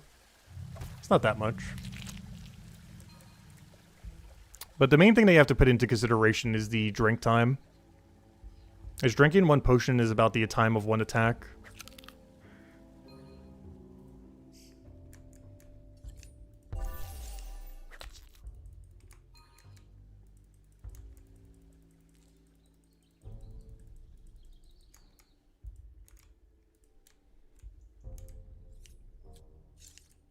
It's the same reason why using 5% XP pots isn't that great if the activity you're doing doesn't have that much downtime. Because you have the animation of actually drinking the potion, which you have to put in consideration. Once you start getting to higher ones, it doesn't really matter because you're getting way more benefit from it. But a 5% is really only like a 3 or 4% extra boost if the activity you're doing doesn't have any downtime. For example, what we're doing now has no downtime, but still worth using the bigger potions. But a 5% is barely worth it.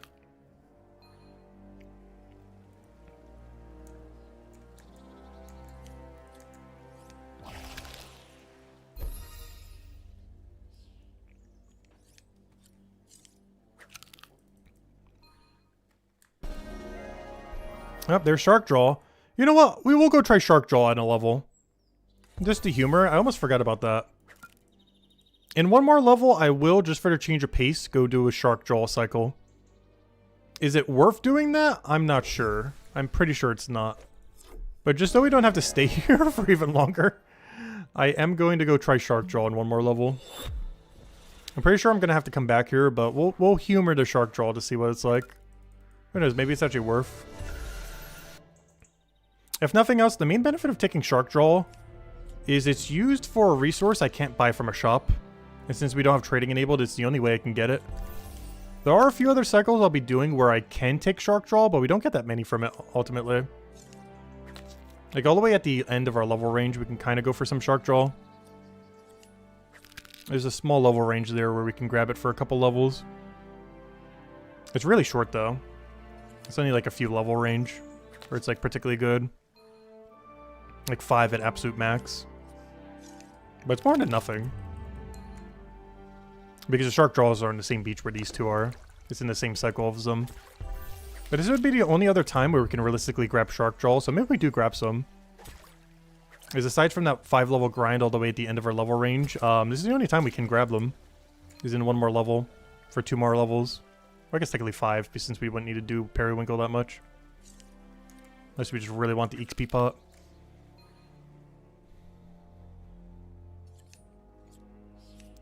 Basically, when it comes to using boost potions, they are technically always worth using. But a plus 40 is barely better than doing nothing. And it also requires you to have a special weapon for it. Like, you have to already have a weapon that's at least 80% or so into whatever your coloration is. Or at bare minimum, at least what your class's color is. But ideally, you want like 80% plus. Because even 5% is already losing you like several points of damage effectively. Because the amount of extra power you're effectively getting is whatever the number is divided by the other, or, you know, the other percent of it.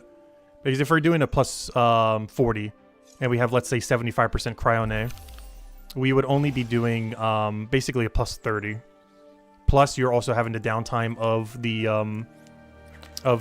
you know, drinking of the potion. And when I say plus 30, that's basically the amount of power you get from 2 rarities, which is why I mentioned it that way. If you have a really high percent, then obviously it does more. But that's the reason why I said it's about 2 rarities.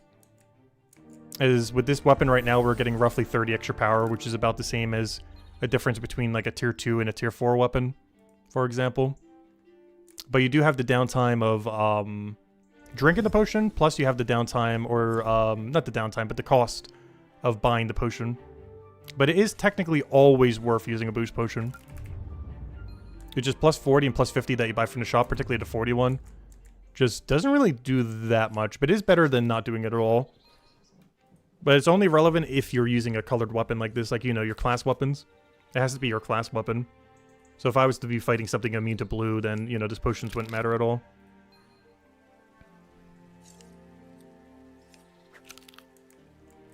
But yeah, I personally just can't be bothered to use them. They save so little time relative to just the annoyance of having to remember to use it at the beginning of every fight. So I personally don't use them. Yeah, but I probably should be. I'd just rather enrage AFK all my combat than to bother boosting up every single time and being super active. Like, I'd rather it take like 40 to 50% longer because I'm AFKing it, rather than having to actively drink a potion and make sure we do the combat thing and, you know, just be like all in every single time, every combat. Just because you have to do so many just basic enemies.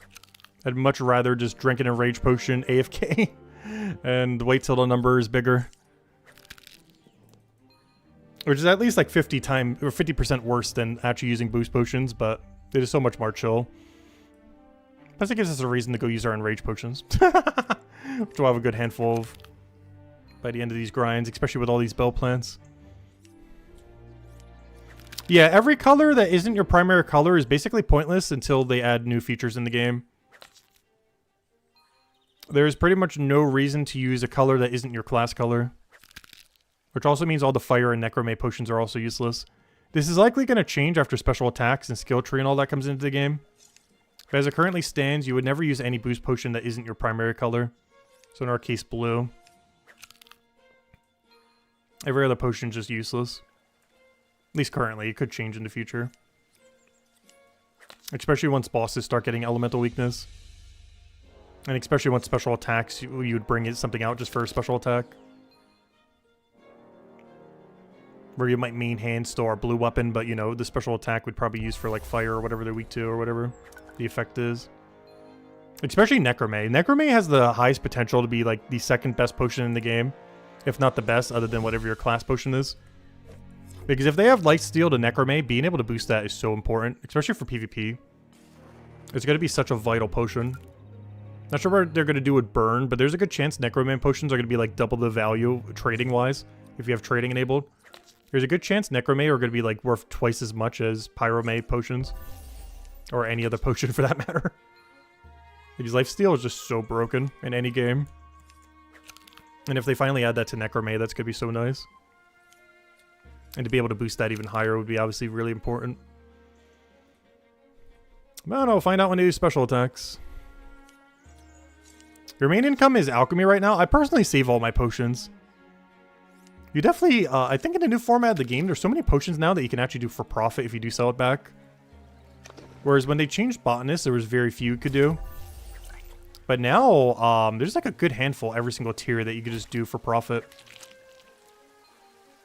It's actually really easy now if all you cared about was getting alchemy to 500 and didn't care about keeping any potions. It's actually really, I wouldn't say free, but this might be the easiest it has ever been to get 500 alchemy at the current state of the game. I still kind of want to do the route where we get a lot of the supplies ourselves, which is why I still want to go to the 100 Mines of Batubin levels. I still want to max Forager, even though this is more so for Monument, but it has the byproduct of giving us so much free alchemy supplies. But, buying all your supplies for alchemy is not that bad right now, if you're selling the potion back. The problem with that is you don't get to keep any of the potions, which I personally would prefer. But I can definitely see the argument for selling them all and then just get to max tier. And then when you're at max tier, you just make the best possible potions possible. But I don't mind using the smaller ones on our way there. They're not as strong, but, you know, they kind of offset everything. And if we're getting it nearly for free just from, you know, gathering it already, it's not that big a deal. Even though we're not making money from it, it's not costing us anything either.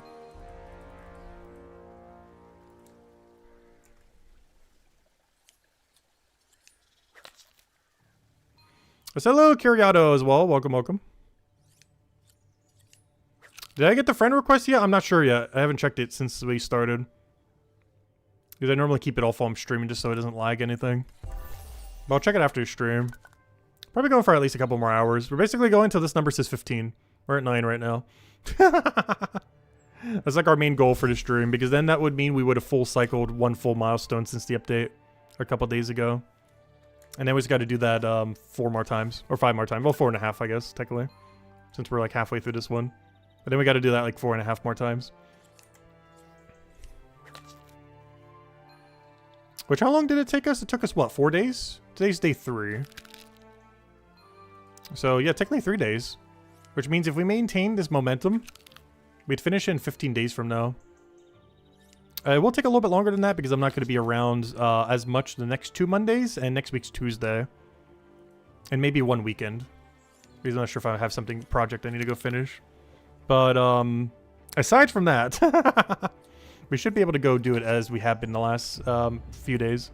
Where we go like several hours until I get hungry, basically. Until hunger meter calls. Which actually, I do have to say I'm pretty hungry right now, but I do want to keep going till we get to 15 right now. I didn't grab breakfast today was the problem. I haven't had breakfast or lunch since like 4 p.m. or almost 4 p.m. I need to make sure I grab something tomorrow. So I don't get hungry by this point tomorrow.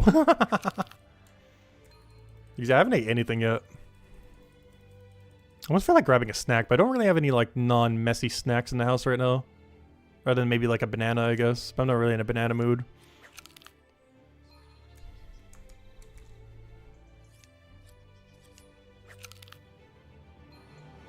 Yeah, realistically, what I'm trying to do is I'm trying to get it done by the end of the month. So today's the 12th. I'm trying to finish it by the 28th for the 1st. Is my goal. Which, what day does the 1st fall on? The 1st is a Sunday, so I want to finish it basically by the 2nd. Because that would be the first Monday after that, as well as like an update day. So by like the 1st or 2nd of March, I want to try to finish this grind. Which is technically the end of this month. With like 1 day overflow to the next, potentially. But yeah, either that Sunday or Monday I want to finish it by, which is March 1st or 2nd. Which is pretty much 3 weeks total. We've been going for 3 weeks, and that would be 16 more days, so... That would be just under 3 weeks to finish all of Monument. Not counting what we already had done before the patch. But that seems really doable with how much time I have available. I might have to grind a little bit off stream, but after this set, we've pretty much already seen like everything we can do. I will be doing the Monument pieces a little bit different this time around than I did last time because I won't be combining it with combat in the same way. I'm probably even going to be drinking fear potions. So we're going to need to go bring out those really heavy fear potions, because some of them last for a really long time. But, yeah, we'll figure it out once we get there. But otherwise, most of our gameplay loops are going to be the same over the next, like, you know, few weeks. Like, after today, or actually, I guess, technically after tomorrow, we're not really going to see any new gameplay loop. Because I will be doing something slightly different from Monument Stone pieces tomorrow, but, beyond that, we would have seen, like, every possible gameplay loop I'm going to bother utilizing. At which point, we just have to do that, like, 4.5 times more over. Because we're almost at the point where everything just starts repeating over and over and over again. Which I personally don't mind that much, but I know it's like probably one of the biggest criticisms this game gets. Is that you do the gameplay loop like you do like in this system, but then you just have to repeat it and then repeat it and then repeat it and then repeat it. And all that's changing is, you know, the skins and just like everything getting slightly stronger. But it doesn't really feel like that substantial of an improvement. I don't mind it though, because any improvement is like a good improvement. Like if we compare it to RuneScape again, like pretty much everything with this game, there are some grinds in that game where you go for dozens of hours just to get like a 3% damage increase. You know what you need to do in this game just to get a 3% damage increase? Just move up one milestone. And then you'll have a better potion that you can use to go get that 3% you want. Or roughly however much that comes out to. Like, it's a lot more streamlined what you have to do for, you know, a power gain in this game. At least until they add, like, boss drops and everything. Like, if you want more power, just go and, you know, train your alchemy up. Like, one milestone. You'll gain more XP. You'll gain higher long-duration potions. You'll have, you know, various other effects that you can end up using. You have more damage in combat whenever using specific types. Like, all that kind of stuff. I'm curious to see how they're going to do boss drops and stuff like that in the future, though. But for now, the main way that you get power is just, you know, do levels, get to the next milestones and stuff, and then everything incrementally increases. It's not a lot, but it's the same as just, like, getting a small gear drop in other games.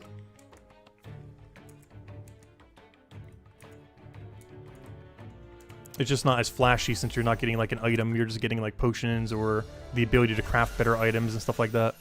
Like, you're not outright getting, like, you know, a certain weapon or a certain armor or anything.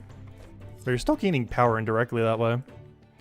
It's just not as flashy as, like, a boss drop or something. Which obviously they'll add at some point. Forger. Did we get a level yet? No, we still need half a level before we can move on to the next shark jaw. Which I'll do for a little bit. I don't think it's better than what we're doing now, but I'll do it for the change of pace for a little bit. Just so we're not stuck here the whole time. I'm pretty sure it's worse than what we're doing now, but at least it'll be a change of scenery for a little bit. And by change of scenery, I mean like 2 rooms over. But hey, it's at least a beach instead of a river.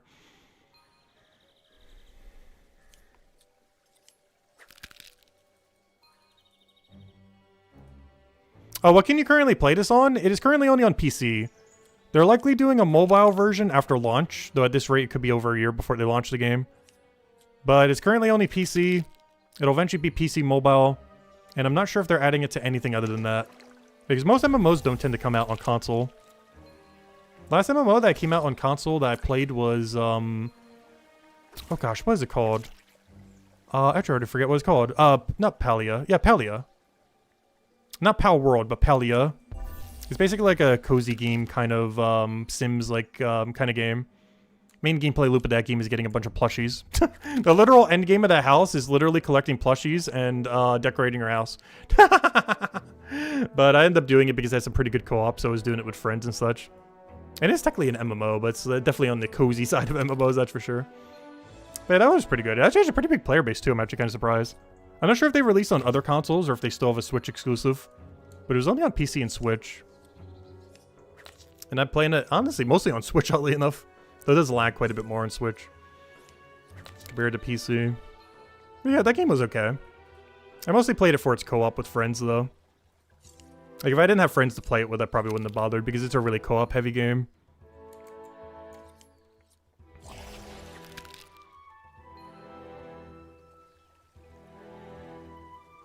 Because you end up doing, like, hunter together, gathering together, stuff like that. But the main thing that didn't hook me is the end game is literally just decorating your house. I don't mind doing that, but I generally don't play games where that's like the whole end game of the game. Like, decorating a house is a fun part of an MMO, but if that's like the end all be all for an MMO, I'm not generally a big fan of it. I like games that have like a lot of completionist content, generally. Like anything that has like a really long checklist of things you can do in whatever order you feel like doing it in is generally the kind of games I like the most. Where you have flexibility to kind of choose how you want to go and tackle all of them. But you have a pretty defined path of like, hey, here's everything you should probably do at some point. Go do it. In whatever order you see fit.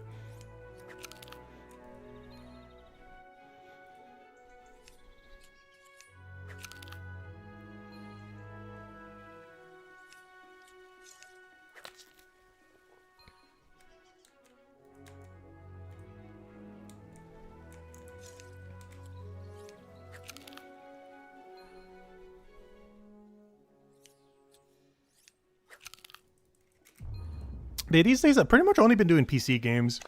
Because I didn't bother with a Switch 2. And I've literally never owned any PlayStation or Xbox. So I pretty much literally just do PC gaming these days. As well as Steam Deck, which is still PC, but you know, technically slightly more mobile. There's games that I play that are technically like mobile-esque games, but I always play them on PC normally. Unless I'm out of the house, in which case I will play them on mobile. If they do have a mobile version. Like Brighter Shores on mobile, I would eventually play here and there. Like 99% of my playtime would obviously be on PC, like it's always has been. But, you know, if I'm out and about, like at my dentist that I have on next Tuesday, like that would definitely be a time I'd play Brighter Shores if it was on phone. But it currently isn't. I'm gonna probably have to wait like 10 minutes while I'm there. Because normally I like to get there a little early.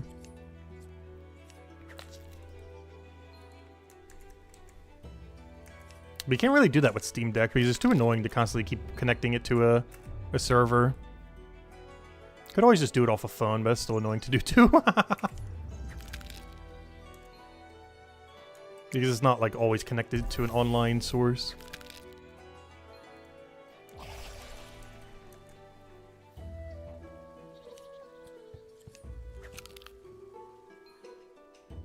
Which reminds me, I still need to go double check my phone plan to see if it works internationally. Because I don't want to get like some kind of massive bill when I go on a trip out the country. It's like, oh, you were using your phone some. Here's a $500 bill. I'm probably just going to use my old phone just with no service on it or something. And just use internet for calling.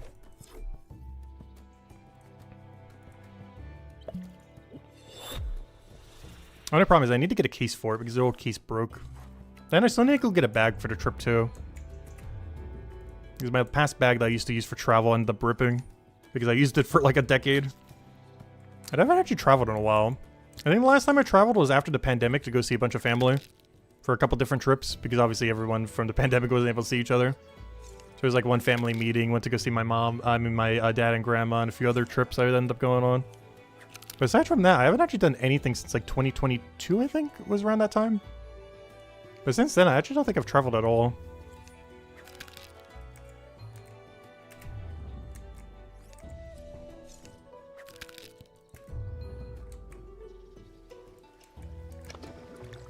But this trip that I have coming up this summer will be the first time I'm ever out of the country. At least on my own. I've gone to Canada before, but it was when I was like 17-ish, 18-ish. Like I was still in high school at the time. And it was with like other family members, so it wasn't like just on my own. This would be my first time out of the country on my own. As well as like flying overseas. Because Canada doesn't really count. Like USA to Canada is like you literally just drive right in and you're already there. It's quite a bit different like flying over. I'm just really hoping my flight or anything doesn't get delayed. Or anything like that. I always hate having to worry about transfers. Because the airport by me is a pretty small airport, so I have to go to like a major airport. So there's always going to be at least one transfer, potentially even 2 transfers. Which I always hate that, because once I had to do like a 4 transfer flight. And I nearly missed one of the flights. Not because of me, but because of the delays. Because obviously if you're having to do that many transfers, there's more chances that, you know, some get slightly delayed. And if multiple get slightly delayed, then you're kind of in a situation where you could just miss your flight for no reason of your own. Just because there's like so many transfers. So I'm trying to get one that's like only 1 transfer, so that can't possibly happen. Like the lowest amount possible, even if it costs like an extra 100 or something.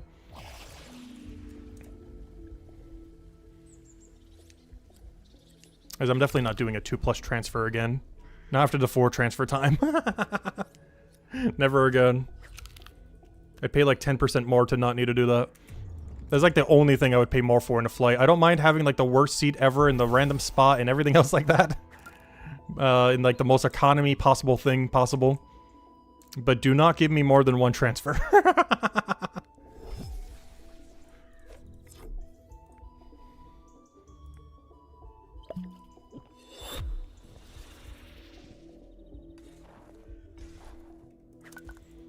Yeah, we're almost at the next level. So close, yet so far.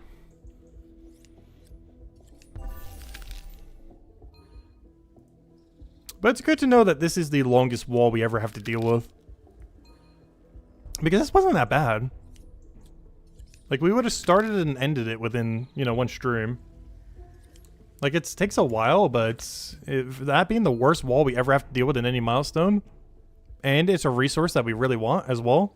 Like, imagine if this was a resource we didn't care about. But we actually do. This is the AFK potion. Even post-max, we would still need to make these. If I want to AFK stuff. Like, even when I'm 500 alchemy, I would still want to go process some of this stuff. So that we can AFK combat for money.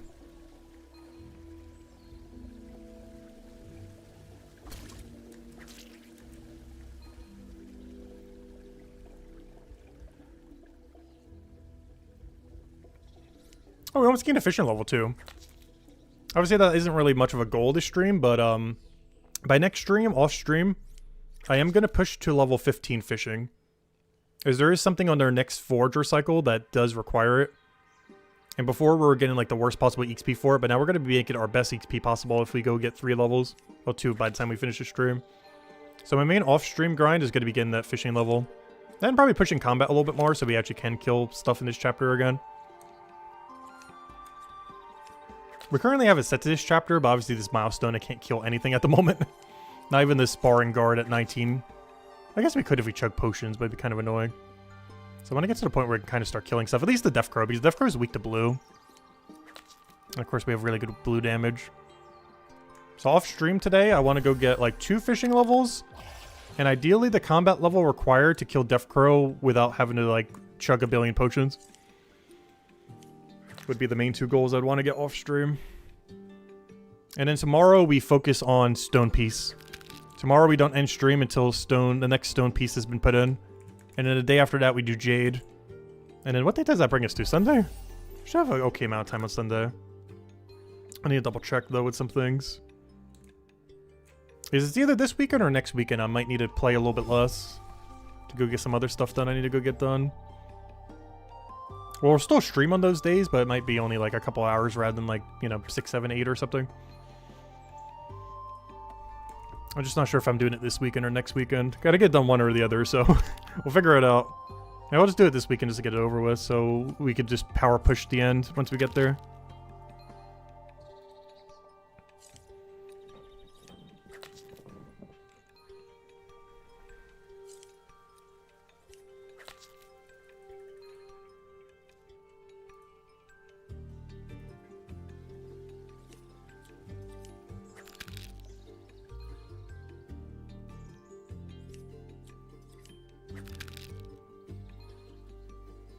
I forgot to drink a potion.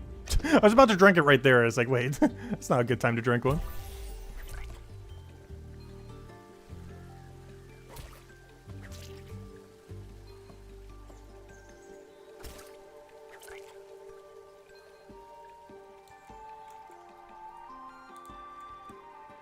Also, I do have to say, they put this in like the worst possible spot. I think they did that deliberately to make it so you have to go a little bit more around. But the fact that you can't cut through there is kind of unfortunate. If only we had a woodcutting level in a chapter that isn't the actual corresponding chapter that could get cut through that. I wonder if they ever will do interconnectivity with chapters like that. I think they said they might for Builder. But like that definitely feels like a woodcutting interaction there. Where at a certain woodcutting level you could just cut through the vines there. And it just permanently stays down or something, so you have a shortcut. Like, that feels like an interconnectivity spot right there. Cut down those vines so you can just walk straight through right there on that tile to get over there.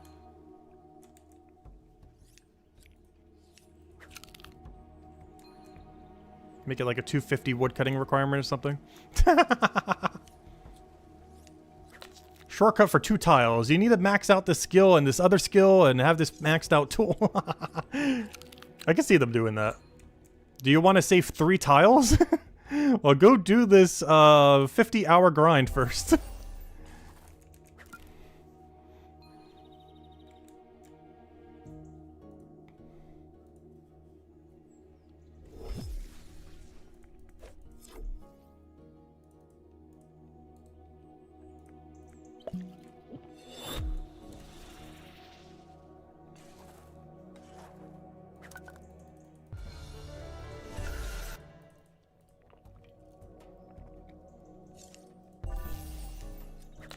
Hey, map lock. I wonder if this is a chunk log account. I've seen a couple of them around, like missing pier and stuff like that. But not sure if he's been around much lately. I think he started a RuneScape series actually recently. Not sure if he's still doing Brighter Shores. He's definitely, we haven't been posting as much for Brighter Shores lately, though I guess in the last few days we definitely have been. Since the milestones and everything. But we've still been going every day. There's not been a single day we haven't played Brighter Shores since launch. Back in November of, what, 2023? Because I was always pretty hyped for this game, and I still am to this day. As far as the potential that it has and everything. It definitely makes a couple weird decisions throughout, but overall, it's still exactly what I wanted from it. Because that's one thing that always confuses me with Brighter Shores. Like, a lot of people looking at it, and it's like, oh, this isn't anything what I wanted. And I've looked at it throughout this entire process, and it's like, oh, wait, this is exactly what I wanted. Like, obviously, it's still missing a lot of the core stuff. But, you know, this frame is still there and everything. But, oh no, I'm not sure how it's like so much different for some people. Because I've seen everything they've done and what it started at and everything, and I've still always enjoyed it in every form that it's been at so far. But it could also be just because I really like skilling as well. There's one issue I feel like modern RuneScape has gotten quite a bit into, where it's so plug-in and PVM heavy that like skilling in PvP pretty much gets like no content now. Like, obviously, you get some, like, the Deadman mode happening right now, but, like, almost everyone's just, like, a PVMer and, like, nothing else at all. It's a really big issue that has happened to RuneScape over the times. Especially with the polling system. Because since most people are just doing PVM, then all voting gets biased towards PVM, and then all content gets biased for PVM. Then even more people come to the game doing PVM. And then the whole player base is just PVM. Which is kind of, like, the opposite of what's happening right now for Brighter Shores. Where it's always been just skilling and is still skilling and is still just expanding upon skilling. So if you don't like skilling, well, you're out of luck for now. But RuneScape has the opposite issue, but for PVM, where like everything is just PVM updates. Or everything being biased towards it from most of the player base being it. Whereas Brighter Shores has that for skilling now. Where all the bias is towards skilling and refining the systems, making sure it has everything, and just everyone who's currently in the game and who still plays the game, like in the skilling aspects of the game, and the number go up.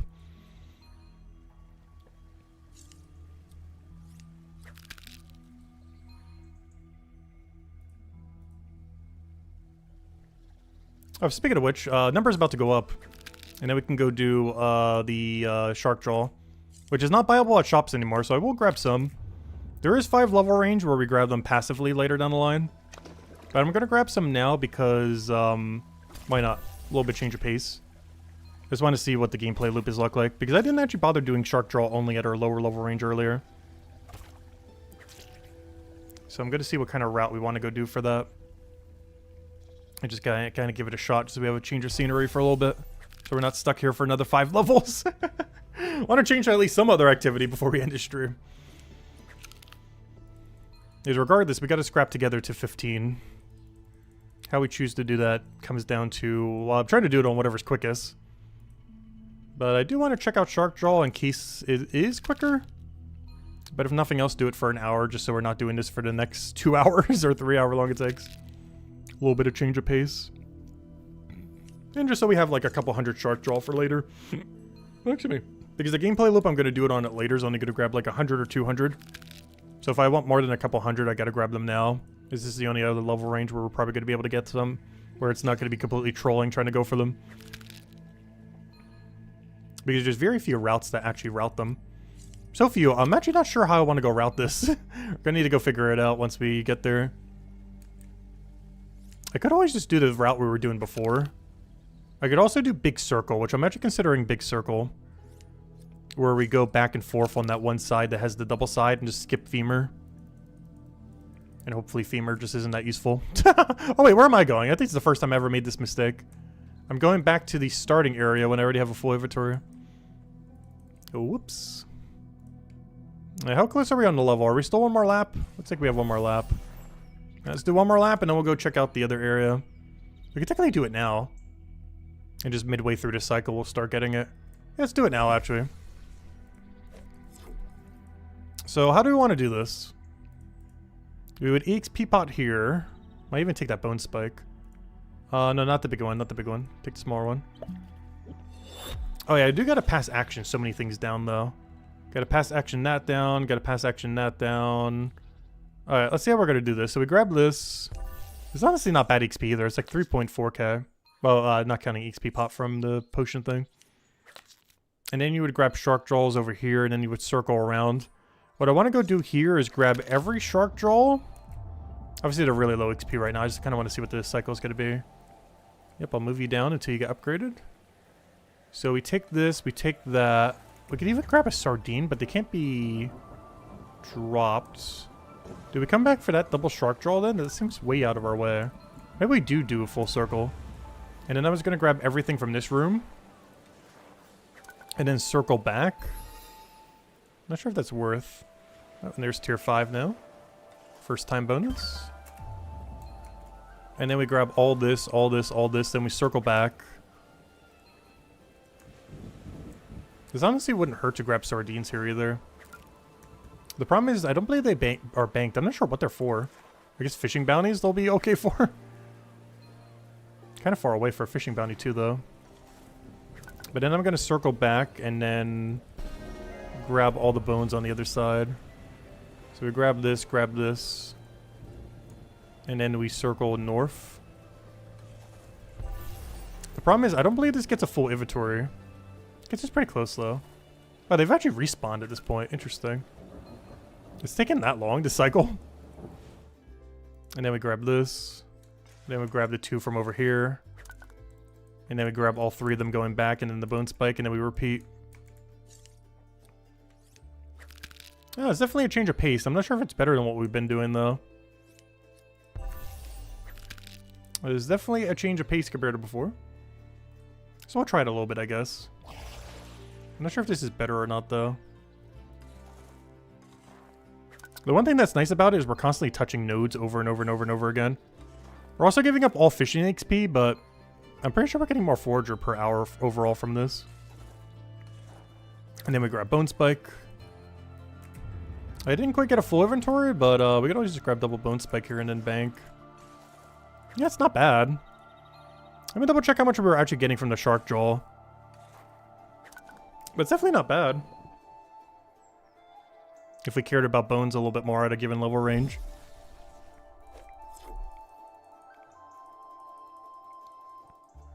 I know we could try it for a little while, see what it's like.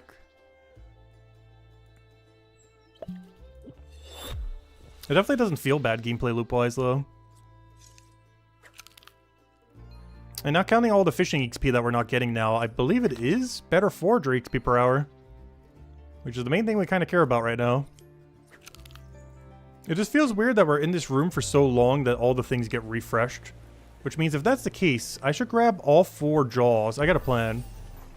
I'm going to grab all 4 jaws, but then I'm going to grab everything in the other room, and then by the time I come back over here, I can grab 4 jaws, and then we're good to go. We're getting like 4k per each. And then we can grab another set on the other side. And then we can head back the same route that we just did earlier. And then we grab everything in this room. Except the 2 that are all the way in the corner there. Those that get ignored. We grab everything but those 2. They're just too far away. Even for a north cycle. I'm not sure why they put them all the way over there. They're too far to bother with. We grab all this. Then the 4 shark jaws should be respawned. And then by the time we get to them again, hopefully they're also respawned. But by the time we get there, there should be 4 shark jaws again. We'll find out in a second. It did last time, let's see. Is it going to spawn in time? Yeah, it did. And then we grab all 4 of these again. And then we go grab everything else on our path. And then whatever we still need, we grab bone spikes for. If we even need them, honestly, we might almost over encumber here. I can grab 2 more of the nettles that are also not biofuel from shop, so I don't think I'm going to need them though. They're only for fire potions, those are pretty irrelevant. But if we ever do need them, they're not tradable. I mean, they're not, I keep saying that, they're not biofuel from shop. They are tradable, but not buyable. And then I grab the 2 from over here. Then I grab the 3. Then I don't even need Bone Spike. This set actually doesn't need Bone Spike at all. And here I can just grab the furthest bone. Actually, is this bone worth more than these things? Because I might not even need to grab them.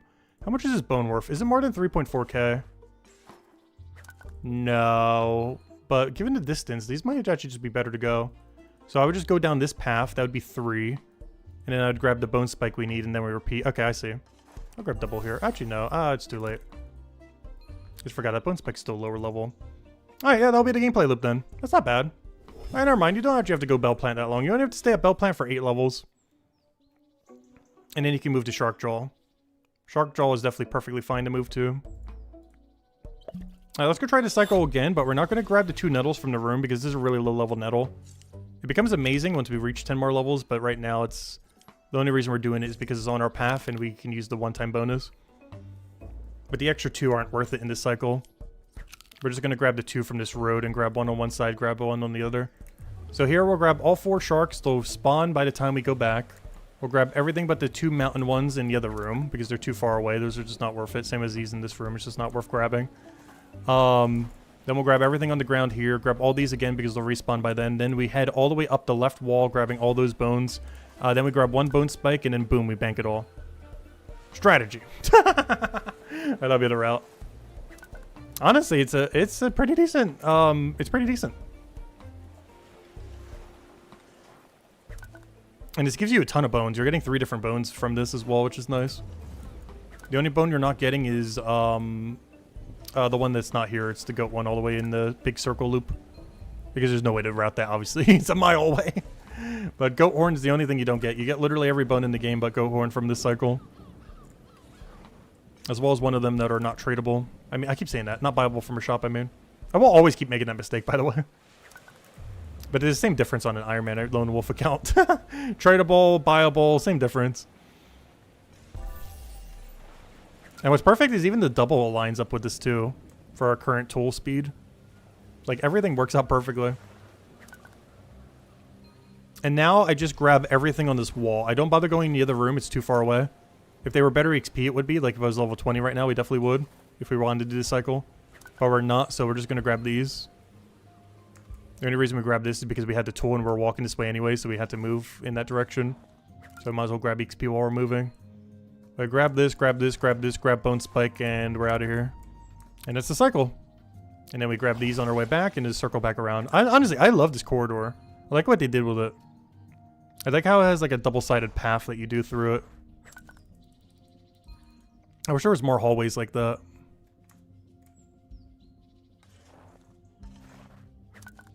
Oh, and then we grab the other spike first. I gotta grab double spike. Luckily, there's like 4 here if we need them. These 2 are really close though. That one's somewhat close too. You have to backtrack a little, but if you needed it for your cycle, it would be fine to grab. Alright, and then you just repeat. Alright, this is our gameplay loop now. We'll do this till we get our 2 levels for our Periwinkle, try Periwinkle, and then honestly, we might be back here. Because it's actually not that bad. It's a lot better than I thought it would be. Oh, I do need to use this for XP though. I'll use the next one for that though. Grab that. Put the XP down again. Oh, no, don't do that. I want the XP. Good thing it has a delay on it. The next one I'll use on the activity for the AFK that we're not going to do. Though we do need to start doing the AFK soon because we are going to need some amount of supplies to do the one-time alchemy bonuses. But we'll worry about that later. There's no potion that we really need at this current level range. Like the ones that we're actually going to be camping, we don't need to bother with at the moment. There's one where do we need to camp a potion again that's sourced from this chapter. Strong Wealth, I believe is sourced from this chapter. It's either this chapter or next chapter. Hopeport Potion definitely is. I believe Boost Potion is too. So actually at this level we could. It's just it's on the next Forager level. Which actually I think that's what we just unlocked actually. But for the next tier. I would need to be 1 tier further. But at tier 6, the thing I just unlocked I think is the one for that XP potion. This one, the Feather. I can't remember. The Feather or the Moth. One of these 2. I believe that's the one for the Hopeport AFK potion. Or one of the 2 supplies you need. And I'll figure it out later. It'll matter more at tier 6. Tier 5 it doesn't matter since we're too low of alchemy level for it. But it would allow us to pass it for free while getting some XP potions that we could put into alchemy later. Which is rather ironic, because we'd make an alchemy potion to put into alchemy. I still want to use it to speed up Forager a little. Wouldn't be much of a point, though.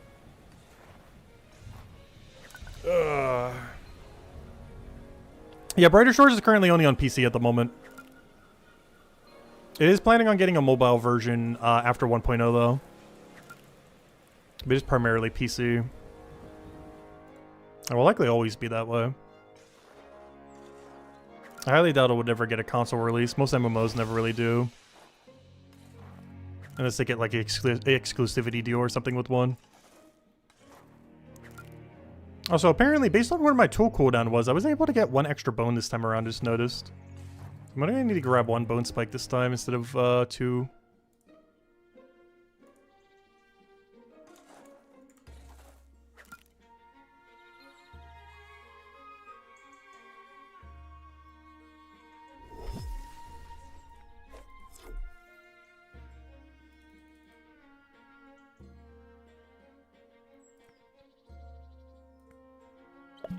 Hey, we're just playing on Windows 11. Also, I hate Windows 11, by the way. Absolutely despise Windows 11.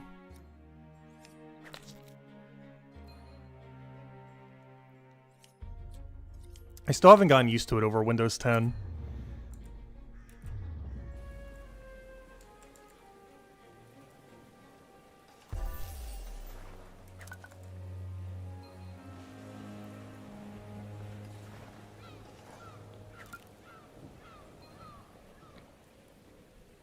Yeah, this one always had Windows 11 installed. My laptop did have Windows 10, but I did eventually just move it to 11.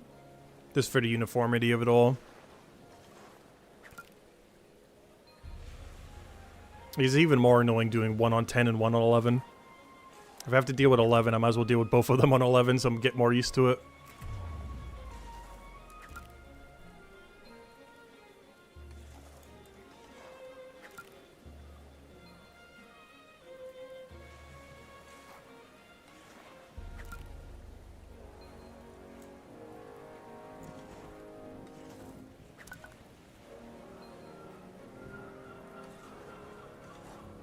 Oh, I got half a level already. Though the knowledge points did carry that pretty heavily, though.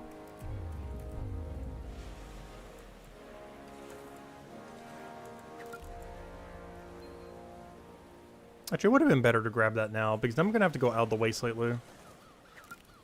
I think we have to go more tiles out of the way now compared to if we would have grabbed it earlier. So I should grab this one, this one, this one, and this one, I think, in that order. I think it saves like a tile or something. Not really too paranoid about being perfectly tile perfect here, though. I'm not going to be here that long. Even in every future milestone, we're only going to be here for 2 levels. Actually, no, more than 2 levels. Because, we'll probably have to do this to level 15, realistically. I will go to Periwinkle at 12 just to kind of mess around with it, but, we're likely not camping Periwinkle. I'm going to try it just for trying it, because I need at least some amount of them to go do the first time bonus for everything.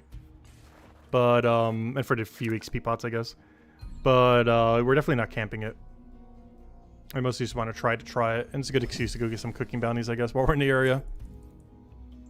So, hello, Cooper Power. Welcome, welcome. Been doing pretty good. We're almost at our goal for today, which was to get to 15 from basically 5. And we're nearly there. Got 5 levels to go, 4.5 actually.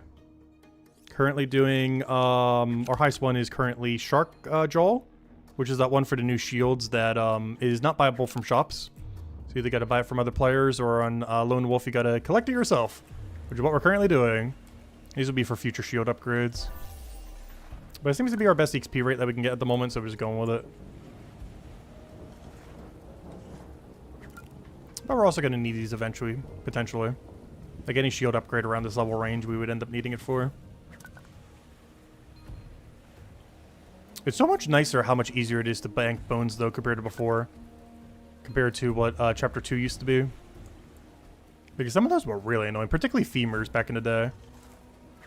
Now they're just so free to bank, as is every bone. Like before, Bone Spike was the only really easy one to do. Now every single bone in the game is pretty easy to bank. But honestly, the hardest one being the one that was easiest before, or maybe not the easiest before, but Goat Horn's probably the hardest one to bank now. Just because you have to do it in a bank circle. If you're trying to do only that resource, it's kind of awkward. Because it only really works when you're doing a wide circle with it. Which you do tend to do a lot while doing Forager, so it kind of works out. That is one thing I'm going to miss once we start getting levels and everything. Like, once we start getting to the point where it gets to like 500 in skill and then we never need to do a gameplay loop again. I guess we have the old accounts for that if I ever want to go do the monument grind. Because I am currently AFK keying them the monument, but they still got to manually grind the monument pieces. Which means they still got to do like 20 to 30 to 40 hours of manual grinding. Beyond knowledge points, they got to do like that just to get all the monument pieces. I think I got both of them to tier 3 last night, or the other night. Or I got tier 3 or tier 4, I can't remember. But there's like the one thing you actually have to get on them. Especially with trading not enabled. Which I'm not sure if I'm going to be enabling them on trading or not. Originally I was going to, but I'm still up in the air to kind of see what happens with it. Currently I have them in the in-between where they're not assigned to either. It's only our main account that I assigned to non-trading. But I haven't decided on the other two. I'm not sure if I want to keep one trading, one non-trading, both of them trading, or what. Or who knows, maybe even keep all three of them Lone Wolf. I highly doubt we'll do that, though. Realistically, I'll probably make both of them trading. I just need to see what's going to happen with trading in the future to really know if I want to do that or not. I'm definitely making at least one of them trading, I'm pretty sure, though. Probably our Hammer Mage, because it just makes sense. It really comes down to, am I going to make the middle account trading enabled or not trading enabled? Because it comes down to, do I want to play a low-level Iron Man, or do I want to play a second account that is trading enabled? And realistically, I think the answer is I want to play a low-level Iron Man. Or, you know, a Lone Wolf. So I'm probably going to end up doing that. Where main account is no trading. Middle account is no trading, but lower level if we ever want to experience lower level stuff again. And our Hammer Mage will be trading enabled. I'm pretty sure that's my game plan currently. I just haven't locked it in yet. Just in case they do something weird with trading or anything else. But that's probably my game plan. Main account, no trading. Middle account, no trading for everyone. Try early game with no trading again. And the right account, since I want to have at least one with trading, will just be the one with trading enabled. Just to experience what it's like and not need to worry about getting geared and stuff like that. For whenever good gear is actually tradable. What do you say to get... Oh, for Gems of War, what do you say to get your Magic Kingdoms to level 20 and 30? Yes. Generally, upgrading all your Magic Kingdoms is the first thing you want to do. Because all kingdoms give +1 stat, and with every stat in the game, Magic is the most useful. But yes. It is priority over pretty much everything. You wouldn't want to use a single one of those deep book thingies on anything that isn't a, progressing a Magic Kingdom to max.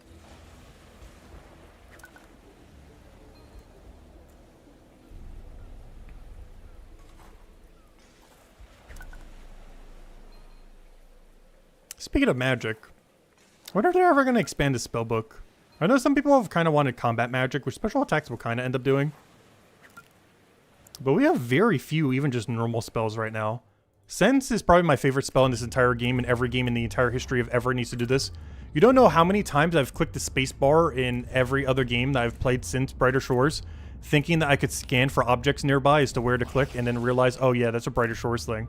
The amount of times I've clicked spacebar to try to figure out where an object is so high. This is by far like one of the best features in the game and is so underrated, and I wish every game for the rest of the time would add it. Quartermasters lets you do your gear. Teleports obviously just teleports. Immune these just to get rid of fights. Stored Drift isn't really that neat. You just click on them and it does it automatically. And Detect Ore doesn't do enough at the moment. So we really have like 3 spells. So one of them is like the best thing to ever exist though. But they could really add more. Like multiple pages.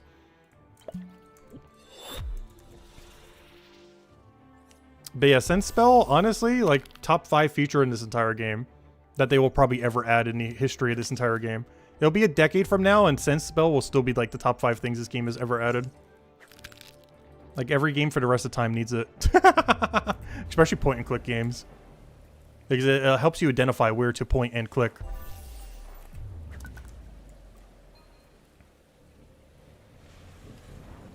Which is pretty important for a point and click game. Just possibly.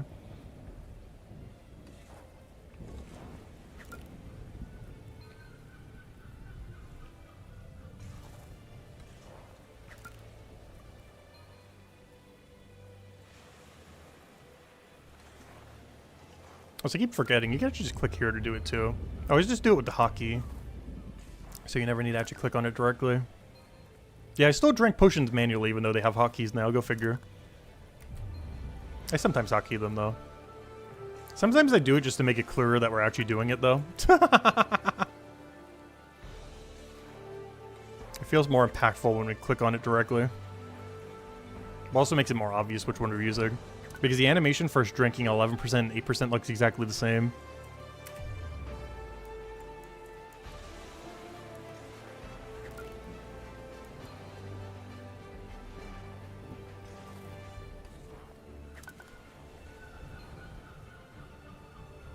It's different per potion, but for every potion within the same tier, I'm pretty sure it's the exact same animation.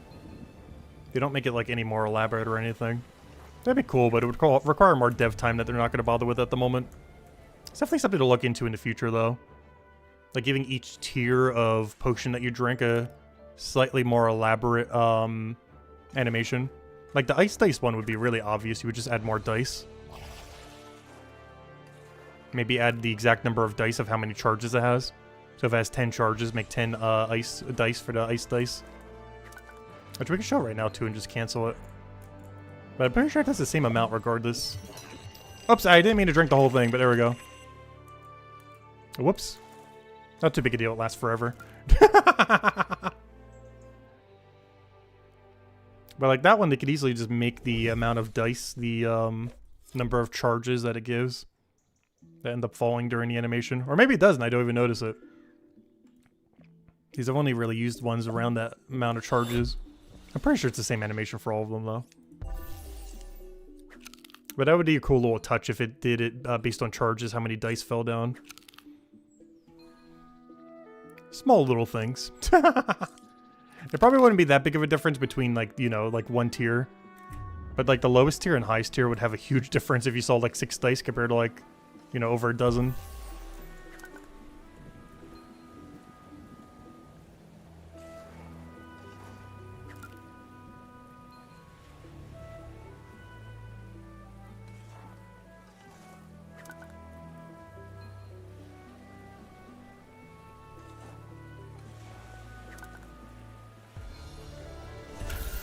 Alright, our new AFK activity. I probably won't be needing it anytime soon, but we'll take it for the first time bonus eventually. Where is it located? I think I know where it is. Just want to double check. Oh, I haven't done any of these 3 yet. This is on the shoreline. This is on that one room with the potato plants and everything. This is, oh yeah, that's the one in town. And I believe that's for the XP potion too. Which makes sense because right in the center of town. Of Hopeport. So that one's actually positioned in a way that really makes sense that it's actually there as well. Maybe we'll grab them later. Not really that big a deal. I needed to one-time the Forager so I can also one-time the Alchemy for it. But then after that, we don't really care about it. We don't need it for XP. Just collecting the cards. At some point, we will go through a full card completion route. As far as finishing them all. The biggest bottleneck is honestly the gold cost. We, at the current moment in time, if we were max level everything, don't even have like half the gold needed to get every cape. If we were to buy every single individual tier. It would be very expensive. I forget what the exact number comes out to, but I'm pretty sure it's hundreds of gold. Like way out of our budget. It is something I eventually want to do though, buy literally every cape in the game. For the one-time bonus. Not because of the XP, but because of, you know, just for completion's sake. Especially once they start adding cape perks to the game. In case we ever do a guide, we can show what each tier's different perk is. Or kind of explain it while showing it. They're like a good year or two before they bother with something like that, though. But it is something that they said they might eventually do. Have various cape perks for using them. Which might actually finally make maxing a skill actually worthwhile. That might be, realistically, the first thing they do, other than like maybe dungeons if it works really well with it. But cape perks might be the first thing they do that might make 500 levels actually worth it to do post 500. If the level 500 cape perk is so good that you would actually still keep doing it after the skill. Like for Merchant, maybe you could like instant re-roll the boards over and over and over again. Or at least like a super short cooldown, because instantly doing it might even be too broken for that level range. But maybe not, because the amount of time it would take you to still deliver them, that actually wouldn't be that as broken as it sounds, if you're already max level. The XP rate would be crazy, but since you don't need XP anymore, yeah, it wouldn't matter. So they could do a lot of things like that. Like all the gathering capes could just give you constant double resources, and maybe the action command gives you triple then. Like everything you gather is like double resource. For merchant, it could be like infinite rerolls at the message board or something. Or maybe everything by default is a 2 times uncommon one. Because they could do that for all the other skills like that. Where, for example, the one for Chef, 500 cape, could be the board automatically gets refreshed. Kind of like how it does at certain level ranges. But on top of that, all the tasks are like, you know, the 2 times ones are higher. So that's basically like how it was before they ended up reworking it. Where you just always have delivery tasks that you can end up doing for huge money at that level range. As well as getting even more from the 3 times and 4 times ones. Like stuff like that. But ultimately what they're going to do, we have no clue. If they even bother doing it. They mentioned it in passing, but they never were like super committed to it. They said they would probably do it eventually, I think during one Q&A, but obviously it's not high priority at the moment. But it didn't say no. It was like, yes, eventually was the answer. So 3 years from now then.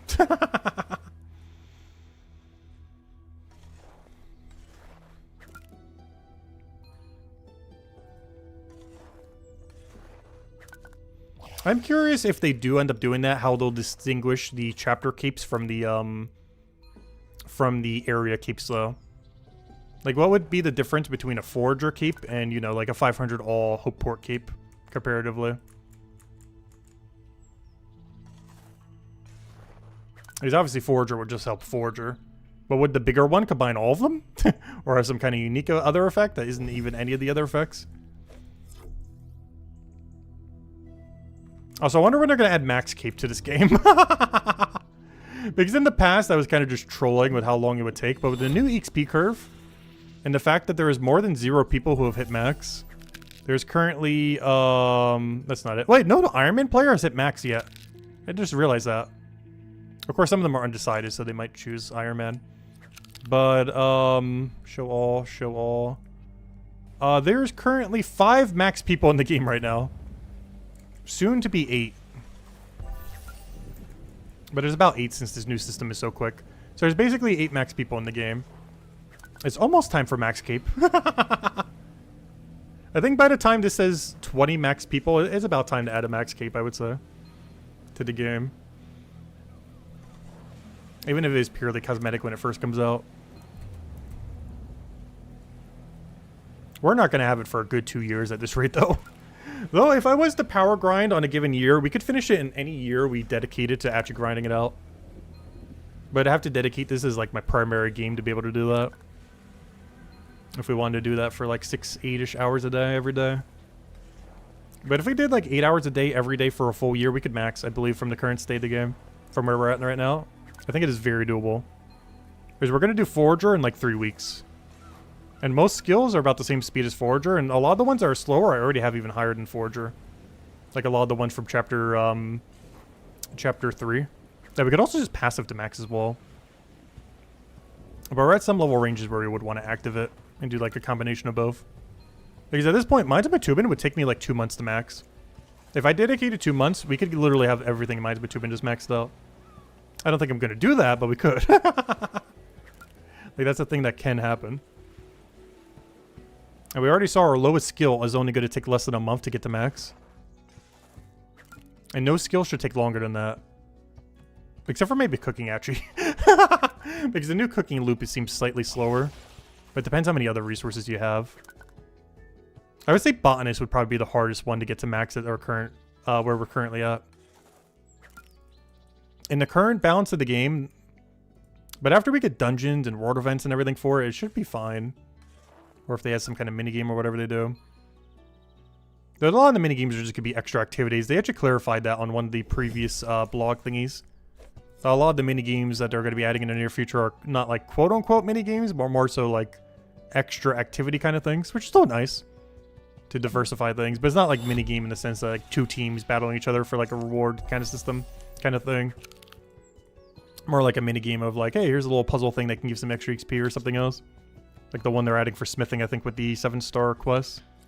That's probably in the next month or 2.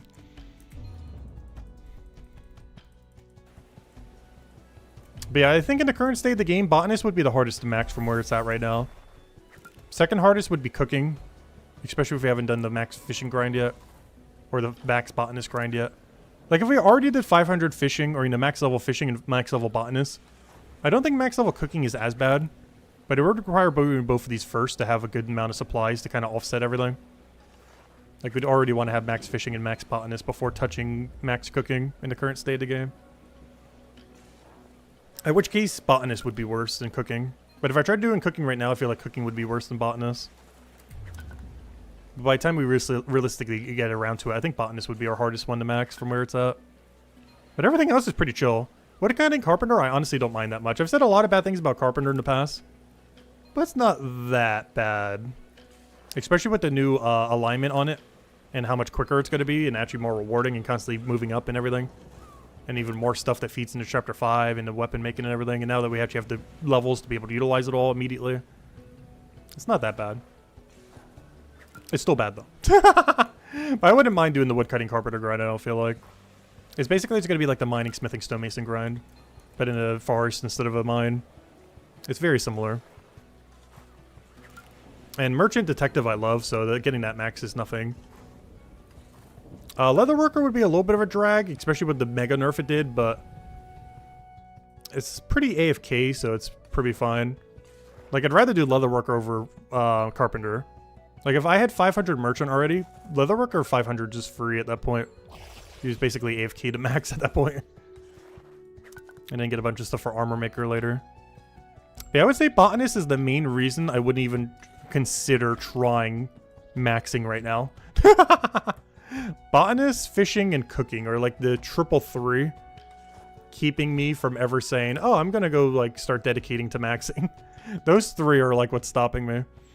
Everything else honestly wouldn't take that long, based on where we're at and our likeness of some of them. It wouldn't be that bad for most other skills. But those are the three kind of keeping me, at least in the current balance of the game. After we get dungeons and some other stuff and world events, maybe we consider that a little bit more. Like this time next year, I might be saying, okay, it's finally time to go max over the next like half a year. We'll see. Depends how much time I have around that time. Which means we would max by about the 2.5 year mark then if we were to do that. But it depends on a lot of factors of what happens between then and then. Also, of course, one thing that can throw a huge wrench into maxing is Chapter 5. As obviously Chapter 5, you know, 3 new skills plus 500 combat levels. Gonna take a while. Oh yeah, that didn't even make any mention of combat. Combat's pretty chill though. You can literally just AFK combat to max. You just need to have enough enrage potions. Which of course we could just keep doing the bell plants over to the east and be fine. Or even just buy them from the shop. Alright, one level to go. And then we'll go try Periwinkle. And then I gotta go get 3 more levels. So 4 total. But in 1 more, we'll go check Periwinkle, check our cooking bounties if there's anything there we want to go grab. And check Periwinkle for a short duration, get all the one-time bonuses, and then come back to do, I guess, this kind of gameplay loop again. It's either this or Bell Plant, and honestly, I think this is beating out Bell Plant a little bit. We're not getting any fishing XP for it, unfortunately, but I can just grind to 15 off stream. It's not that big a deal. It's like 2 levels at this point. It's not going to take that long. I'll probably do it off of eel instead of flounder, though. And I might even do it while picking up Periwinkle, which is something we're probably going to be showing once we go head over there. But there is a good chance off stream I'm going to do Periwinkle plus eel. Even though we're going to be mostly skipping it on stream, oddly enough.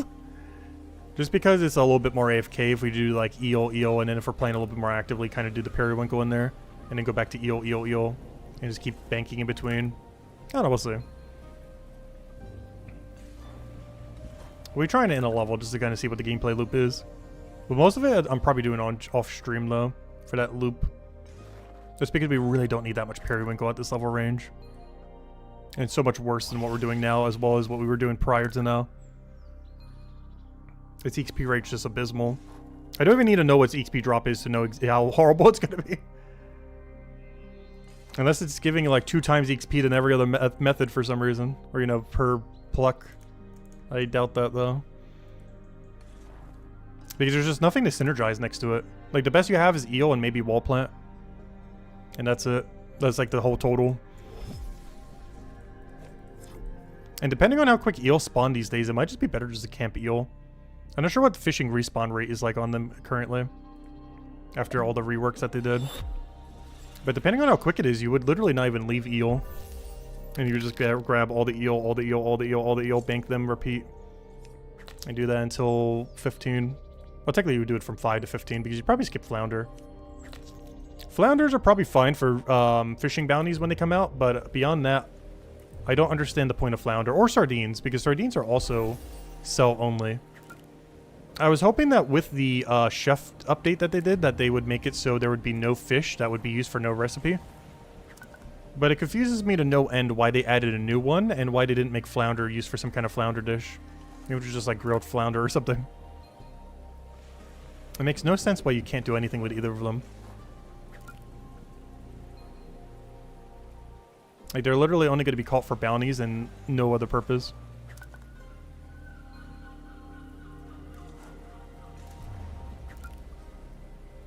And I guess for the first time bonus. Just for completion's sake.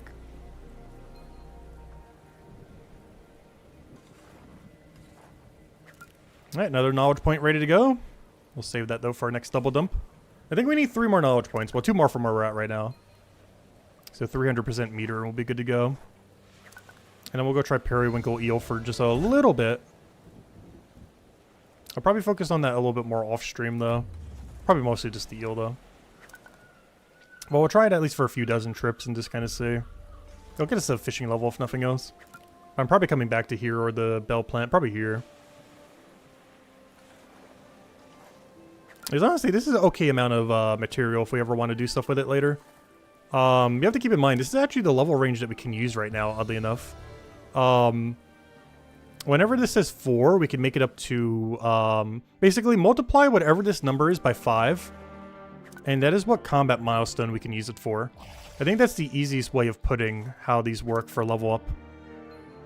So these go all the way up to 20. I am currently combat level 19. Meaning these useless tier 4 stuff go all the way to 20, which is above my level right now. And these other ones go to that other level range, all the way from 20 to 25. So the stuff we're getting right now, while from a bone right EXP perspective is really bad, but from a let's go make a gear upgrade perspective at our exact level range, it is actually the exact material we need, oddly enough. Go figure. But it's actually exactly at our level range. So if that's ever relevant, then, yeah, we could do it that way. Are we going to bother? I'm not sure, but... Those 4s are technically our level range, and those 5s are the level range we'll have in, like, you know, a couple weeks from now. So they might be horrible for EXP, but if we need a gear upgrade, or if we want to go for one, like the shield that the game refuses to give me a better one of, that shark draw right there is what we use for it. As well as the tier below that we grabbed some earlier of.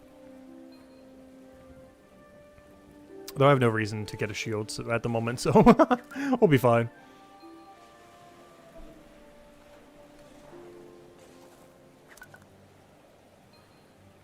Oh yeah, how many levels did we get today?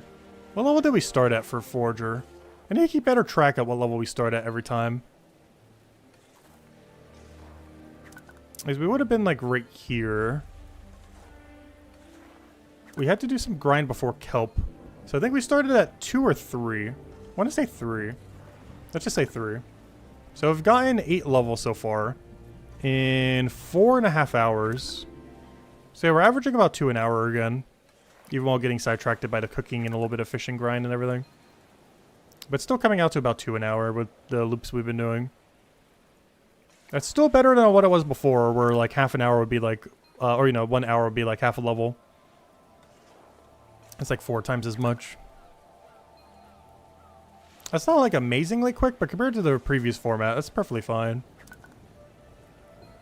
Which means if we were to break down levels to go and max at this point, let's say we're at like 510 for a more even number, that's 200, or not 200, it's, gosh, I can't math while clicking things. Yeah, it'd be 240, which would be 120 hours. So over the next 3 weeks, or however long we want to go and finish it for, unless the curve starts curving like crazy, it should be about 120 hours, give or take a little bit. Plus I haven't even been putting any passives to it that could help it as well. As that would save us a couple hours here and there. But yeah, it's around 120 hours if we did the math right there. Unless the curve starts really curving near the end. Or at any point. But otherwise, it's about 120 hours from max from where we are right now. Which isn't that bad at all. Compared to before. Not sure what the number was before, but I can assure you it was at least double that.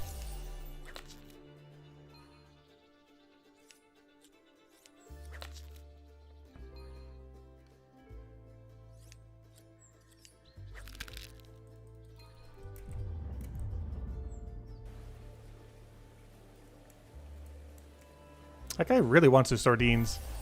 He's actually catching all 3 sardines in one room, then catching all 3 sardines in the other room. And then probably dropping them to the ground because he can't do anything with them. Or at least he can't bank them, so... He's definitely not running to the shop to go sell them, that's for sure. I don't know, I wonder if they're okay XP rate at that level range.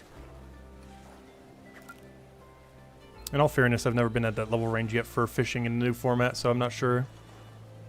I'm pretty doubtful that camping 6 sardines is worth it, though. At best, maybe grabbing these bones while grabbing the sardines would be worth.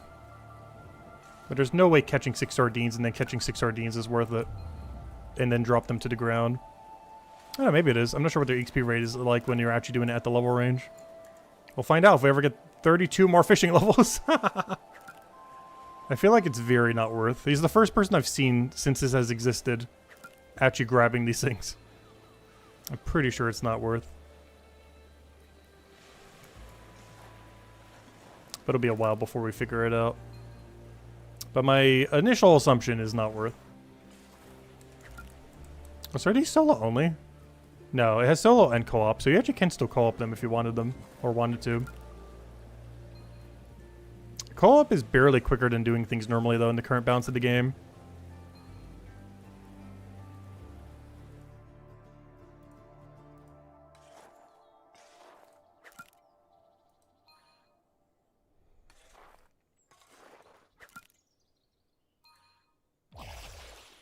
I know, my XP pot, come back! I will throw this double knowledge in 2 more laps, and then after that, I think we still need 1 more knowledge loop.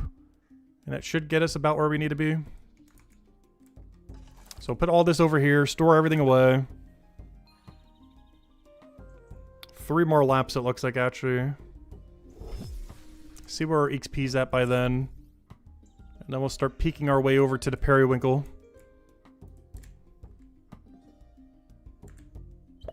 Oh, I meant to move 1 more tile forward. There we go.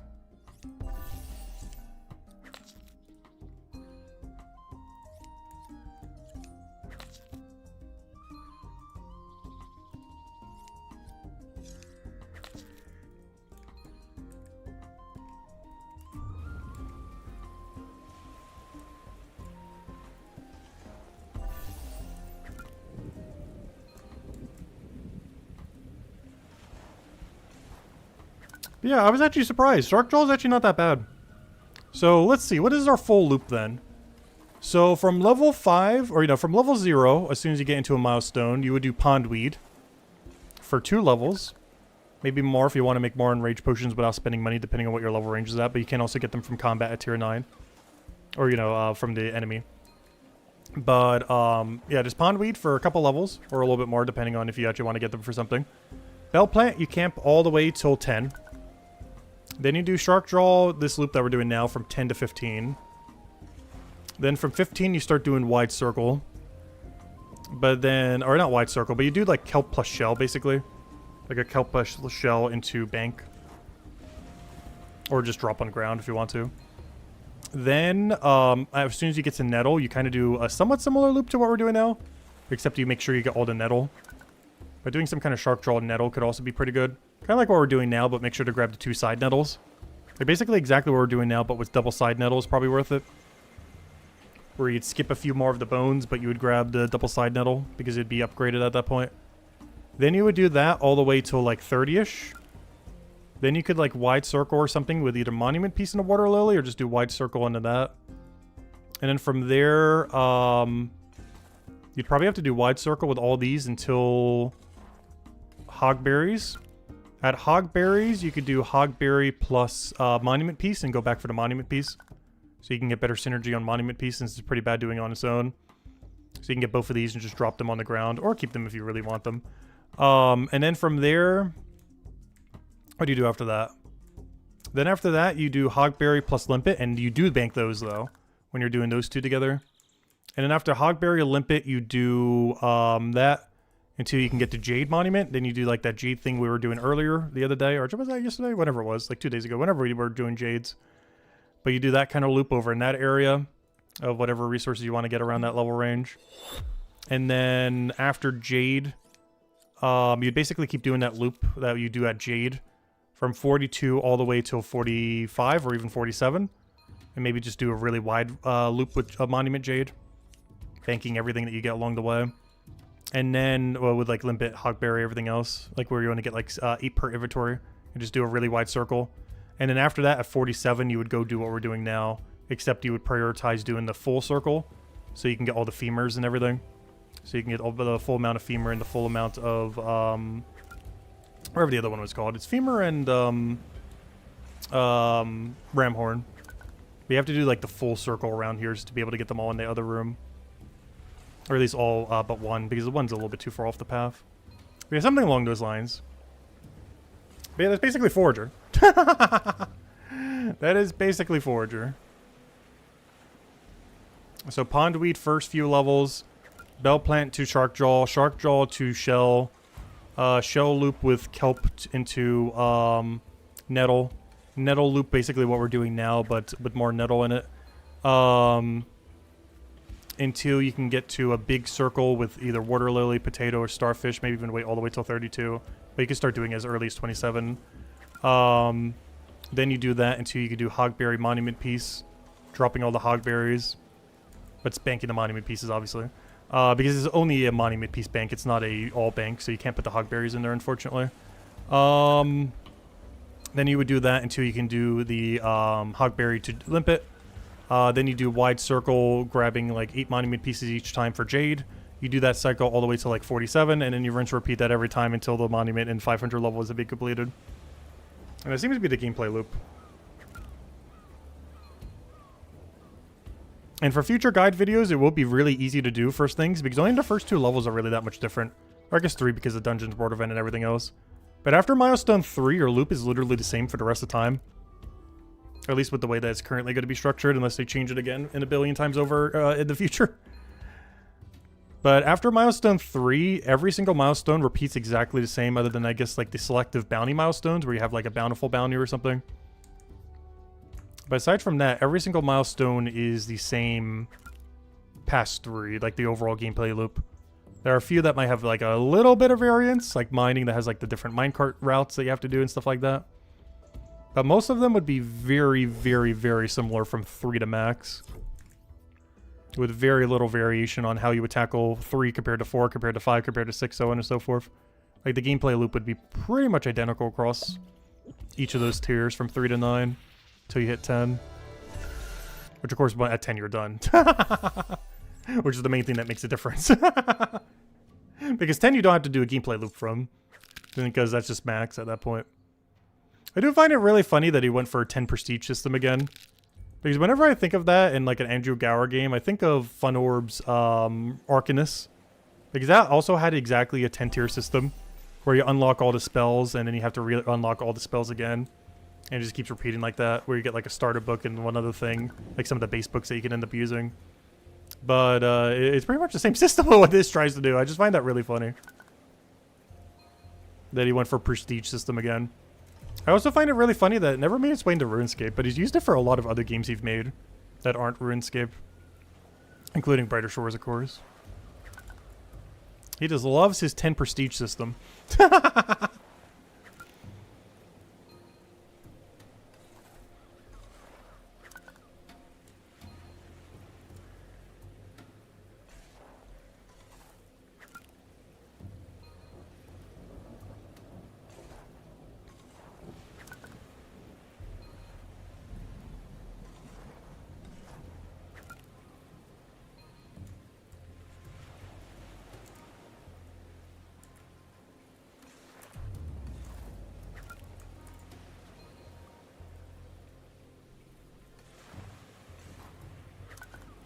But it's a nice way to divide things. I actually don't mind it. I think this is the first MMO I've ever played that has had a system like this. Because every other game that has had a system like this, either his or otherwise, has specifically not been an MMO. It's definitely an interesting genre to try to put it into. But, I don't know, I feel like it works. It's a nice way to kind of divide things up. It makes it really clear how progressed you are as well. As its 10-number system is really clear to understand in that sense. Like if you know someone's tier 3 compared to like, you know, tier 7 or tier 8. It's a lot easier to understand in that regard. I do wish they had a way to display these in numbers though. Because I still feel like calling these by their actual real number a lot of times. Oh no! I wasted the other 11% because I didn't take it for the other knowledge point there. I thought I'd have the knowledge points in time, but then forgot I even was boosted with the really big one. Oh well, we'll use it on the next double. If anything, I was going to need another set anyway, so it kind of works out. Save for later. Okay, next double, we should be able to move on to our next activity, though I'm probably not staying there that long. But we could do Eel Periwinkle next. This is the next thing on our list of things we need to get around to. It'll be the final new unlock we can get this stream. And then once we get back to 15, we have officially full circled a full prestige in the last 3 days. Then we just got to do that 4.5 more times and we'll have a max monument.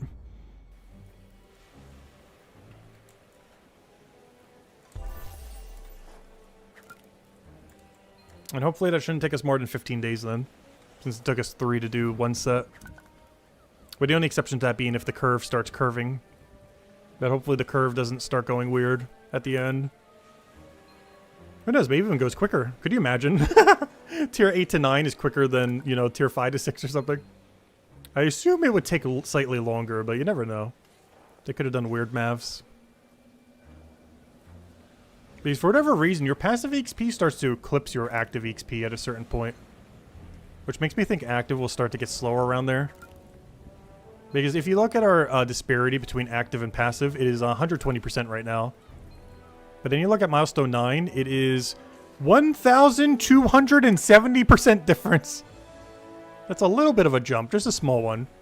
You know, like a difference of 120,000 compared to adding a 0 at the end of that number. It is actually even more than 10 times difference. That's crazy.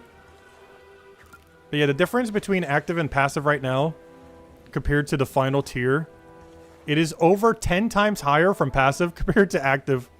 Like the ratio of difference between the two. That's kind of crazy. Yeah, this is 120,000.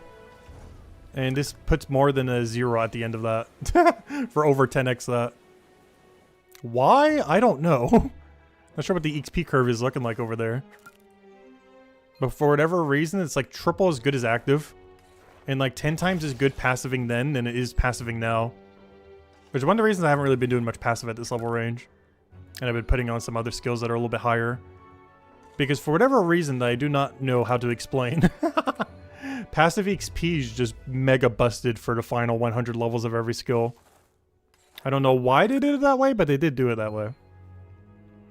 Where the final 2 milestones are absurdly good to do passive on. For some reason. Either because of how the XP curve is, or it just felt like it. But milestone 8 and 9 are just super broken to do passive on. Like even the 8s that we have right here. Look at this. It's over double difference between the two. It is a 760% difference on passive. Compared to, you know, like milestone 4 or something where it's like 70% difference. Or, you know, 70% extra into the other one. Compared to literally more than double the number. It's weird. But I don't know, maybe the XP curve will make more sense once we're actually like power leveling something around that level range. But regardless, what this tells me is we should be passiving everything that's milestone 8 or 9. And activating everything that's below 8 or 9. Though combat's a little bit weirder though. Combat uses a different formula. But every other skill, milestone 8 and 9, you should be basically passiving like crazy. Based on what I can currently understand by that page. So our main passive should be like mining, bone right, trying to get stonemason so we can start doing stonemason again. Like those are like the main ones I should be doing. Maybe try to pump up smithing at some point by actively mining and then getting it up there. And the only reason I was doing smithing the other day is I still have some banked, so I want to use that banked XP while I still have it. Because we still get double XP for this level range. Which is still good. Like, it's still a really high amount of passive. It's just not as much as this disparity. It goes up by... Wow! Look at that from one level. Like, this one goes up by 100,000. Like, you know, active XP. But passive XP is going up by more than 400,000. Why, though? It's like 430,000 increase. For one milestone difference. Despite active just going up by the normal 100% that it normally does. It's really weird. There's probably some reasoning behind it. All I know is milestone 8 and 9, you get a passive like crazy. But that means everything that's not 8 or 9, you need to start activating until it's 8 or 9. But combat being the only one that uses different formulas, so don't try doing it for combat there. But for everything else, milestone 8 and 9, you should pretty much just passive all the way unless there's like actual stuff you need from the skill within that level range.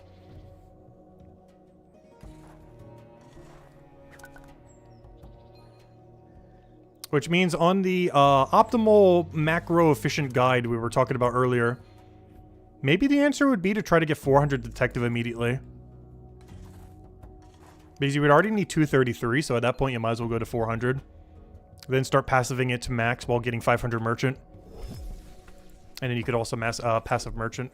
What would the skill you would passive after that be then? Because you would need another one. I would almost say bone right just because it makes money. But then you're wasting a lot of bones that you would otherwise get from Forager. Like we end up doing. But Bone Ray is currently the freest production skill to max. Unless they changed it a bunch with the recent update. I don't believe they did though. But it is the cheapest production skill to level passively. Like you actually profit from it. Unlike every other production skill where you burn money. Unless the numbers have been tweaked a bit, which I don't believe they have. It is the only production skill that profits on its way to max. If passiving it the whole time. And the one that loses you the most, I believe, is still smithing. Either smithing or stonemason. They both lose you the most, whereas bone right profits the most.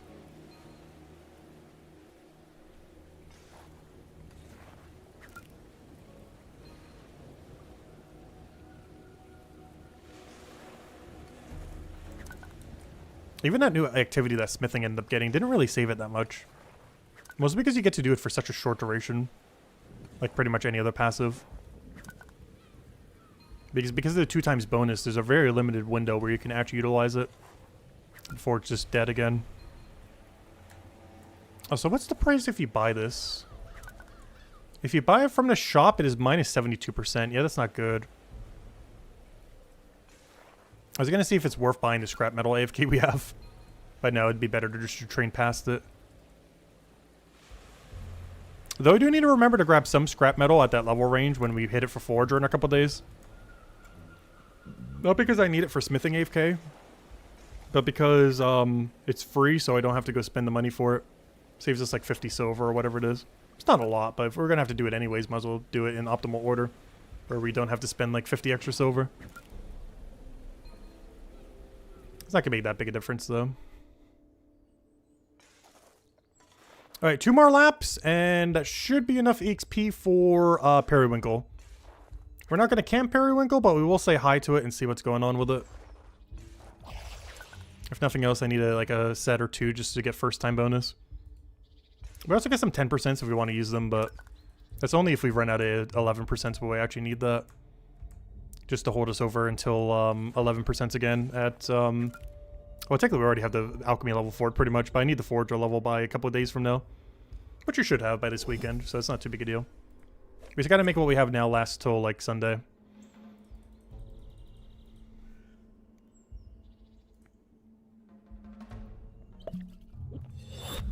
It should be pretty doable if I stop chucking them. I gotta use them for every other point rather than using them, like, every single point we get. Like we have occasionally. As long as we use them for every other point, this will last us way more than enough until we can make 11% again. In a new system. Or in a new system now that's been reworked twice.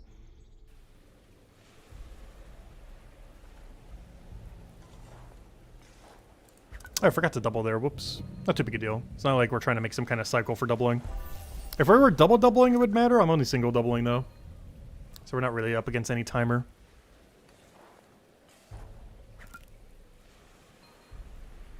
Only timer we have is the XP timer. Though missing that on like a node isn't really that big a deal. Though 8% does add up. As well as any percent. Alright, so this cycle, next cycle, we'll use the big potion, and that should, because we're going to get 300 something thousand from that, combined with what we're going to get for the 2 laps, that should be periwinkle. And then we'll go try to do some periwinkle fishing. Off stream, I'll definitely finish that off to be able to go get the rest of the fishing. But for now, our main goal is level 15 for Forager then. As soon as we get this double knowledge, we should only just need to get 3 more. Which at current rate should only take about an hour and a half then. Roughly. Not counting whatever time we mess around with periwinkles for. Because that's going to be really inefficient. We'll still try them just to humor it. Who knows? Maybe it's really good. Like, I didn't think this would be that good compared to Bell Plant, but it actually is. It is definitely worth stopping once you get to this. So you only have to do Bell Plant for 8 levels instead of like the 15 or whatever we calculated earlier. This actually is pretty good. Mostly because most of these bones were upgraded near the end of the previous cycle, combined with the bone that we just upgraded now. It's the only reason why this is actually half decent. Is even though they're not in this current milestone, they got upgraded all the way at the end of the previous milestone. So they're still really, really high leveled. Even though we're not getting the extra bonus from current milestone that we're at.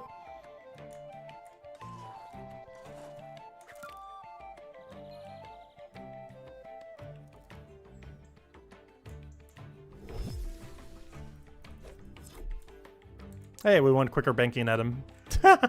We beat him by like 2 ticks for banking everything.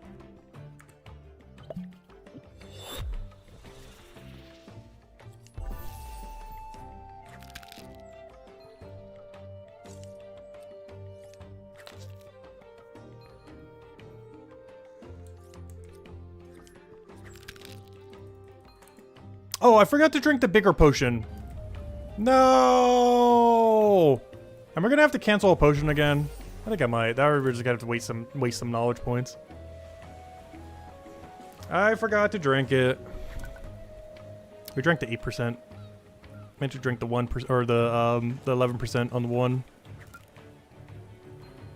I might just waste a few percent. It's not that big a deal. We shouldn't overshoot it by more than like 2 or 3%. Oh, especially if I misclick. Though that's not actually affecting it at all. Right, grab that, grab that, grab that, grab that. And it should definitely get us to a level. I don't see any reason why it wouldn't.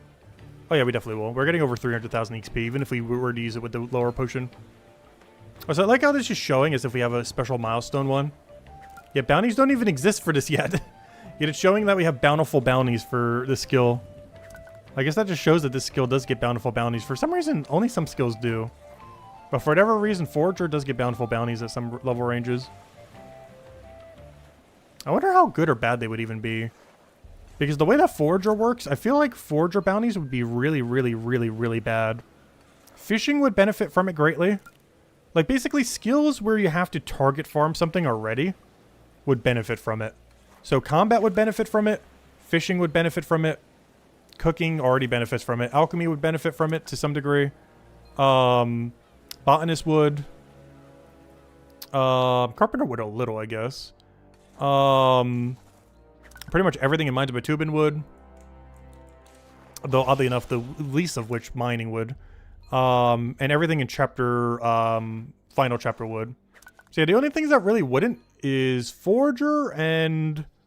Actually, is it just Forager? I basically named everything that isn't Forager. Yeah, Forager's like the only skill, now that I think about it, that would not benefit from bounties at all in any way, shape, or form, pretty much. And the main oh, good thing I didn't do it there. Wow, we had 1% short. But the main reason why Botanist, or Forager doesn't really benefit from it is it always farms really, really, really wide pathing. Which to some degree, I guess, would make it good. But it makes it so you would get around to whatever your bounty is a lot slower. Because Forager is a skill that you're almost never camping one resource. Aside from the 2 in town that you're basically forced to camp one resource that we're about to go to soon. But aside from those, like if you're ever doing foraging, you're grabbing like 3, 4, 5, 6, 7 different resources at once. Like you're not really targeted farming like the way that a bounty would. Especially if it requires you to get like a high amount of whatever that bounty objective is. We don't know if it's going to be scaled like cooking or some other scaling. There we go, Periwinkle unlocked. Okay, so let's finish this cycle. Then we'll go teleport over to Periwinkle. Maybe go do a little bit of chef, just one inventory. See if we have any bounties on the board. Speaking of bounties. And then we'll go try Periwinkle just to humor it, see how bad it is, and then to get all the first time bonus we need from it. And then we'll transition over to back here, I guess, to finish out the grind. And then off stream, I probably would do a little bit of Periwinkle into fish, or just fishing there. And just grab the eels instead of the flounder, because the eels are free cooking HP. And flounder just go to the ground, so I'd rather have the eels. Even if we lose a little bit of fishing XP for it. Just so we can offset cooking later down the line. Because ever since they added the bank in the middle, it's quite a bit better to bank them. Because you only go from here to here instead of from here to there. That bank helps a lot to actually make eels worth banking. And you can synergize it with wall plant and periwinkle if you want to. Though I would say periwinkle is probably better to do than wall plant. Unless you're only taking 3 wall plant. But I don't know, maybe I'll grab it when I do it later, we'll see. Otherwise I'm just camping eel till we get 15. Which is just 2 levels, because we'll get one of them this stream. That's how long we'll do periwinkle. I'll do periwinkle long enough to get 1 fishing level. AK, like 2 laps. That's how long we'll do periwinkle today. But yeah, we'll get some eels along the way, I guess. But off stream, I gotta camp them for another 2, so we have that for wide circle for tomorrow. Just so we can get really good XP from the bass, that we will take every wide circle that we do. For when we do shell plus kelp, as well as just really big circle. But those would be the 2 gameplay loops we'd use it for. We use it from shell to 20. Because we grab shell kelp, which would also grab 1 bass every single time. But we'd also use it again once we start getting the big circle. Which we could start doing as early as 27, but realistically we don't get the full effect till 32. So when we want to transition really depends when we want these resources or not. I'd probably wait till at least 30. I'm not doing it for just potato this time. It didn't seem worth. But for water lily and potato, yes. And for water lily, potato, and starfish, definitely yes. Anyways, let me go teleport over there, see what's going on. I'm not sure why I walked all the way over here. Back to Hopeport. Let's go get our bounties. Go get 1 inventory of egg. Figure out what we got going on here. Go do like a set or 2 of periwinkle. Maybe make 1 set of 10% XP pots, I guess. Just so we can get the one-time bonus for both. Because I don't believe I did the bonus. This is a new potion. So we'll go get that done. Alright, so, trade, not you. Trade this guy. Give me a whole set of eggs, I guess. Egg me up. Alright, let's go check the message board. See how many non-eggs are there. And just finish out whatever bounties we can real quick. Oh, we actually have another egg bounty I need to go do. Maybe we'll go deliver that if we get another one. No, this is all bad. I'll do this whole set of eggs, and then I'll do, I guess 1 set of these and just bank them. And maybe just double check the board, see if we can get lucky. But yeah, we didn't get anything good. I'll just do 1 set of these, double check the board, see if it changes to a task we can do later. But yeah, this is going to be a very small cooking run. Also, we missed the timer that happened like 10 minutes ago. So we don't even get the refresh, double refresh.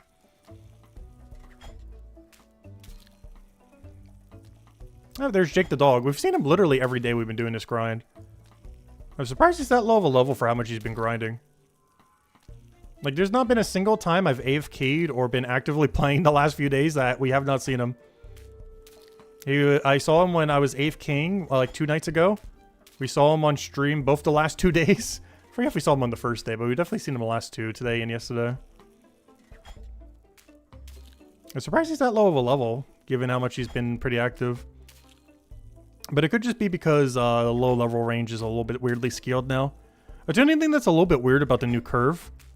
With the new curve, I am pretty sure it is slower in the current state of the game to get to level 50 and to get to level 100 than it was before. Possibly even up to 200. It might actually be slower than it was before. Which is kind of crazy. Given that's where the new players are. I haven't gotten to fully experience it yet, but from the little bit I've done on my old accounts, there's a non-zero chance getting to 200 is slower now than it was before. But everything after 200 is quicker now than, way quicker now than it was before. But that means early game is actually slower. which is kind of crazy. I'm not sure if that's actually the case. I haven't gotten to experience enough, nor did I experience it all the way from 0. It was kind of like in the in-between. But there is a non-zero chance it is the case. I just haven't gotten to experience it from there. I didn't bother doing that in the beta as it would take way too long. I wasn't going to grind to like level 50 in the new format in the beta. From 0. Because that still takes forever. Even in the previous system of the game, that still takes forever. 0 to 20, not so much, but you know, like 20 to 50 in the previous system, that still took a good chunk of time.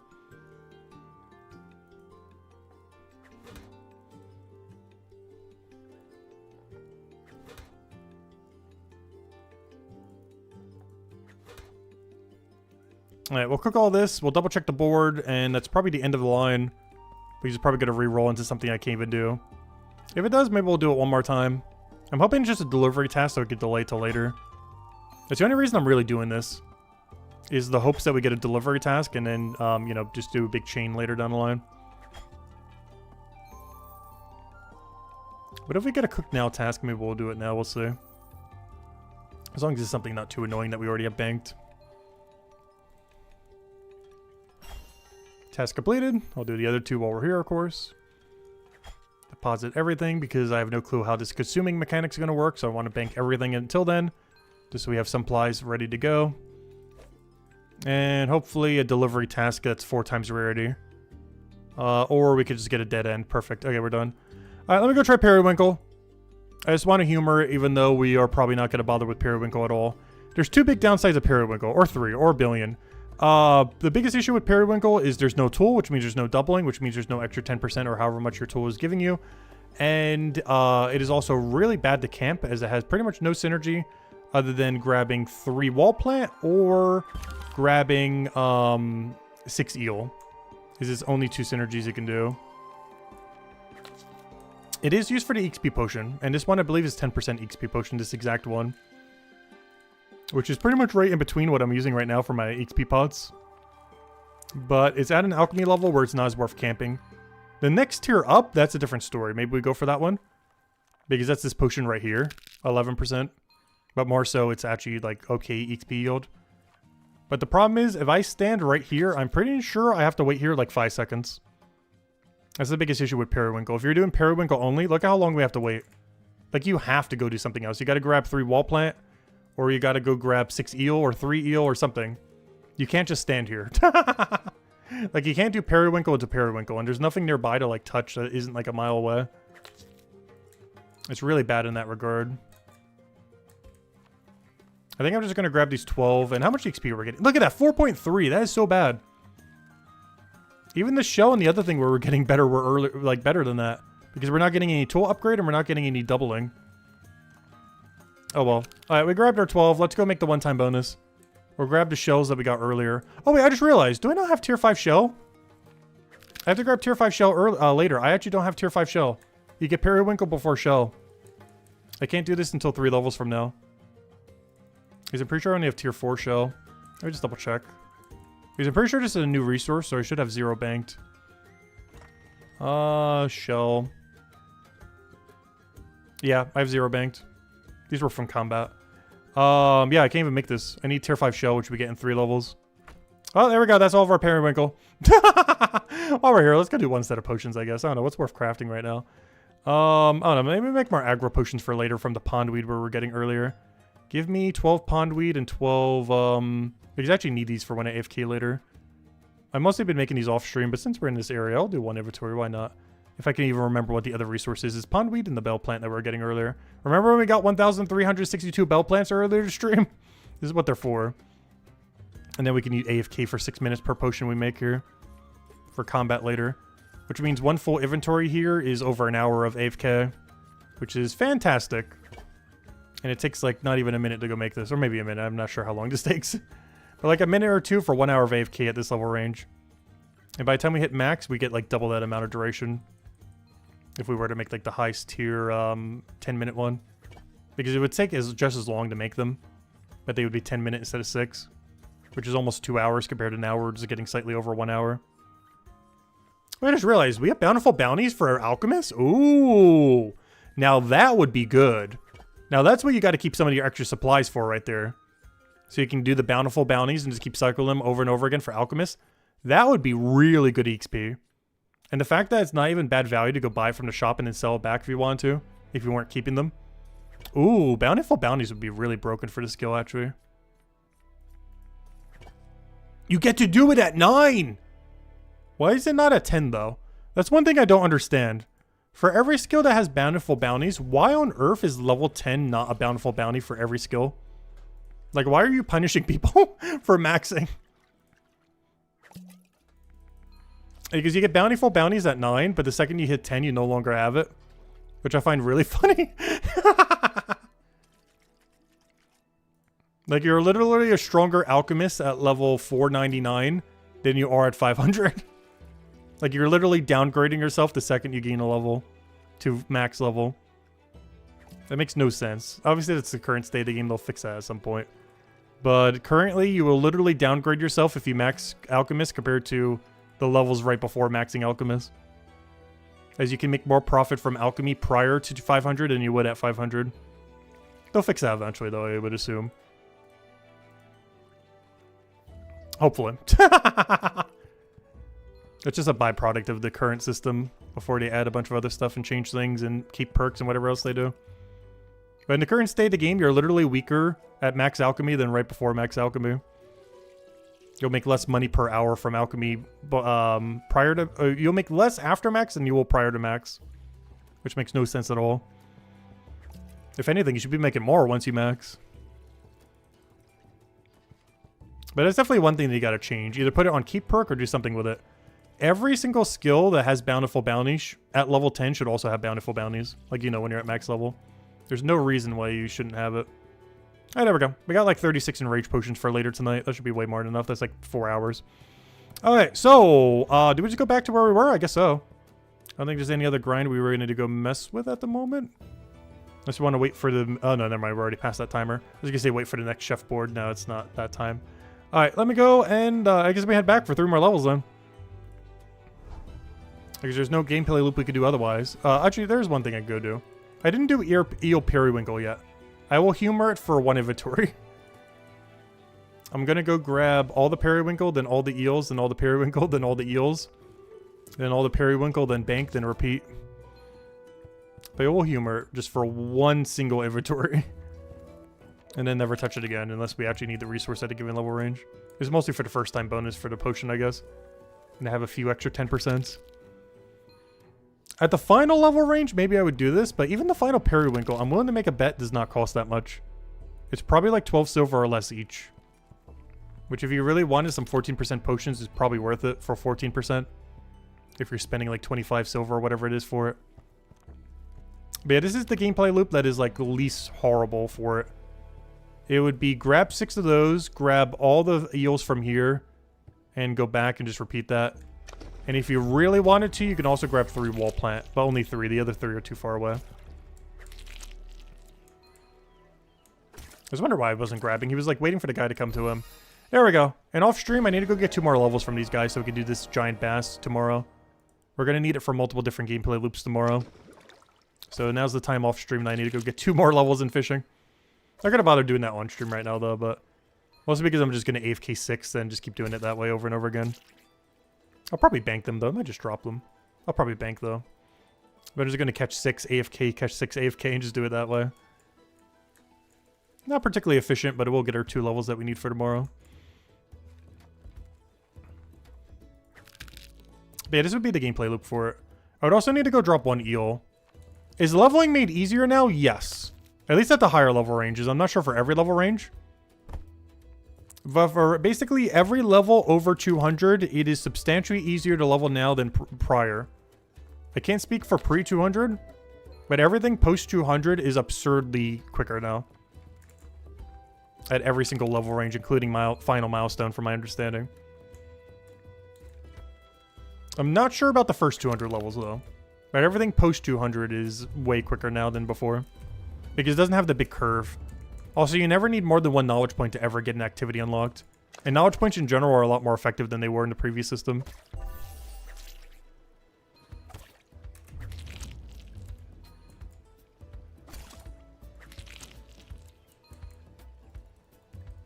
All right, we grabbed the 2 over here, and that should be everything we need.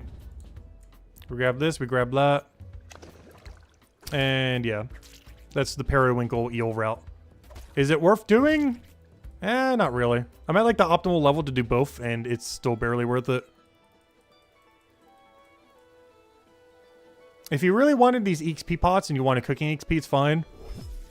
I personally am just going to do eel only and bank them and just buy the periwinkles though. I don't see any reason to really do it that way. Anyways, back to the good method. Back we go. But yeah, we humored it, but it's not worth.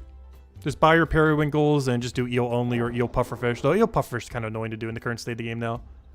Or just wait for the bounties for both. And if a bounty tells you to go with the periwinkle, then do it. But otherwise, seems pretty bad. The biggest thing holding it back, other than like everything else holding it back, is it just doesn't have a tool associated to it. To put into perspective, every single thing I am touching here has a tool. This has shears that you can do, which is why we can double it. These bones over here has the trowel. Every shark thing we get over there uses trowel. Every femur we get over there uses trowel. Like, every single thing here is boosted by your tool upgrade. Both for using the double effect as well as any XPs you would have put onto it, which I currently have 10% on both. Compared to Periwinkle, that has no tool and 0% bonus. It's just so bad compared to these, especially if you have a tool that's upgraded. It's not a page I've shown too often here, but this is what our tools are at. We're at the tier 4, which we need to be able to do any of this, and we have 10%, which gives us 10% bonus. And a 99-second cooldown. Oh, nice. It actually tells you to cooldown. I didn't realize that. But yeah, we have a 99-second cooldown for all of our tools. I thought it was 98 earlier, but I guess it's because it ticks down immediately. But we have a 99-second cooldown for all of our tools with a 10% bonus. And the 10% bonus could be made higher. It just starts to get pretty pricey beyond that point. So I've just gotten them all to 10% instead. It's more than nothing. I think they cap out at like 20%, but it costs like an arm and a leg, like almost 1 platinum to get them to 20%. Basically, the levels you'd want to do is either 10, 25, 50, or 100. 10 is because you're doing it on an account that's just really poor and you just need more than nothing. 25 is like optimal. It's like the best ratio of XP relative to cost. 50 is if you really want to invest into a weapon and you just really want to get a skill done quicker that you just don't like or just want more XP for it or to progress through quicker. You can do it to 50. And 100 you would only do if you ended up getting 500 Leatherworker and then proceeded to keep doing Leatherworker in the previous state of the game. Otherwise, no one is affording that. It's like almost 1 platinum per tool. Just for like a few % extra XP. On a skill that's eventually going to max out on XP anyways. I'm not sure if there's anyone in the live game that actually has a level 100 tool. It is absurdly not worth. Even 50 is like barely worth. I think you need a moneymaker that's like over 7 or 8 gold an hour for the level 50 upgrade to be worth it.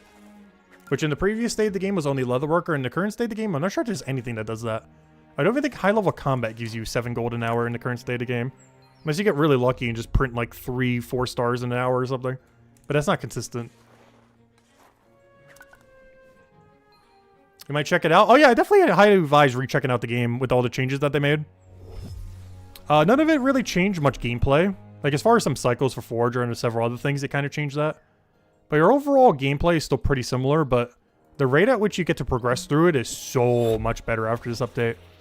And it's setting the foundation for a lot of other things that they can add in the future, like bounties for every skill, dungeons for every skill, world events for every skill, and other future things. As well as just making the overall XP curve a lot smoother throughout the game, rather than it spiking at 200. But personally, I've been enjoying it a lot. And it makes the total grind to max way shorter. Like way shorter. Like we're talking like it probably been cut in half, like how much time it takes. It is that much quicker to get to max now. The only big issue with it is some ingredients didn't really transfer over that well. Like one of the grapes I was using for my previous thing got downgraded, so I couldn't even use it for my potion, so I had to sell like 20,000 grapes. And a few other things like that. So if you've been banking a lot of XP, that XP might not be the same as it was before the update. That's the only really big downside of it. Is they kind of switched around and added a bunch of new resources in between everything. So some things are worth a lot less value to consume now compared to they were before. The bonus update did that slightly too, but this one did even more so than the other update. Because they added so many extra things in between to make sure they could actually make the milestone levels work. So there's always a new activity to move to. Like, just your stream alone, if I was doing this post 200 in the previous state of the game, I would still be at the same activity we started at. This whole stream would just be me doing one single gameplay loop. But we have, since this stream started, cycled through 1, 2, 3, 4, 5, and ending on 6 different resources. Whereas in the previous state of the game, if we would have done this for the same amount of time, we'd be lucky if we moved up 1. If we even moved up 1.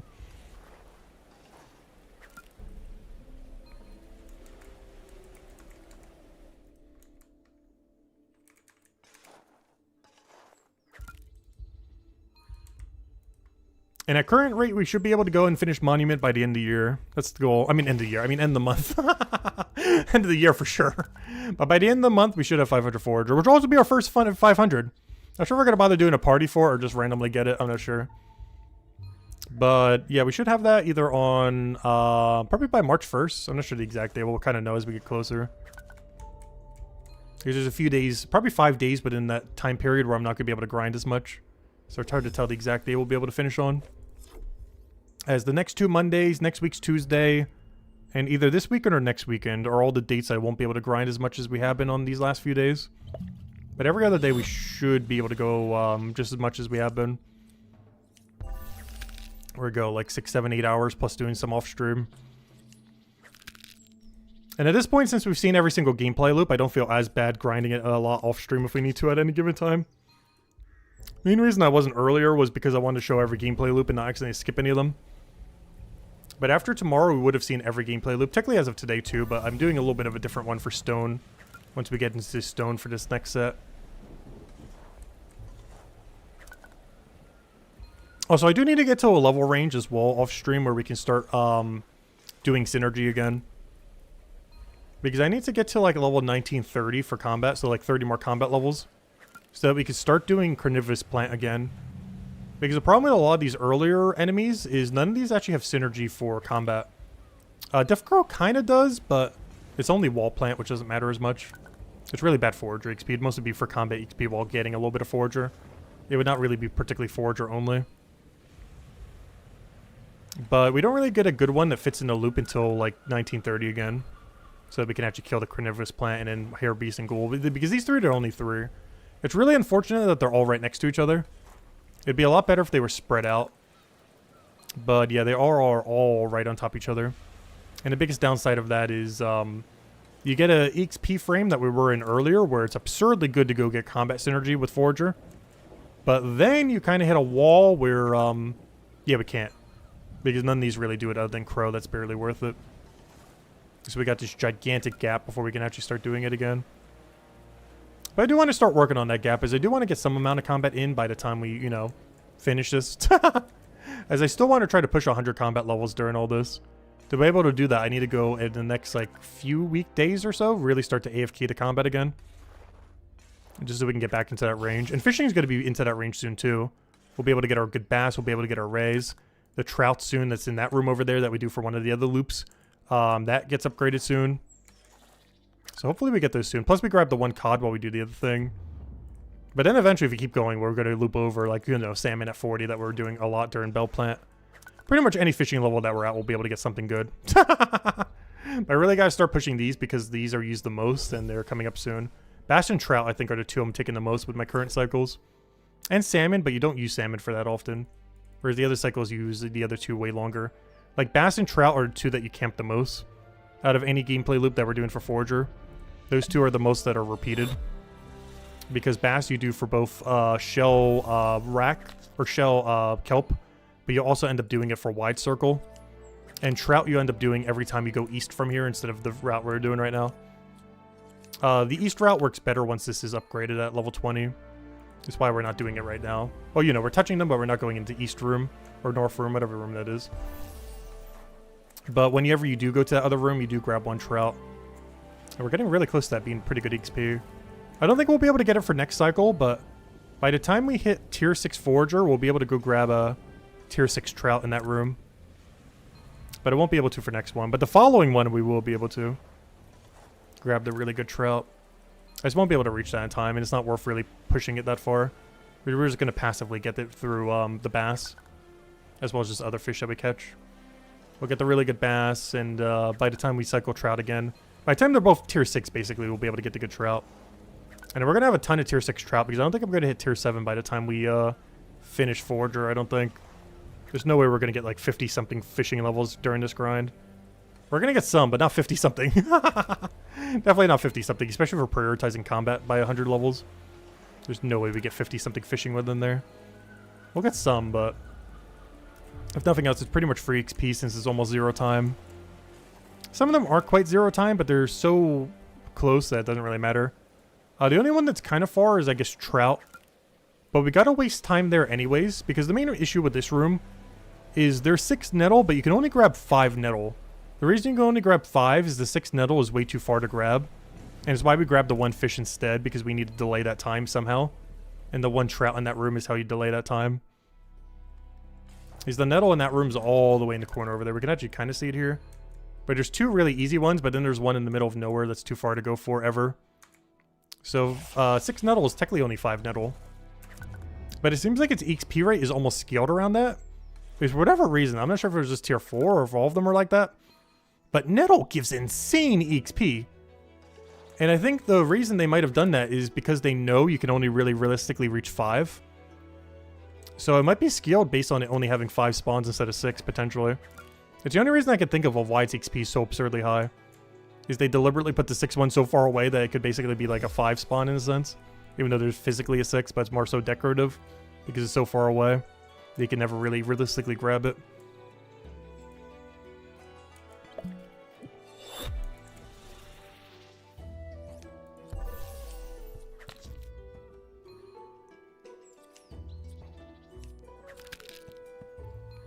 Alright, 2 more laps, then we can use the big potion. That should hopefully get us a level. And then we're still going to need 2 more, and then we can go at least show the shell thing that we'll be doing for tomorrow. Just with the unupgraded bass. It was technically what we're doing pretty much at the beginning of all this grind. So we finally become full circle. But it'll be the first activity we'll do where we officially gone full circle. It's one of the reasons I want to try to grind to it today. Just to fully complete the circle of 1 full tier. Get back to the first activity we pretty much did prior to do this whole thing. And then we truly would have 1 milestone ourselves throughout the last 3 days. Then we just got to do it 4.5 more times till we're max. And that means the next 2 days, we should be able to go get a monument piece completed. Which means we'll hit, there's 20 tiers you have to do, we've done 10. Within 2 days, we should be at 12. So we'll only need 8 more after that. So we're getting close. Because tomorrow we'll definitely be able to finish stone. And then that'll probably be the final goal actually for tomorrow's stream is to finish stone monument. Then our goal for the following stream would be obviously to complete jade tier. And then we're in like the in-between area again, where we're just kind of grinding until we can start doing it again. Which is probably going to be the gameplay cycle if we have like a full day of time each time. Where we go for stone, we go for jade, we go for 1 day where we get extra XP. And then it just repeats. Where we go EXP day, then stone, then jade, then EXP day, then stone, then jade, and you know, keep going like that. But the main exceptions being if we don't have as much time on a given day. But assuming we have time to play on any given day, that would pretty much be the gameplay loop. Where we alternate between XP, stone, and jade days until it's maxed. And that seems like a realistic way to do it. We could technically try to push for like a double or something, but it seems like the most sane way to try to do it. It's just cycle between those 3. And with how many more tiers we have to do, that means 15 days is all that should take. So we should be able to get it by the end of the month. Though we'll take a little bit longer than that because I don't have time every single day to do it like that. I'll still be grinding some days like that, but not as much. So we'll take closer to like a little over 15 days then. The goal is by the end of the month, either by March 1st or somewhere around there. So we can finish it that weekend before whatever update it is. Oh wait, is that an update day? Let me go double check. Because they like doing it every other Monday. Is that an update day? Because I do kind of want to finish it by that Sunday if that is an update day so we could focus on whatever the update is. Rather than focusing on monument completion. Or we could technically combine the both. That'd be kind of funny to do on that day. Like if a new quest comes out, it's like, oh yeah, new quest. But also, hey, monument completed. Maybe we'd save it for that if it is. I don't know. The problem is we don't even know what it is. It could just be like fishing bounties or something. Oh, so I'm not even sure if it is that day. Let me double check. Because that Monday's nothing. Oh yeah, it's not even an update day. Yeah, so we'll finish it by that day before. It's only a leak day. Because next update day should be on the 23rd. What we're getting, probably fishing bounties. I don't think it's been announced yet though. I don't think they're pushing out 7-star Mines of Bitumen quest quite yet. But yeah, that's not even update day. So yeah, March 1st is probably when we'll finish by. Which is a Sunday on that, at the end of the month. Or, you know, after, into the next month. Instead of April 1st. No April Fool's Day for us this time, no. Speaking of which, Valentine's Day is in 2 days. I remember last year on Valentine's Day, we were actually mining, because it was around the time that the floor was getting done for the house. From all the hurricane damage and everything. It was like the last thing that ended up getting repaired from it. Because we didn't get like the claim on insurance for a little while after the fact. So there's a little bit of downtime where we couldn't really repair the stuff for at least like a couple years, if not longer. I think it was like almost 4 or 5 years before we got the money from it, from hurricane insurance and everything. But yeah, that was the last thing that ended up getting fixed, and that was actually around Valentine's Day last year. We also ended up finishing the 100 days in a row of streaming the game around that time. It was like right around when Valentine's was. Because we didn't do that when the game launched. We went for 100 days straight streaming the game every day for several hours. The only day that we did a little bit shorter being Mondays, because I'm normally busy on Mondays. But I'm not sure if we'll ever do that again. Obviously right now we're doing it for about 3-ish weeks, which is like what, 20-ish days, give or take a little bit, depending on how quick we get this done. Not sure if we would ever do 100 again though. It would have to be something insanely big. Like, let's say hypothetically dungeons are good. Maybe we would do it for that. I'm not sure I'd do 100 days of it though. And then I would say obviously bossing will do pretty heavily when it comes out, but I don't think there's any one boss any game could ever add that would do for 100 days straight. Like any one piece of content. That's the only problem, is because obviously with Brighter Shores, because it was a whole game, we could do it that long. But I feel like there's not a single piece of content this or any game could add. Like one single piece of content where we would do it for 100 days straight. It only works if it's like multiple systems at once or something. I don't know, who knows? Maybe dungeons are that fun. I'm definitely doing dungeons, obviously. I'm just probably not 100-day grinding it. That'd be insane. We're definitely grinding dungeons pretty heavily, regardless what they are. Not only are they probably really good XP at a lot of level ranges, but if they add uniques to it of any kind, obviously we got to get every single one of them. There's just a lot we don't know about it. I'm pretty sure dungeons are going to be a lot different than what people expect, though. I have a feeling they're going to really go down the dungeoning route.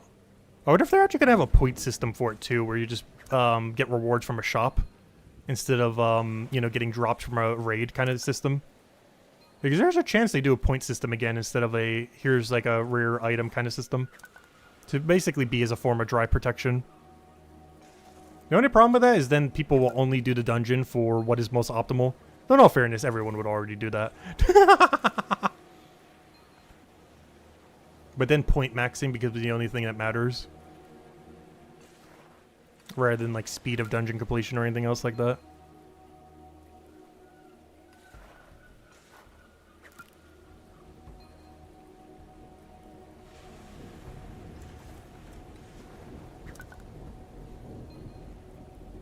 Alright, 2 and a little fraction of a level left. Based on current XP rate, that should take like an hour or so. Then I'll probably grab dinner. But after we reach it, I will go do the shell and actually do the gameplay loop of what we'll be doing next. And then off stream, I'll be grinding combat and getting the 2 fishing levels we need, because the next gameplay loop we're doing requires 15 fishing. Well, it doesn't require it, but it gives us way better XP rate if we do. As that's when we start getting the wide circles and everything, as well as kelp shell. Which of course is what we're getting at that level. It's shell. So we can do kelp shell. So yeah, we'll get there. We'll do one little circle with it. Just to re-show it again. And then off stream, I'll grind 2 fishing levels and some amount of combat. However much I have time to AFK with the AFK pots we were making earlier. As well as the ones I already made in the past. The only problem is the AFK thing I can do right now is kind of awkward. I am strong enough to AFK the ghouls for the previous level. which is 7 levels lower than me.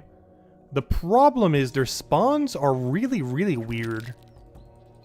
And the main room is normally too crowded, so I had to go to the side room. But the problem with the side room is they sometimes hide behind the walls, where aggro potion doesn't grab aggro off of them. Which is the only issue I've been having when doing it in that room.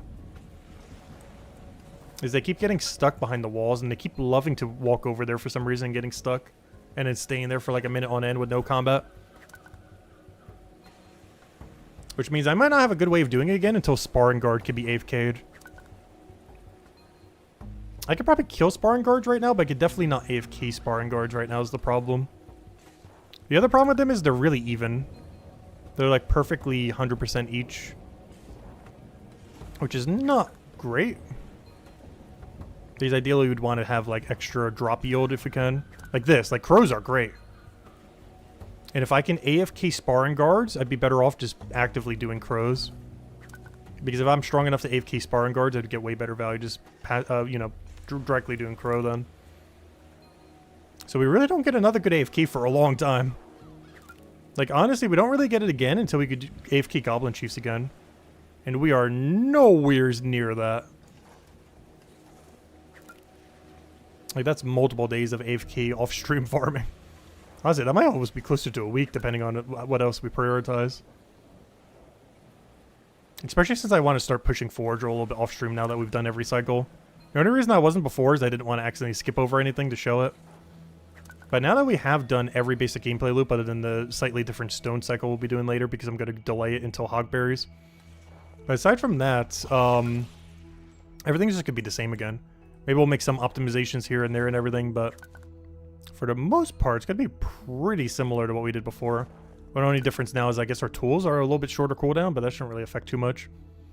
You have like a several second slower or quicker cooldown to be able to do the double mechanic. I don't think that really affects most of the routes though. Maybe the final upgrade would a little bit more, but one single upgrade like that's probably not going to change much. I don't know, find out when we do it. I don't think it's going to change anything though.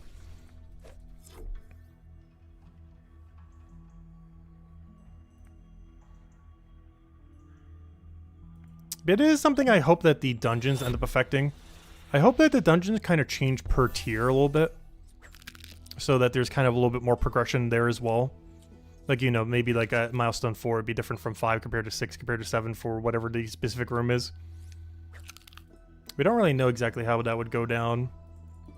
But I'm hoping that it is because the actual main core gameplay loop of most skills, like Forager for example, they don't change once you go through the tier once. Like, you're basically just repeating the same thing. Like, everything from tier 3 to tier max, or, you know, tier 10, is the exact same cycle, pretty much indefinitely. So I'm hoping dungeons, or whatever they do with world events or something, maybe has some kind of tiered system where it slightly changes as you go up. Otherwise, gameplay loop is going to be very samey when you have to go through that multiple times, which I don't mind that much. But it is going to repeat several times over once you get past like that initial hump. Like the first several levels is going to be different and different and different and different and different. But then once you start reaching like 4 to 5, 5 to 6, 6 to 7, so on and so forth, it's just the same every time. At least in the current state of the game. Could change though. It's something they might want to look into. Not needing to shuffle around the rewards or everything, but adding other things like world events could easily do that potentially. And dungeons could do that. But I'm hoping that they do end up implementing in a way where that can happen. It's not too big a deal if they don't. But there's definitely going to be a lot of complaints of people saying it's going to be too samey if they don't. Especially on skills that don't have an immediate impact as much of like the higher tier stuff. Like Forager is one I feel like does have that impact. Because you're getting higher tier potions, you're getting higher tier bones, you're getting just so many useful resources. But there's a lot of skills where you're not going to feel it for, like Botanist for example. Where you're not really feeling that much improvement of getting your level up. Because the things that you're creating from Botanists aren't really that useful or really that improving that much as you get it up. Whereas Forager it is, Mining it is. To some degree Woodcutting Carpenter, though it's a little bit of a longer process since you also have to process it into actual gear after. But it doesn't have as immediate of a, oh, we're doing this because we get this kind of aspect. And this other thing is, it keeps increasing each time.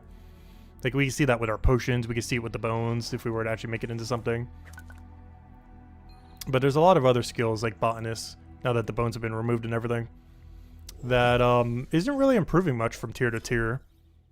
Whereas Forager gains some of the most biggest benefits from it. Where you have like active potions and everything else that you can immediately use. Not that that chapter doesn't have any potions. It's just the potions that you get from chapter 2 are way weaker than chapter 1. It's not even close. Like, it's like night and day how much weaker Botanist is. With the only exception being Luck Potion. Luck Potion is like the one and only thing chapter 2 has that is actually kind of crazy good. But you can just buy them for the shop. It's not that expensive. They're going to make your money back from all the extra rare drops anyways. There we go. 2 levels to go. Until we have full cycled. And then we'll do the other cycle like once or twice just to humor it. But that'll be the main cycle we start at tomorrow. Except with the upgraded bass. Not this, but the kelp shell. There it is, shell. We'll also be able to make our better EXP potion then, speaking of getting upgrades immediately. That makes 10% potions. Which normally would be an upgrade, but I did make some 11% in the previous system. Well, 10% that moved to 11. But normally that'd be an XP upgrade. It looks like a downgrade right now just because of the weird milestone changes with the other changes they made. But normally that would be an upgrade, not a downgrade. If nothing else, I do have a very limited supplies of 11% left, so getting to that 10% could be kind of nice. Though it would be even better is once we start getting back to 11% and better. Because right now it's kind of just a side grade, but in the future it'll always be an upgrade. Once we catch up with the milestone levels. Also, I hate these bones. Every single bone in the game has the worst hitbox ever. Because the hitbox is where the bone is, not where the tile is. And all bones are shaped differently and have weird, like, angles, depending on where your camera angle is. Or depending on your camera angle, you can make them, like, really, really small. I really hope they adjust these hitboxes at some point. I think the funniest one is, like, a bone like this, where there's, like, a dead area sometimes in between it. Depending on your camera angle, where you can, like, click in between. I guess they fix this a little bit. But you were able to, like, click right in between and completely miss the bone. They actually did seem like they improved this hitbox a little bit, though. They were trying to do that right now, and I'm actually not able to get it. But there was a point where you could literally, like, middle-click the bone. Same as these bone things.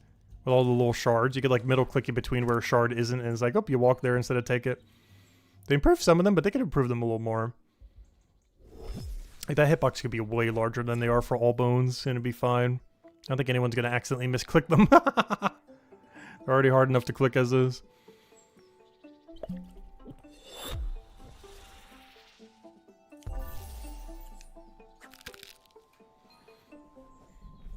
I do have to say, it does feel weird doing Brighter Shores again every single day like we were at launch. I kind of missed it, to be honest. Almost makes me want to grind the max level for every skill instead of just Forager. Not yet, though. Maybe after my few-month trip and a few other things.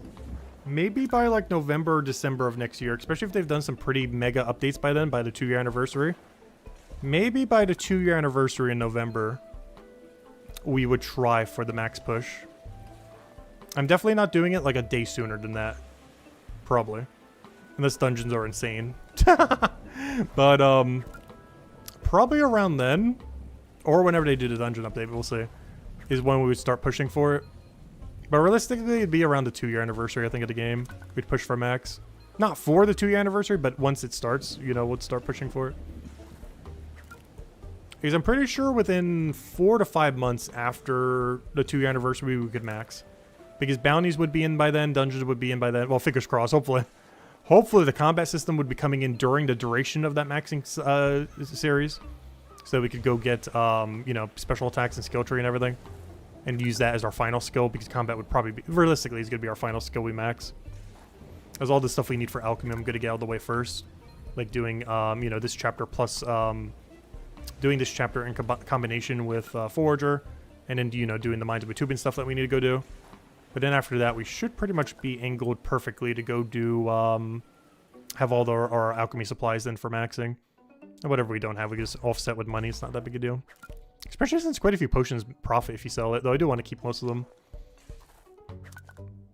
The only thing I'm concerned about, but updates are coming for them, is probably Botanist. Botanist, Chef, and Fisher. Though Fisher can mostly be ventured, in which case is mostly time gated. So, yeah, I would say Cooking and Botanist are the two I'm most worried about. But everything else shouldn't be that bad to max. And by then we would hopefully have, you know, dungeon and everything for those as well, and the tasks and everything else. But then again, Cooking already has bounty. I'm not sure what's going to fix Cooking. Cooking just feels so weird, the current XP curve now. Even with the new bounty task in combination with it. The only one that feels slower is Botanist. Oh no, we'll see once we get there.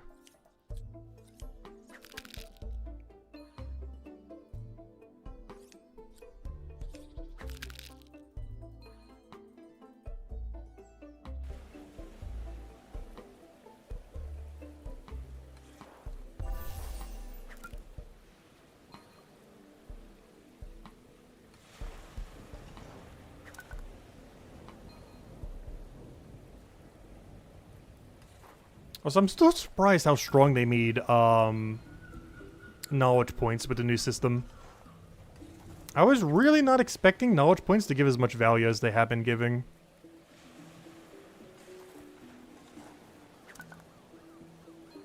At least like post 200, like the kind of value they have prior to pre 200. And the fact that you only need 1 knowledge point per passive now. And the fact that you can technically do multiple passives at once.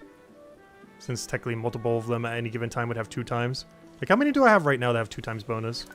Like, literally every single one here has 2 times bonus. Do I still have them on the previous ones as well? I do.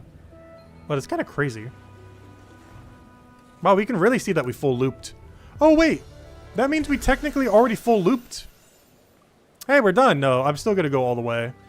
But wait, we started at, yeah, because we started below 415. Never mind, that makes sense.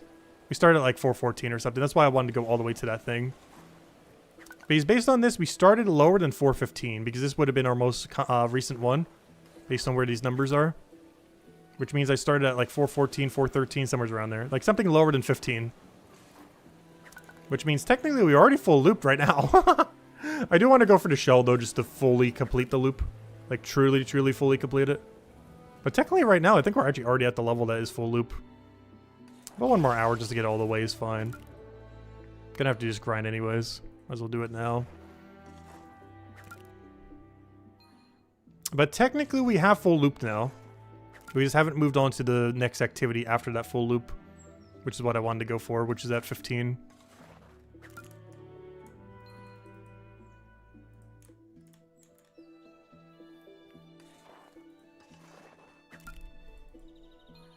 Which shouldn't take us more than an hour. I think. We'll find out. It shouldn't be, though. I don't see why it would. Especially since we're dumping all knowledge points onto it. If we weren't doing that, that'd be a different story. But we're just dumping all knowledge into it. Shouldn't be that bad. And we're using XP pots to speed it along.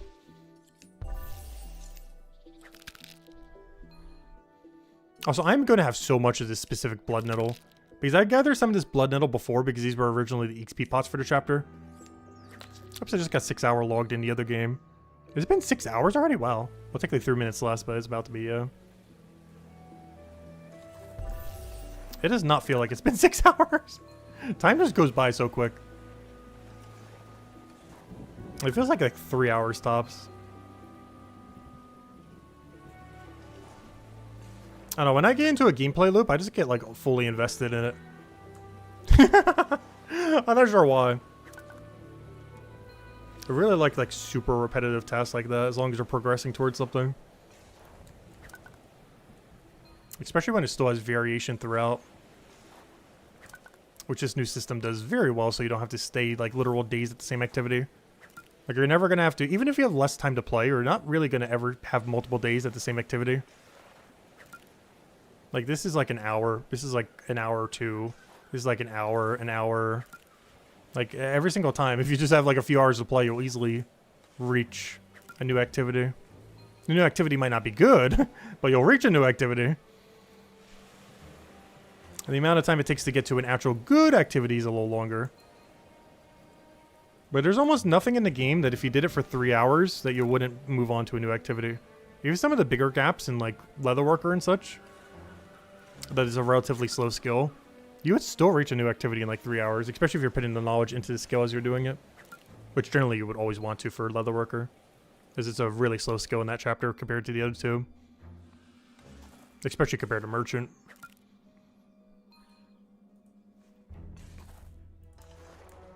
So I find it funny how this room is all sunny, yet the other one's all rainy. I wonder if we're ever going to get the storm off the shores so they become brighter shores. I feel like whatever they're going to do for it is not going to be a big enough impact of what it should be. Like, whatever we do to brighten the shores at some point in this game, I feel like the bar for that could never be satisfied. Given it's the namesake of the game. Like, whatever quest or big thing or whatever you have to do to make the brighter shores bright, or to make the shores brighter, can never be met. And whatever they do for it will seem disappointing. But they definitely got to do it at some point, because there's so many shores that you can't do stuff with. They have NPCs that definitely seem like they'll do something once your shores are brighter. Most notably Chapter 4 for Brick and Tile. But there's some instances of it in Chapter 1 as well. We also know that Chapter 5 is likely going to have a port. The reason for this, or was it Chapter 6? I can't remember which one it was. I think it was Chapter 6. Was it 6 or 7? One of the ones. Whatever one has the windmill on it. Because on the title screen of the chapter that has the windmill, I can't remember what chapter it is. I want to say 6 or 7.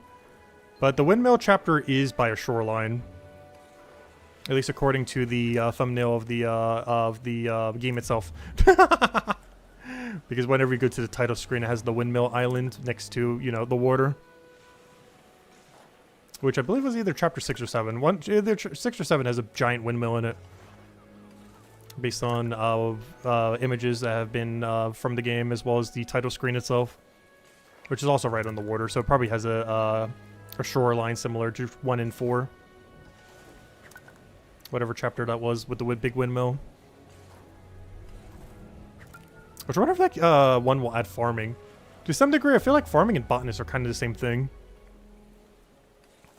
Which kind of bottlenecks them out of ever adding a farming skill. Because the way that chapter was set up, it definitely seems like you're going to have a skill in there where you might get a lot of produce. Because what else would you do with a windmill chapter? Like, it seems like it might feed into cooking in a very big way, potentially. Especially now that recipes actually do something. Because so far, every single chapter has had, like, its big gimmick as its thumbnail. Chapter 1 had its ports. You know, obviously because, you know, it's a fishing thing. As well as all the beaches and everything. Chapter 2 had the big dark crystal that was used in the storyline. Because it has, like, almost nothing else to really go off of. Chapter 3 had the mines, just, you know, kind of showing the whole thing. Obviously, it's the whole mining district. Chapter 4 had the trading tower. Obviously, that's trading to the game. But yeah, one of them just had, like, a big windmill. And it just showed, like, a hill. Not Stonewall Hill, different hill. Different chapter than Stonewall Hill. It was basically just a windmill on a hill. That definitely looked like it could be farmland. Which is an interesting initial thumbnail for a chapter. Given what all the other ones are. What is a windmill for? Making flour? This seems like a cooking synergy thing. It just seems like a weird thing to have in, like, whatever chapter that was, 6 or 7 or whatever it was. I don't remember the number. It was a while back when those things ended up leaking. They were public at this point, but they did end up leaking at some point somehow. I don't remember how. I think the thumbnail all the way up to, like, chapter 7 or 8. Like, the loading screen thumbnail. Of course, they are subject to change, though.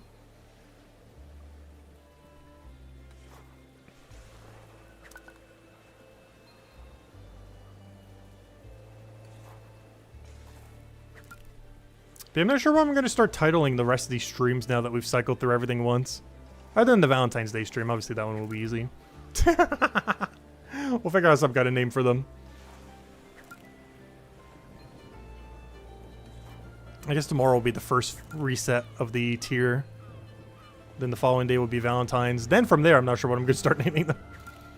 Unless we're doing a big milestone. Well, I guess the following day at that point would be us doing the next monument tier, so there we go.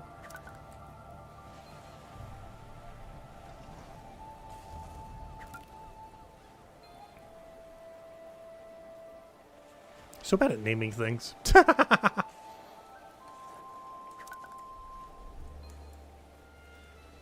Also, remember that goal we had around this time last year? I think we did a poll for it. And of all the things, it was like 250 all should be the next goal. We have actually still not done 250 all, by the way. Obviously, we've been working towards it. We even got Forager done the other day, like literally yesterday. But we're still missing 2 skills. Cooking, which is really close, and Botanist. And technically Combat, if you count level 1000, is 250 all, which I technically would count that. So we have 3 skills left. Combat for 250 all, because level Milestone 20 is technically 250 all in the previous system. Cooking, which is 4.5 levels, it's pretty free. And Botanist, which I'm going to be ignoring for a very long time until at least Dungeons at the bare minimum, or Bounty Tasks, whatever's happening first. But that's it. Those are the only 3 we still have left. 100 levels for Combat, 4.5 for Cooking, and 22.5 for Botanist. The Botanist is not happening anytime soon, though. There's just no reason to. The only thing I care about Botanist is I think Chestnuts for Cooking, but you can also get some of those from Combat. But more importantly, the Luck Potions.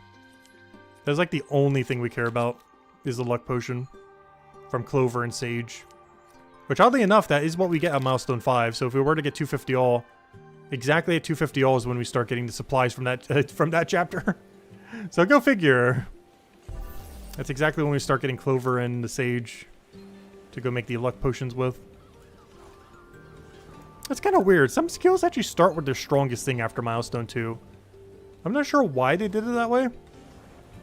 But there's a good number of skills like this, Cooking, as well as Forager and Botanist, that for whatever reason, right at the beginning of their milestone, they start with the strongest potion that's in, or the strongest activity that's in their category. Like as far as the hardest, or maybe like the one that gives the most profit, or the one that gives the most useful resource. A lot of them are actually structured that way for some reason. For reasons I don't know why. But like literally the 3 best potions that have come in the most recent update are all at the beginning. Like literally the first things you get. And pufferfish will probably be for a good food, given how many annoying steps you have to do it. Also, what did I not do that I'm so far behind? Oh, I forgot to take the other femur. I was gonna say, how did I get here so quick? I forgot to take the northern femur up there.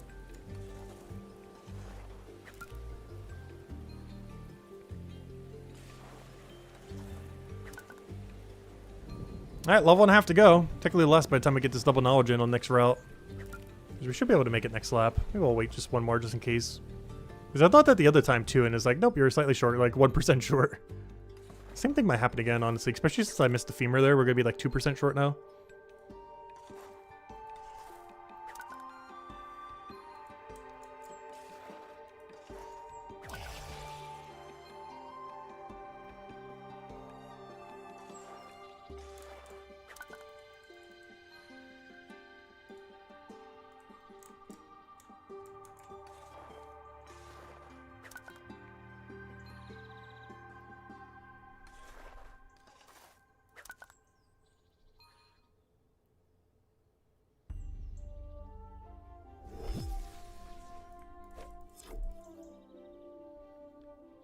Alright, now the question is 8% or 11%? I'm going to do the 8% here.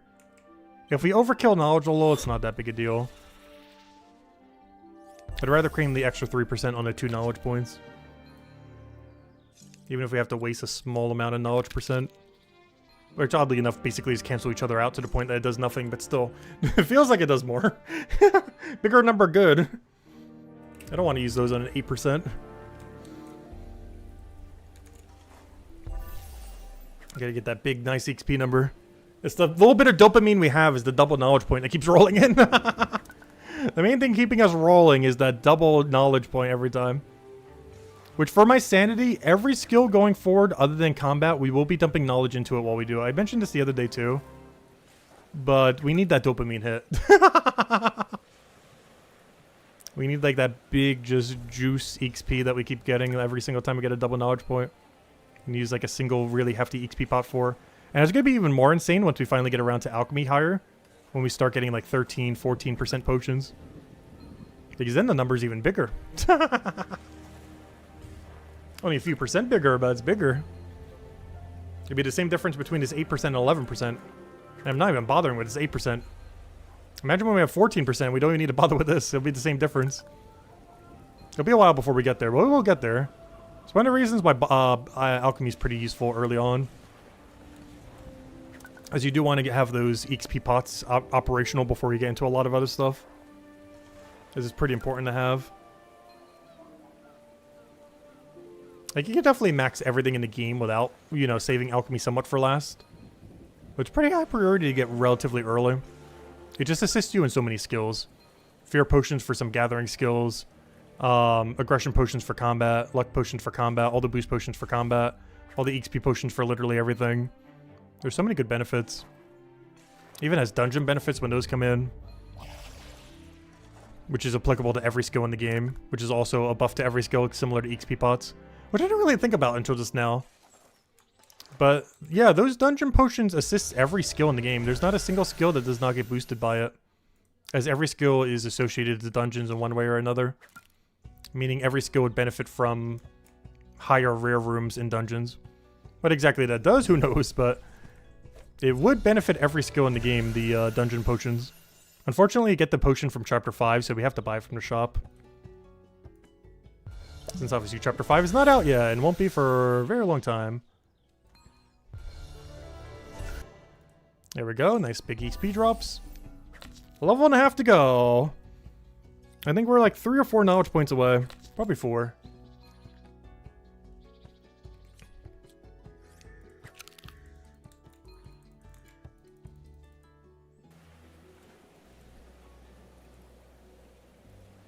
Nice, get the double there. Also, in other news, we have still been grinding the old school RuneScape in the background. And if we were to bring up... Oh, it's a cutoff because that's where I have it on my screen. But if we were to go bring up the XP thingy, we have gotten 2.2 million since yesterday. Right there for XP. Actually, I'm pointing over as if you guys can see it. Let's see, can you see it now? You might be able to now. There it is. But yeah, we're still been AFKing it like crazy. Still like showing it occasionally for anyone who cares the progress on that. But yeah, still have the max hardcore. Though not really doing anything dangerous recently. Though we do plan to eventually again. I've mostly just been waiting until I get 1,200 collection log slots. Which I think we are 17 away from. Luckily AFK woodcutting gives you a ton of clue scrolls, so we'll get it eventually. Which I think only 9 hardcores have at the moment. By the time we naturally get it, we'll probably be 12. Because I'm not really rushing it down at all, obviously.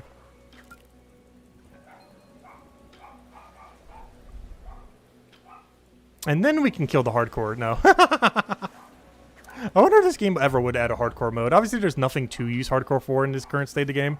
I always like that higher stakes, though. Like, even though I like doing a lot of skilling and everything else, I still like all combat to still be more, like, final. Like, I don't want the account to be deleted, but I do like the idea of, like, hey, here's 1 life or a set amount of lives, and, yeah, don't die with them. I like that kind of high-risk mechanic. Because it gives a lot more usefulness to defensive gear and preparing, you know, supplies for various encounters. Because it makes it so you can't cheese stuff as early. And that you need better supplies for whenever you do stuff to actually justify supplies that otherwise wouldn't be used. Like, for example, the 40% healing potion we have right now is more than enough for literally everything in the game.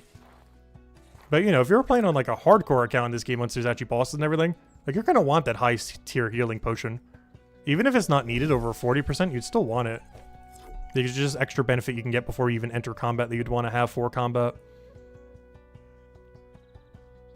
But when you're playing on a non-hardcore, it doesn't matter. Because you really don't care if you accidentally die somehow. Like, there's really no stakes on if you go with, like, literally, like, a 25% potion. You would just chug it a little bit more because it's easier to get. You just buy it from a shop. Like, you don't have to really prepare many of your resources. You just go with bare minimum and you're good to go. Which is probably the biggest difference with hardcore modes in various games that I tend to like. As consumables get a lot more mileage. And consumables that are never worth going for actually become worth going for.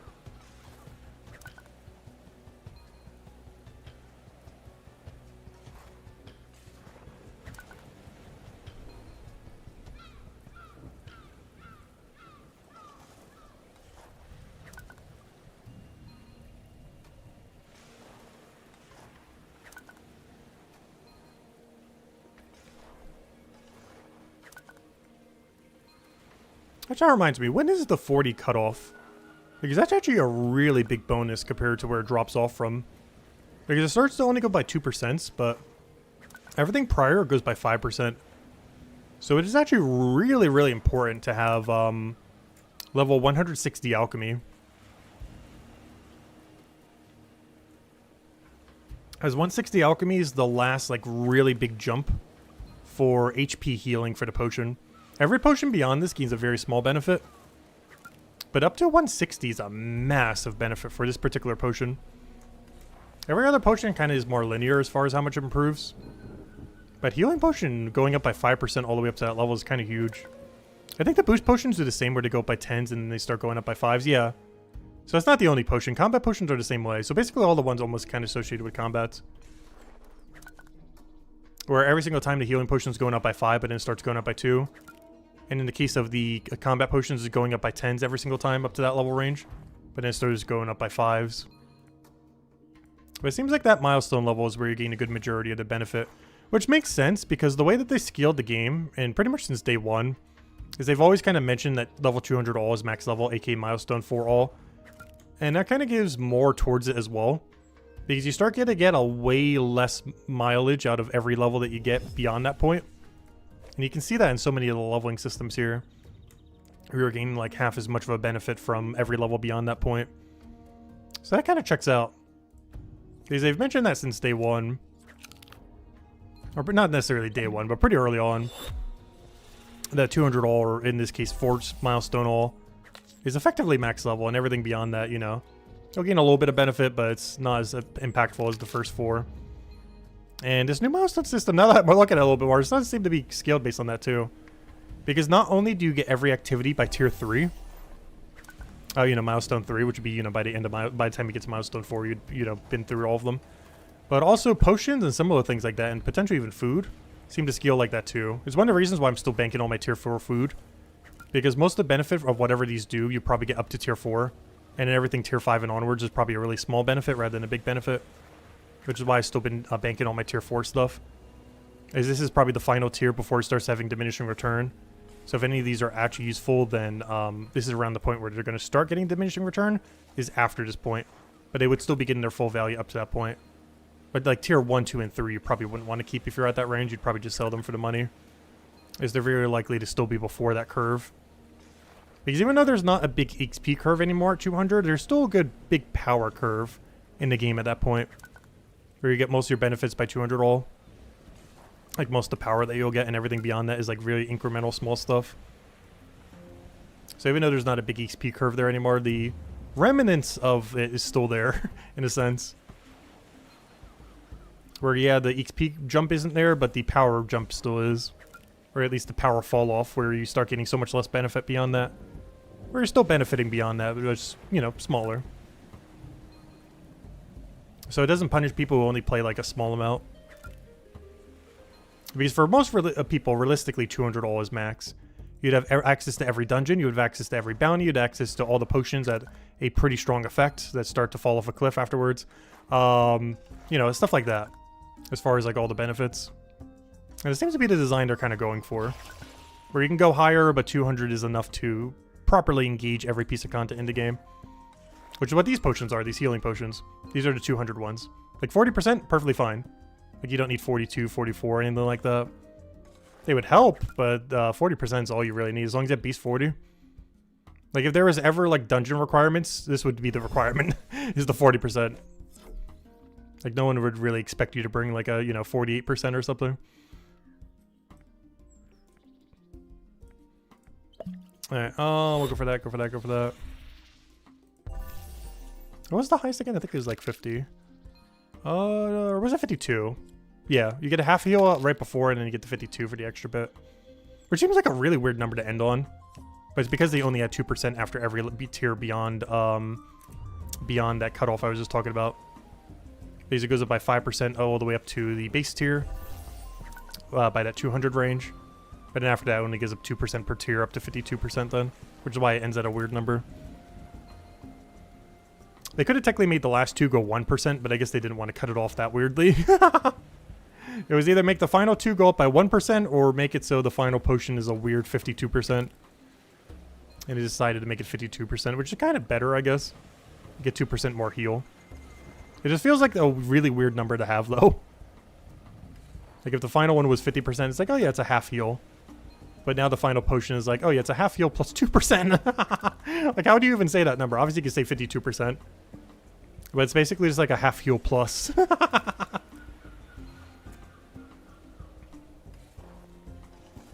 Or second to last is half heal, and then you get there's a little bit extra at the end. It's still a 12% over the previous one, though. Or, you know, compared to, like, base tier of this 40%. It's still a lot when you break up all the tiers. Like, each tier only giving 2%. It's like, oh, that's not much.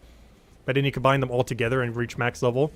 And you're comparing 12% difference. It's like, okay, yeah, that's kind of a lot now.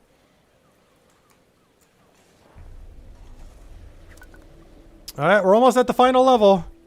The level after this one. From what I can tell, 3 more knowledge points gets us there. Then we'll go do like 1 or 2 loops of the other thing just to show that we full cycled. And then, yeah, go grab dinner. Off stream grind, I'll be getting 2 fishing levels, hopefully. And hopefully some amount of combat levels. I definitely got to get to 2 fishing levels because it's pretty required for tomorrow. But I'll still grind a little bit of combat just for the sake of it. I need to start getting to the point where we can do combat again. For this tier, we're probably going to do very minimal combat because of the level range I'm at. But off stream, I'm going to try to get it to the point so that by tier 6 foraging, we can start doing combat again. But tier 5 is probably going to have almost no combat in it, realistically. Or is that a really bad level range for it, unfortunately? There's one thing I didn't realize when I was going to do the forager multi-skilling with combat. Is I didn't realize that every good foe in this chapter are right next to each other. Like, every single one that has good multi-synergy with a resource are literally on top of each other. So you get a point of time that we were in earlier where it's ridiculously good to do combat while doing forager. But then you have a gigantic gap where it's not. At best, you got, like, Death Crow. And even that's not for anything particularly good. At least for forager XP. For resources, it is. It's healing potions. Also getting XP potions from its drops. But from a forager perspective, it's really bad. It doesn't get good again until we can start doing plant again. Luckily, we got a really big blue weapon we could do, so we can do plant pretty early. Like, realistically, if I do a little bit of goblin, get some basic tier 1, tier 2 gear from them at that level range, and then go to plant at, like, level 26, we can kill plant at level 26.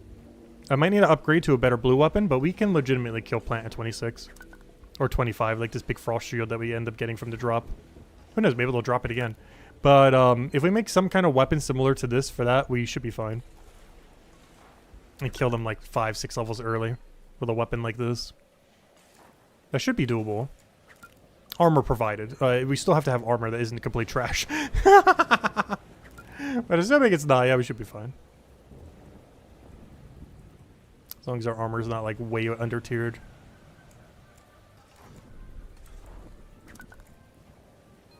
Oh, so tomorrow's already Friday, isn't it? Doesn't feel like a Friday. This whole week has been off just because we've been doing so much brighter shores. So much weirder than my normal schedule lately. It definitely doesn't feel like a Friday. You know what else I also still feel off from? The Super Bowl.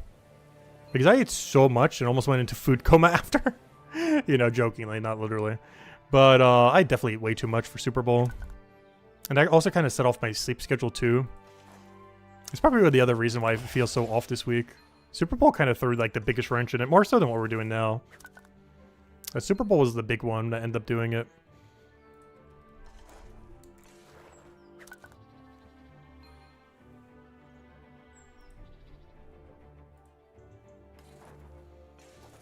Alright, level's about to pop in any moment now, probably on this next cycle. And then we're 3 knowledge points away from victory. And that would be 1 full lap. And we just got to keep lapping. And then eventually Monument will be completed. We'll get our Venture slot. And then I can start AFKing again. Realistically, there's a good chance after we finish Monument, I will not be streaming every day again. At least until dungeons and stuff start coming out. Obviously, we'll still be doing Monday streams whenever they drop content again. If they drop fishing bounties, we'll be doing a bunch of fishing. If they drop a new quest, we'll be doing it 3 times over all across all accounts. You know, all that we'll still be doing. But honestly, that'll probably be all we do until dungeons come out, realistically, after we finish dungeon. Unless there's some kind of curveball that we don't know about. It's basically just going to be Monday streams after that whenever something happens again. And the next big mega grind probably won't be till dungeons. And that's assuming dungeons are even good, but I don't know, hopefully they are. There's a lot we don't know about them. We know what they've done for dungeons in the past, but we don't know what they would do for a modern dungeon. But they're definitely going to take a lot of inspiration from Dungeoneering, which I haven't played in like, gosh, 15 years? It's been like 15 or 16 years since I've touched Dungeoneering. But there's a good chance they're going to make it very similar with it, but instead of a Dungeoneering skill, it'll be it's attached to every skill in the game, where every single skill has something incorporated into the dungeon. Also, I'm pretty sure they're still dividing it by chapter. I assume it's one dungeon per chapter. So maybe they'll do it in waves, or maybe they'll do it all at once. There's so much we don't know until it happens. Or until it gets closer. Or until they start leaking info publicly. Or through Valerie, through her video things that she does. She's basically almost like the community manager for the game now, even though I don't think that's her official role. But she basically is. I don't think that's her title card, but she definitely is. To some degree.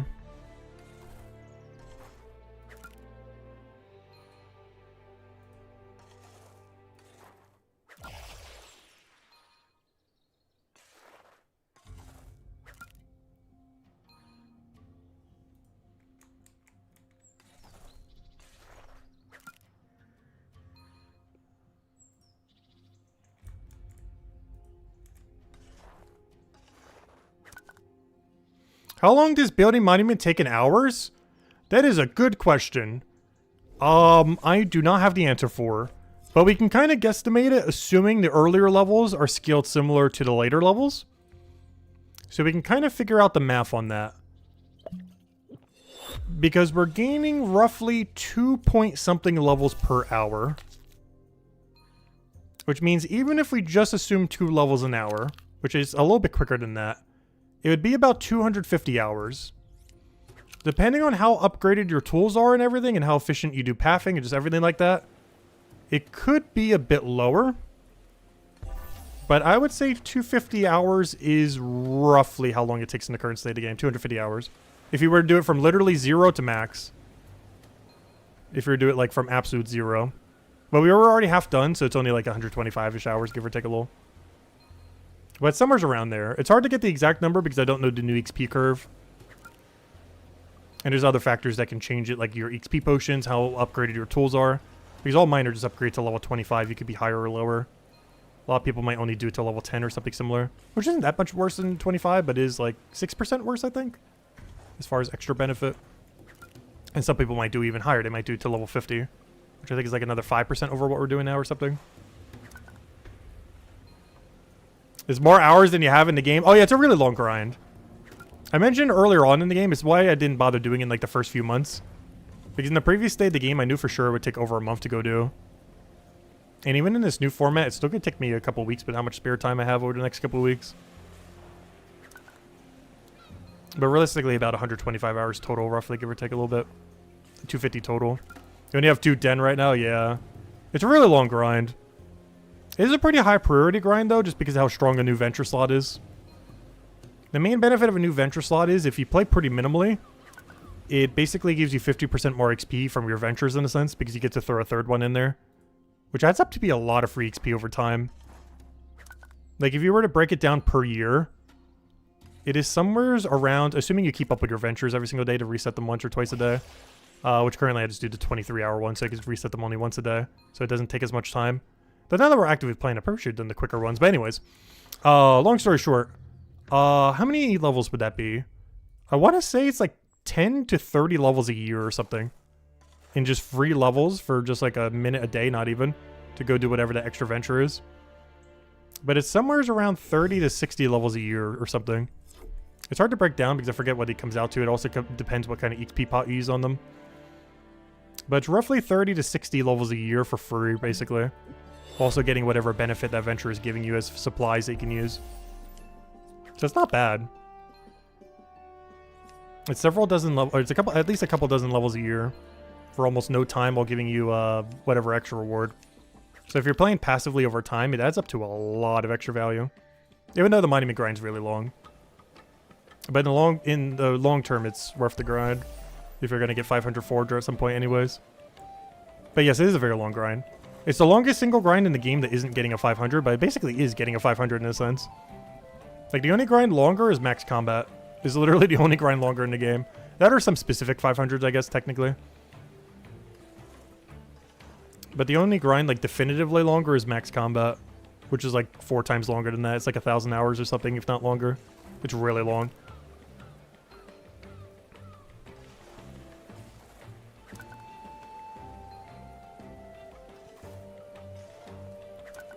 But yeah, around 250 hours for max monument, give or take, depending on a lot of factors. Give or take a couple dozen.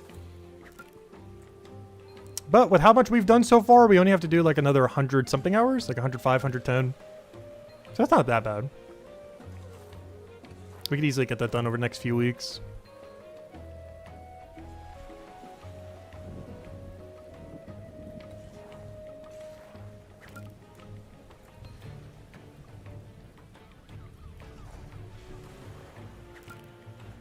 But yeah, so far my total playtime, which sounds high, but some people are actually like crazy higher.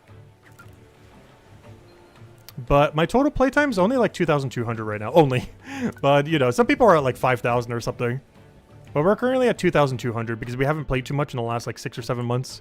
We've just been doing like bare minimum dailies. That should be showed real quick if I bring this up. If I do this, and there it is. I have played 100 hours the last 2 weeks because I did a little bit in preparation doing Leatherworker. But then afterwards, obviously, we've been grinding like crazy since the update. This number will probably be closer to 200 soon with how much we're going to be doing in the near future. But yeah, we played 2,266 hours since launch. Almost all of that was within the first few months, though. Like, almost all that's in the first 4 months. Like, I think I had 2,000 hours by first 4 months. Or at least by the year mark. I think I had like 1,800 by the first 4 months. And 2,000 by the year mark. Which means in that 8-month period, I only spent like 200 hours in the game. Mostly resetting dailies and grinding a little bit. But it was mostly just resetting dailies and stuff. So that means I played more in the last like week or two than I have in the last 8 months. Mostly in preparation for this update, and obviously once the update actually hit. But that means with the month leading up to this update, plus past the update, I would have played more than the last 8 months combined.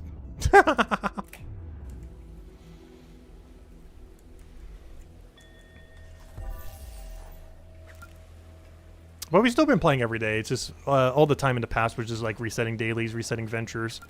It's one of the whole reasons I even want to get this venture. Is we're doing the daily system enough that's like, you know, we'll get enough value from it over time. It might take years, but we will get our value from it. And it's already a grind I got to do eventually, so might as well do it while, you know, while we can also get benefit across the entire time. Because if this was a pointless grind, I'd be like, oh, okay, yeah, there's not much of a need to go do that now. But, you know, there's a long-term benefit for it. What's my favorite skill? Oh, definitely Merchant into Leatherwork. I mean, Merchant into Detective. There's not a single thing I like more than Merchant Detective. And now they both have rarity systems, which changes up their gameplay even more. Because areas you originally wouldn't have gone to in Detective are now worth it if it's 2 times or more XP value. And tasks that you wouldn't have done for Merchant, now when they have 2 times or 4 times, are actually worth it, particularly 4 times. There's still some you don't do at 2 times, because they're still so bad even with double. But there's almost no task you wouldn't take and no area you wouldn't go for 3 times or 4 times for both Detective and Merchant. So now the gameplay loop got extended even more compared to before. Because it already had its really nice double synergy before. With all the different routing that you could do, that was really fun. But on top of that, there's now a whole rarity system on it. So sometimes there'll basically be almost like a bounty on a bounty, where there might be a task that is particularly useful at a given time. That might be a really bad item that you normally wouldn't route, or a really bad location that you normally wouldn't route, that you would just have to figure out how to route. Which changes up the gameplay even more for them. I feel like they're the most unique skills in the entire game, if you were to compare it to any other game. And they have one of the most satisfying gameplay loop when combined together, compared to any 2 skills that you can combine together, while doing them simultaneously. Next closest I would say is honestly Forager Fishing. I really like Forager Fishing. It's one of the reasons I don't mind this Forager grind. But my absolute favorite is definitely Merchant Detective. Especially with the new bounty system. But even without it, it was still really good. It's also the main thing that you could do if you ever want to see like what the current or what the upcoming bounty systems might look like, what kind of gameplay loops you might end up getting with it once they start adding more bounties. That's the best way to kind of look at it. Is the closest thing we have right now to what every skill having a bounty looks like is what Merchant Detective is currently like right now. Is it's the only chapter in the game that has more than one bounty board that you can get multi-synergy on and do simultaneously. Eventually every chapter is going to be like that, but currently only Merchant Detective does it. But yeah, it's really fun. I've really enjoyed it too. It's really unfortunate because it's like the last chapter that you end up reaching in the game. So not too many people, or you know, some people might end up quitting or not bothering getting membership before they ever reach this. It's one of the only things I kind of hate about Hopeport. Like, it makes sense to put a lot of the consumables and everything else in like the first chapter so that you have them throughout your entire journey, so you can consume them throughout. But the only big downside of Hopeport is every skill in Hopeport is really generic. Like fishing into cooking, for, you know, gathering something into making potions. Like, they're really, really generic compared to like Merchant Detective, which is absurdly unique that pretty much no other game in existence has the combination of, as far as how they work and how they synergize and everything. It's a really, really, really good combination. And it's probably the only thing in the game that really feels like Brighter Shores in a sense. Like, if I was to point to something that like distinctly feels like Brighter Shores and not just like, you know, any other game, it's Merchant Detective. Either one of them or both of them in combination. It's like the thing that feels most Brighter Shores and not just like generic MMO kind of aspect. If I was to point at anything in the game. Which also makes it the most fun because it's the most unique. I probably won't be doing that grind as far as doing it again until Chapter 5 is closer though. Because both of them mostly just make you money, and we're kind of good on money at the moment with like over 100 gold. If I ever run low, maybe we'll go back to Merchant Detective. But it is something I'm holding off of until Chapter 5 comes out. Mostly because we need the leather worker for Armor Maker.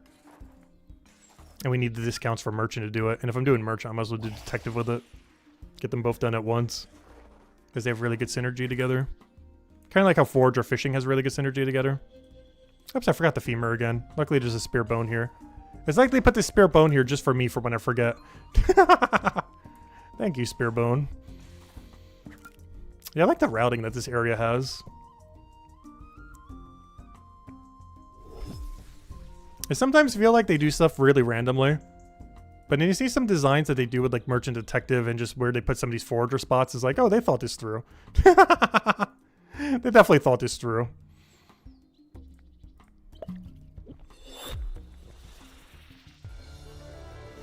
Alright, put in the forager.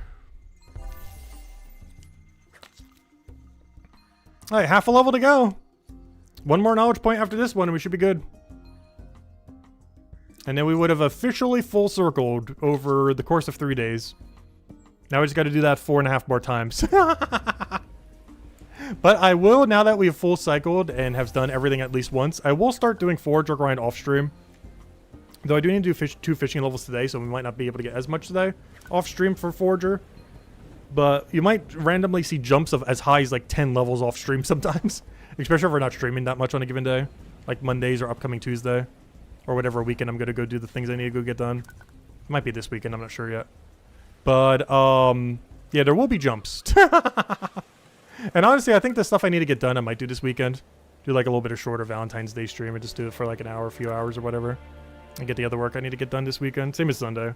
Be like a really shorter stream. Same as Monday. I don't know, we'll see. Might have spare time. Oh.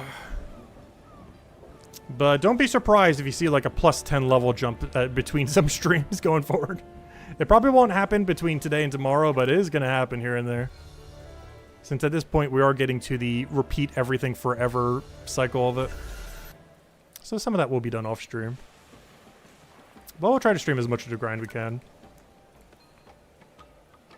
I'm definitely just going to try to stream all the monument pieces if nothing else. I'm going to try not to skip monument pieces ever. So we can see the full building of the monument. But some of those in-between times, especially when you need those big XP between this area where there's no monument pieces. Like kind of like what we did today, where no monument pieces get done. Like that kind of stuff is the stuff I'm probably going to be grinding off stream so we can get back to monument. Because the main focus of this is obviously to build up the monument. Everything else is just the required levels we have to do. So as much as I can kind of skip that off stream, we probably will be here and there. And try to make it so almost every stream is like a monument piece if we can. We're not going to be able to quite do that because the XP curves is going to be too much to try to grind for in between. But I'm going to try to do that for most of them, if nothing else. We're really going to try to push at least like one monument piece each time. Well, we'll see how it goes. Depends how much time I have some days. But half a level to go.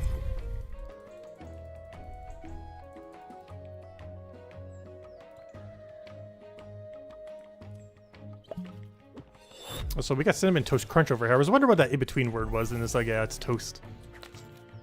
Just without the vowels. Actually, Cinnamon's the only thing that has any vowels in there. Cinnamon, Toast, and Crunch all have no vowels. I assume it's character limit. I'm not sure why you would make it crunch like that otherwise. Other than a play on words because it's crunch, but it's also crunched. Which is actually a funny double play on words because the word is crunch, but it also has crunch in the word, or you know, in the sequence. I forgot what that's called. It's some kind of wordplay that has a special name to describe it. But crunch has a double meaning there. Since both the word is crunch, but it's also referring to crunch in the actual sense, but also the figurative sense.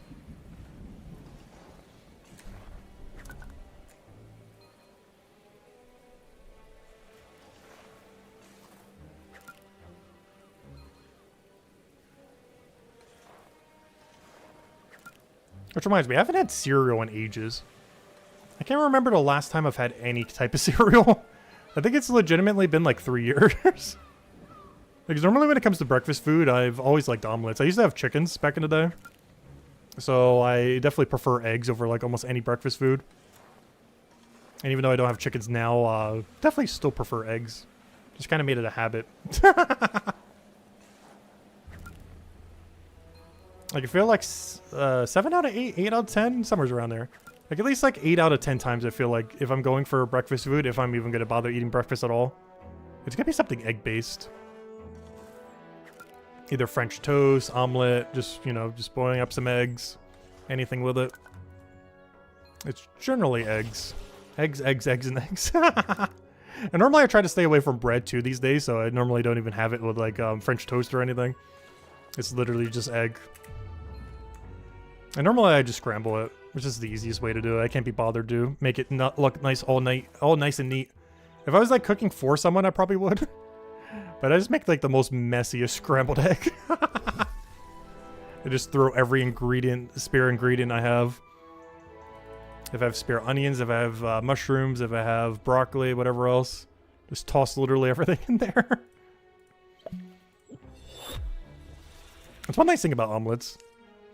You throw like anything in there, it'll work.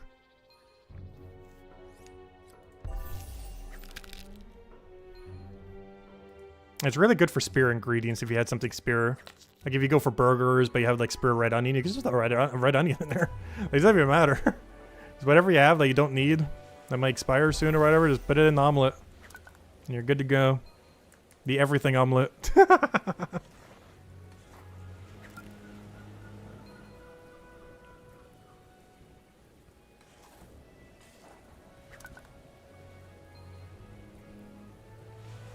Alright, one more knowledge point to go. We're almost there. Actually, do we need to get a knowledge point once we get there? Because that means when I go fishing, I'm going to have to put it into the thing. Yeah, that's what I thought. Alright, that's good to know. It's not that big a deal, though. It's nice that it's only 1 point now instead of 4.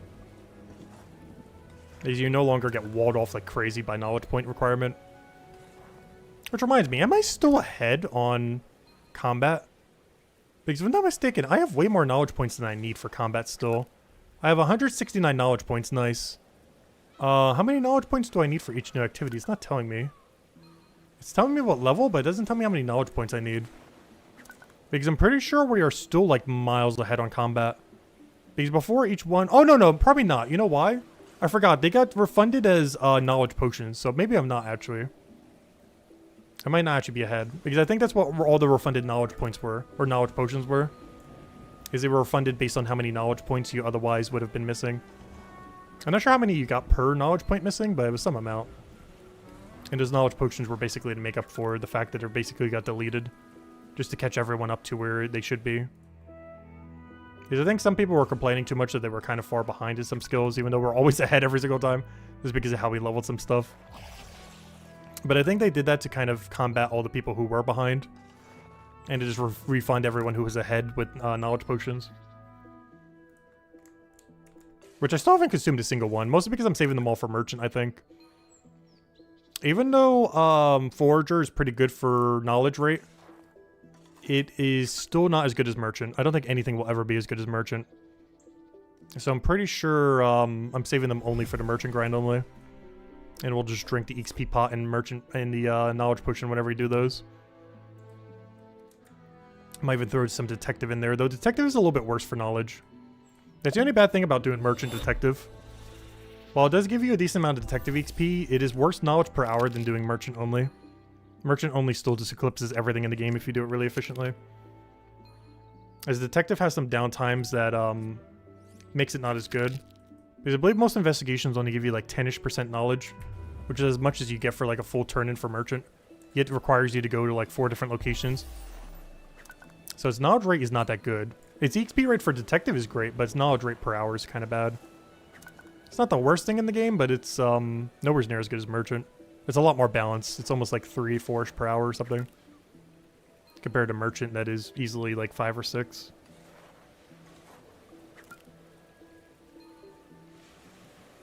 Assuming you have all shortcuts unlocked, which now requires 233 detective. But luckily we have it, so that doesn't affect us at all.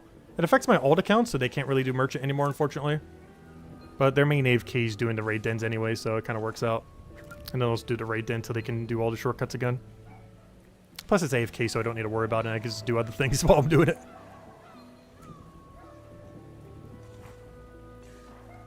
But yeah, as soon as we get this knowledge point, I think we're there. We're getting like, what, 180,000? 180,000 into this, plus 3 laps. I forget how much XP we're getting per lap, but yeah, it should be pretty close. Might need like 1 lap after, if even that. And I'll go do 1 lap of the final thing, because that would get us full circled, officially. Even though technically already right now, we've already full circled. As we started at level like 13 or 14 or something. Because you can tell based on what we have double XP for. Because that means we were below level 15 when we started, 415.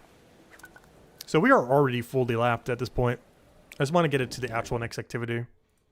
So we truly fully lapped. So what's this Cinnamon Toast Crunch guy doing? He's been standing there for the last like 15 minutes. I'll probably come back here in a few hours after I'm done like eating AFK and everything else. Or then again, I'll be on a different loop, so maybe I won't be back here. But I might just come back here to see if he's still standing there. I'll come back in like 2 or 3 hours and he'll still be standing there for some reason. I would not be surprised. This game does have a pretty active... The main reason I'm confused is why he's here. Is the logout timer for this game is like 5 minutes. And he's been there for more than 5 minutes. Which means he's actively engaging in the game, but specifically not doing anything. Unless he's muted and he's trying to talk to us or something. But normally anyone who's muted, I believe, just emote spams. Yeah, I don't think the emotes are muted. He's just standing there, but he should have already been logged out by now with the 5-minute timer. Which means he's standing there, but still clicking on stuff. Maybe he's just looking at a menu or something, trying to figure out how the milestones work. Reading like every page of the milestones, being like, how does this work? What should I be doing now? Because I feel like some people did get pretty confused by the milestone system. But, I don't know, once you start doing it a little bit, it becomes pretty obvious what most of it is. Like, it's a lot to take in all at once if you're starting from, like, midway through. But after a few hours, you kind of get used to it.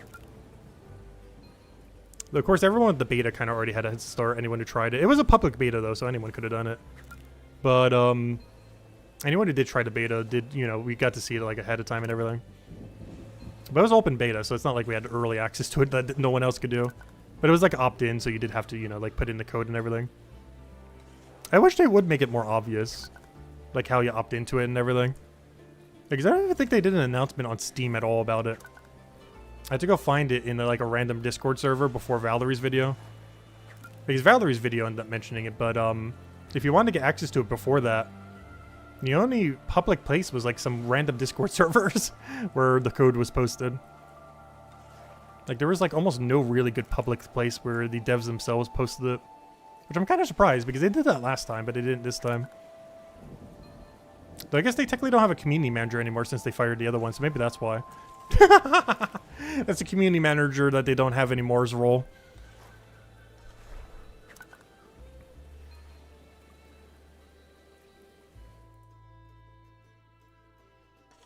He's still there, by the way. Honestly, we're going to reach this level and he's still going to be there. We're going to get this level in the next, like, 10 minutes and he will still be there somehow. Just staring at the bone. He's trying to pick it up telepathically.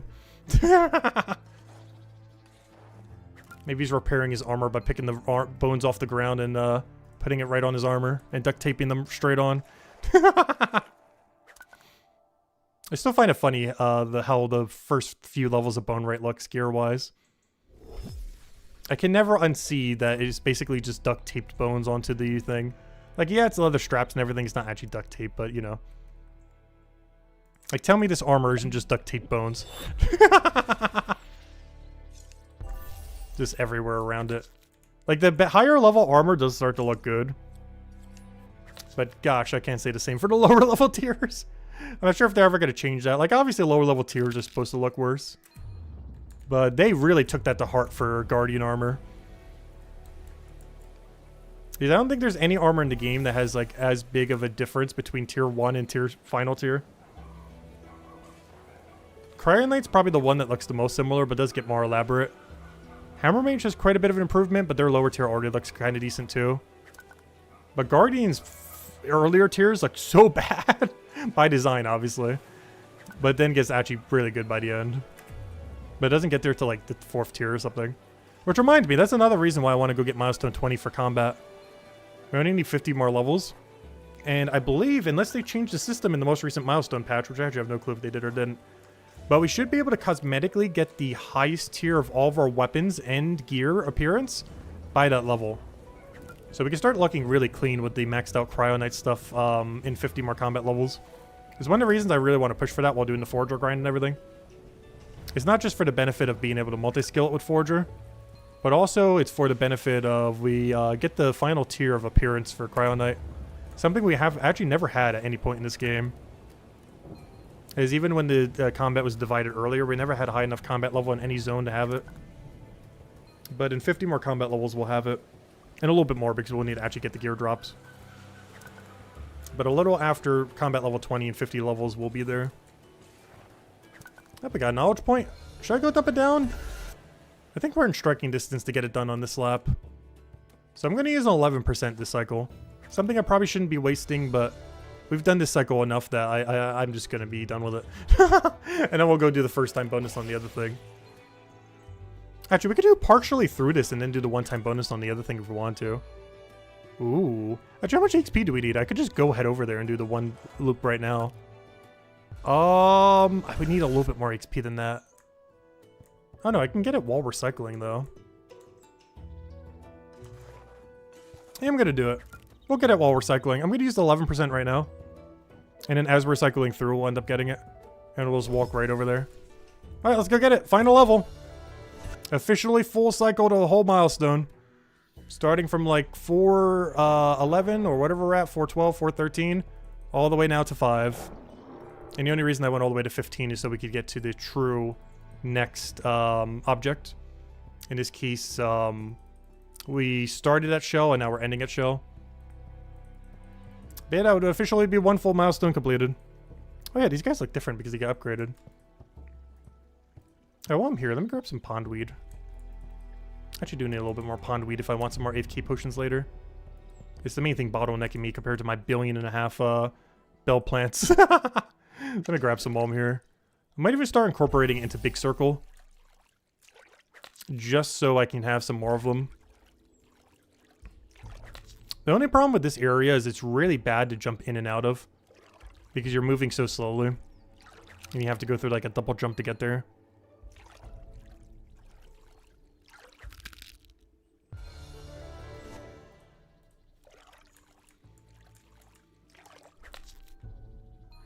You should be good to go.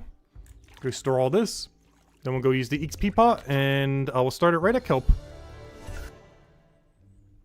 And while we're here, oh no, I can't. I don't want to bother milestoning that right now.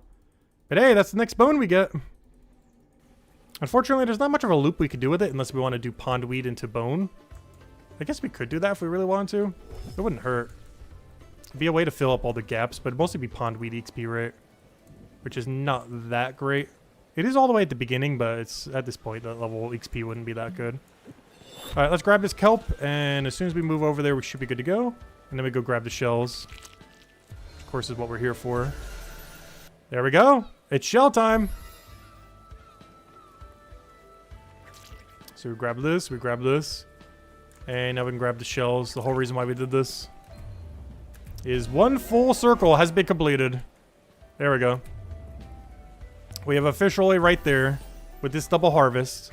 Wow, that's a lot of our XP. That's like double what they were given before. We have officially hit every node. And this is why I wanted the bass. I'm going to grab one of the bass later. We got to grab one of those basses each cycle. But yep, that's a full cycle then. Don't worry, bass. We'll grab you soon. Not going to grab you right now just because you're a little bit low level. But we'll get 2 fishing levels for you soon so we can grab you at the 615. And then we grab this, then we grab that, then we repeat it, and then I forgot how many cycles we have to do before we get full inventory. You have to keep in mind, we'd have a double bass right now normally. So technically we'd have 12 right now. I forget what the other thing we end up going for to end up finishing it out. Unfortunately, there's not shells you can grab over here. They moved the one shell room. This used to be a shell room, but they moved it over to the other room. The only problem with that is if you want to grab all the kelp, you gotta walk pretty far. I might even just drop that southern kelp and just grab this double, honestly.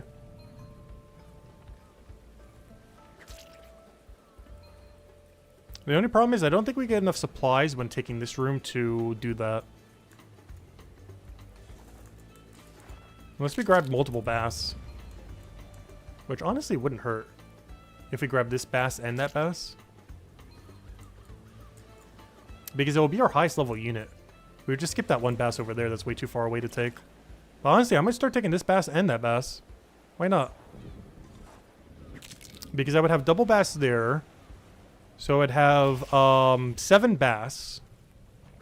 And I'd have 2 less kelp. Does that come out to full inventory? That comes out to exact full inventory, other than this double shell that we might be able to get in, but we should only be able to get 1 per cycle probably. But maybe we'll be able to get double. But yeah, we'd be able to do something like that.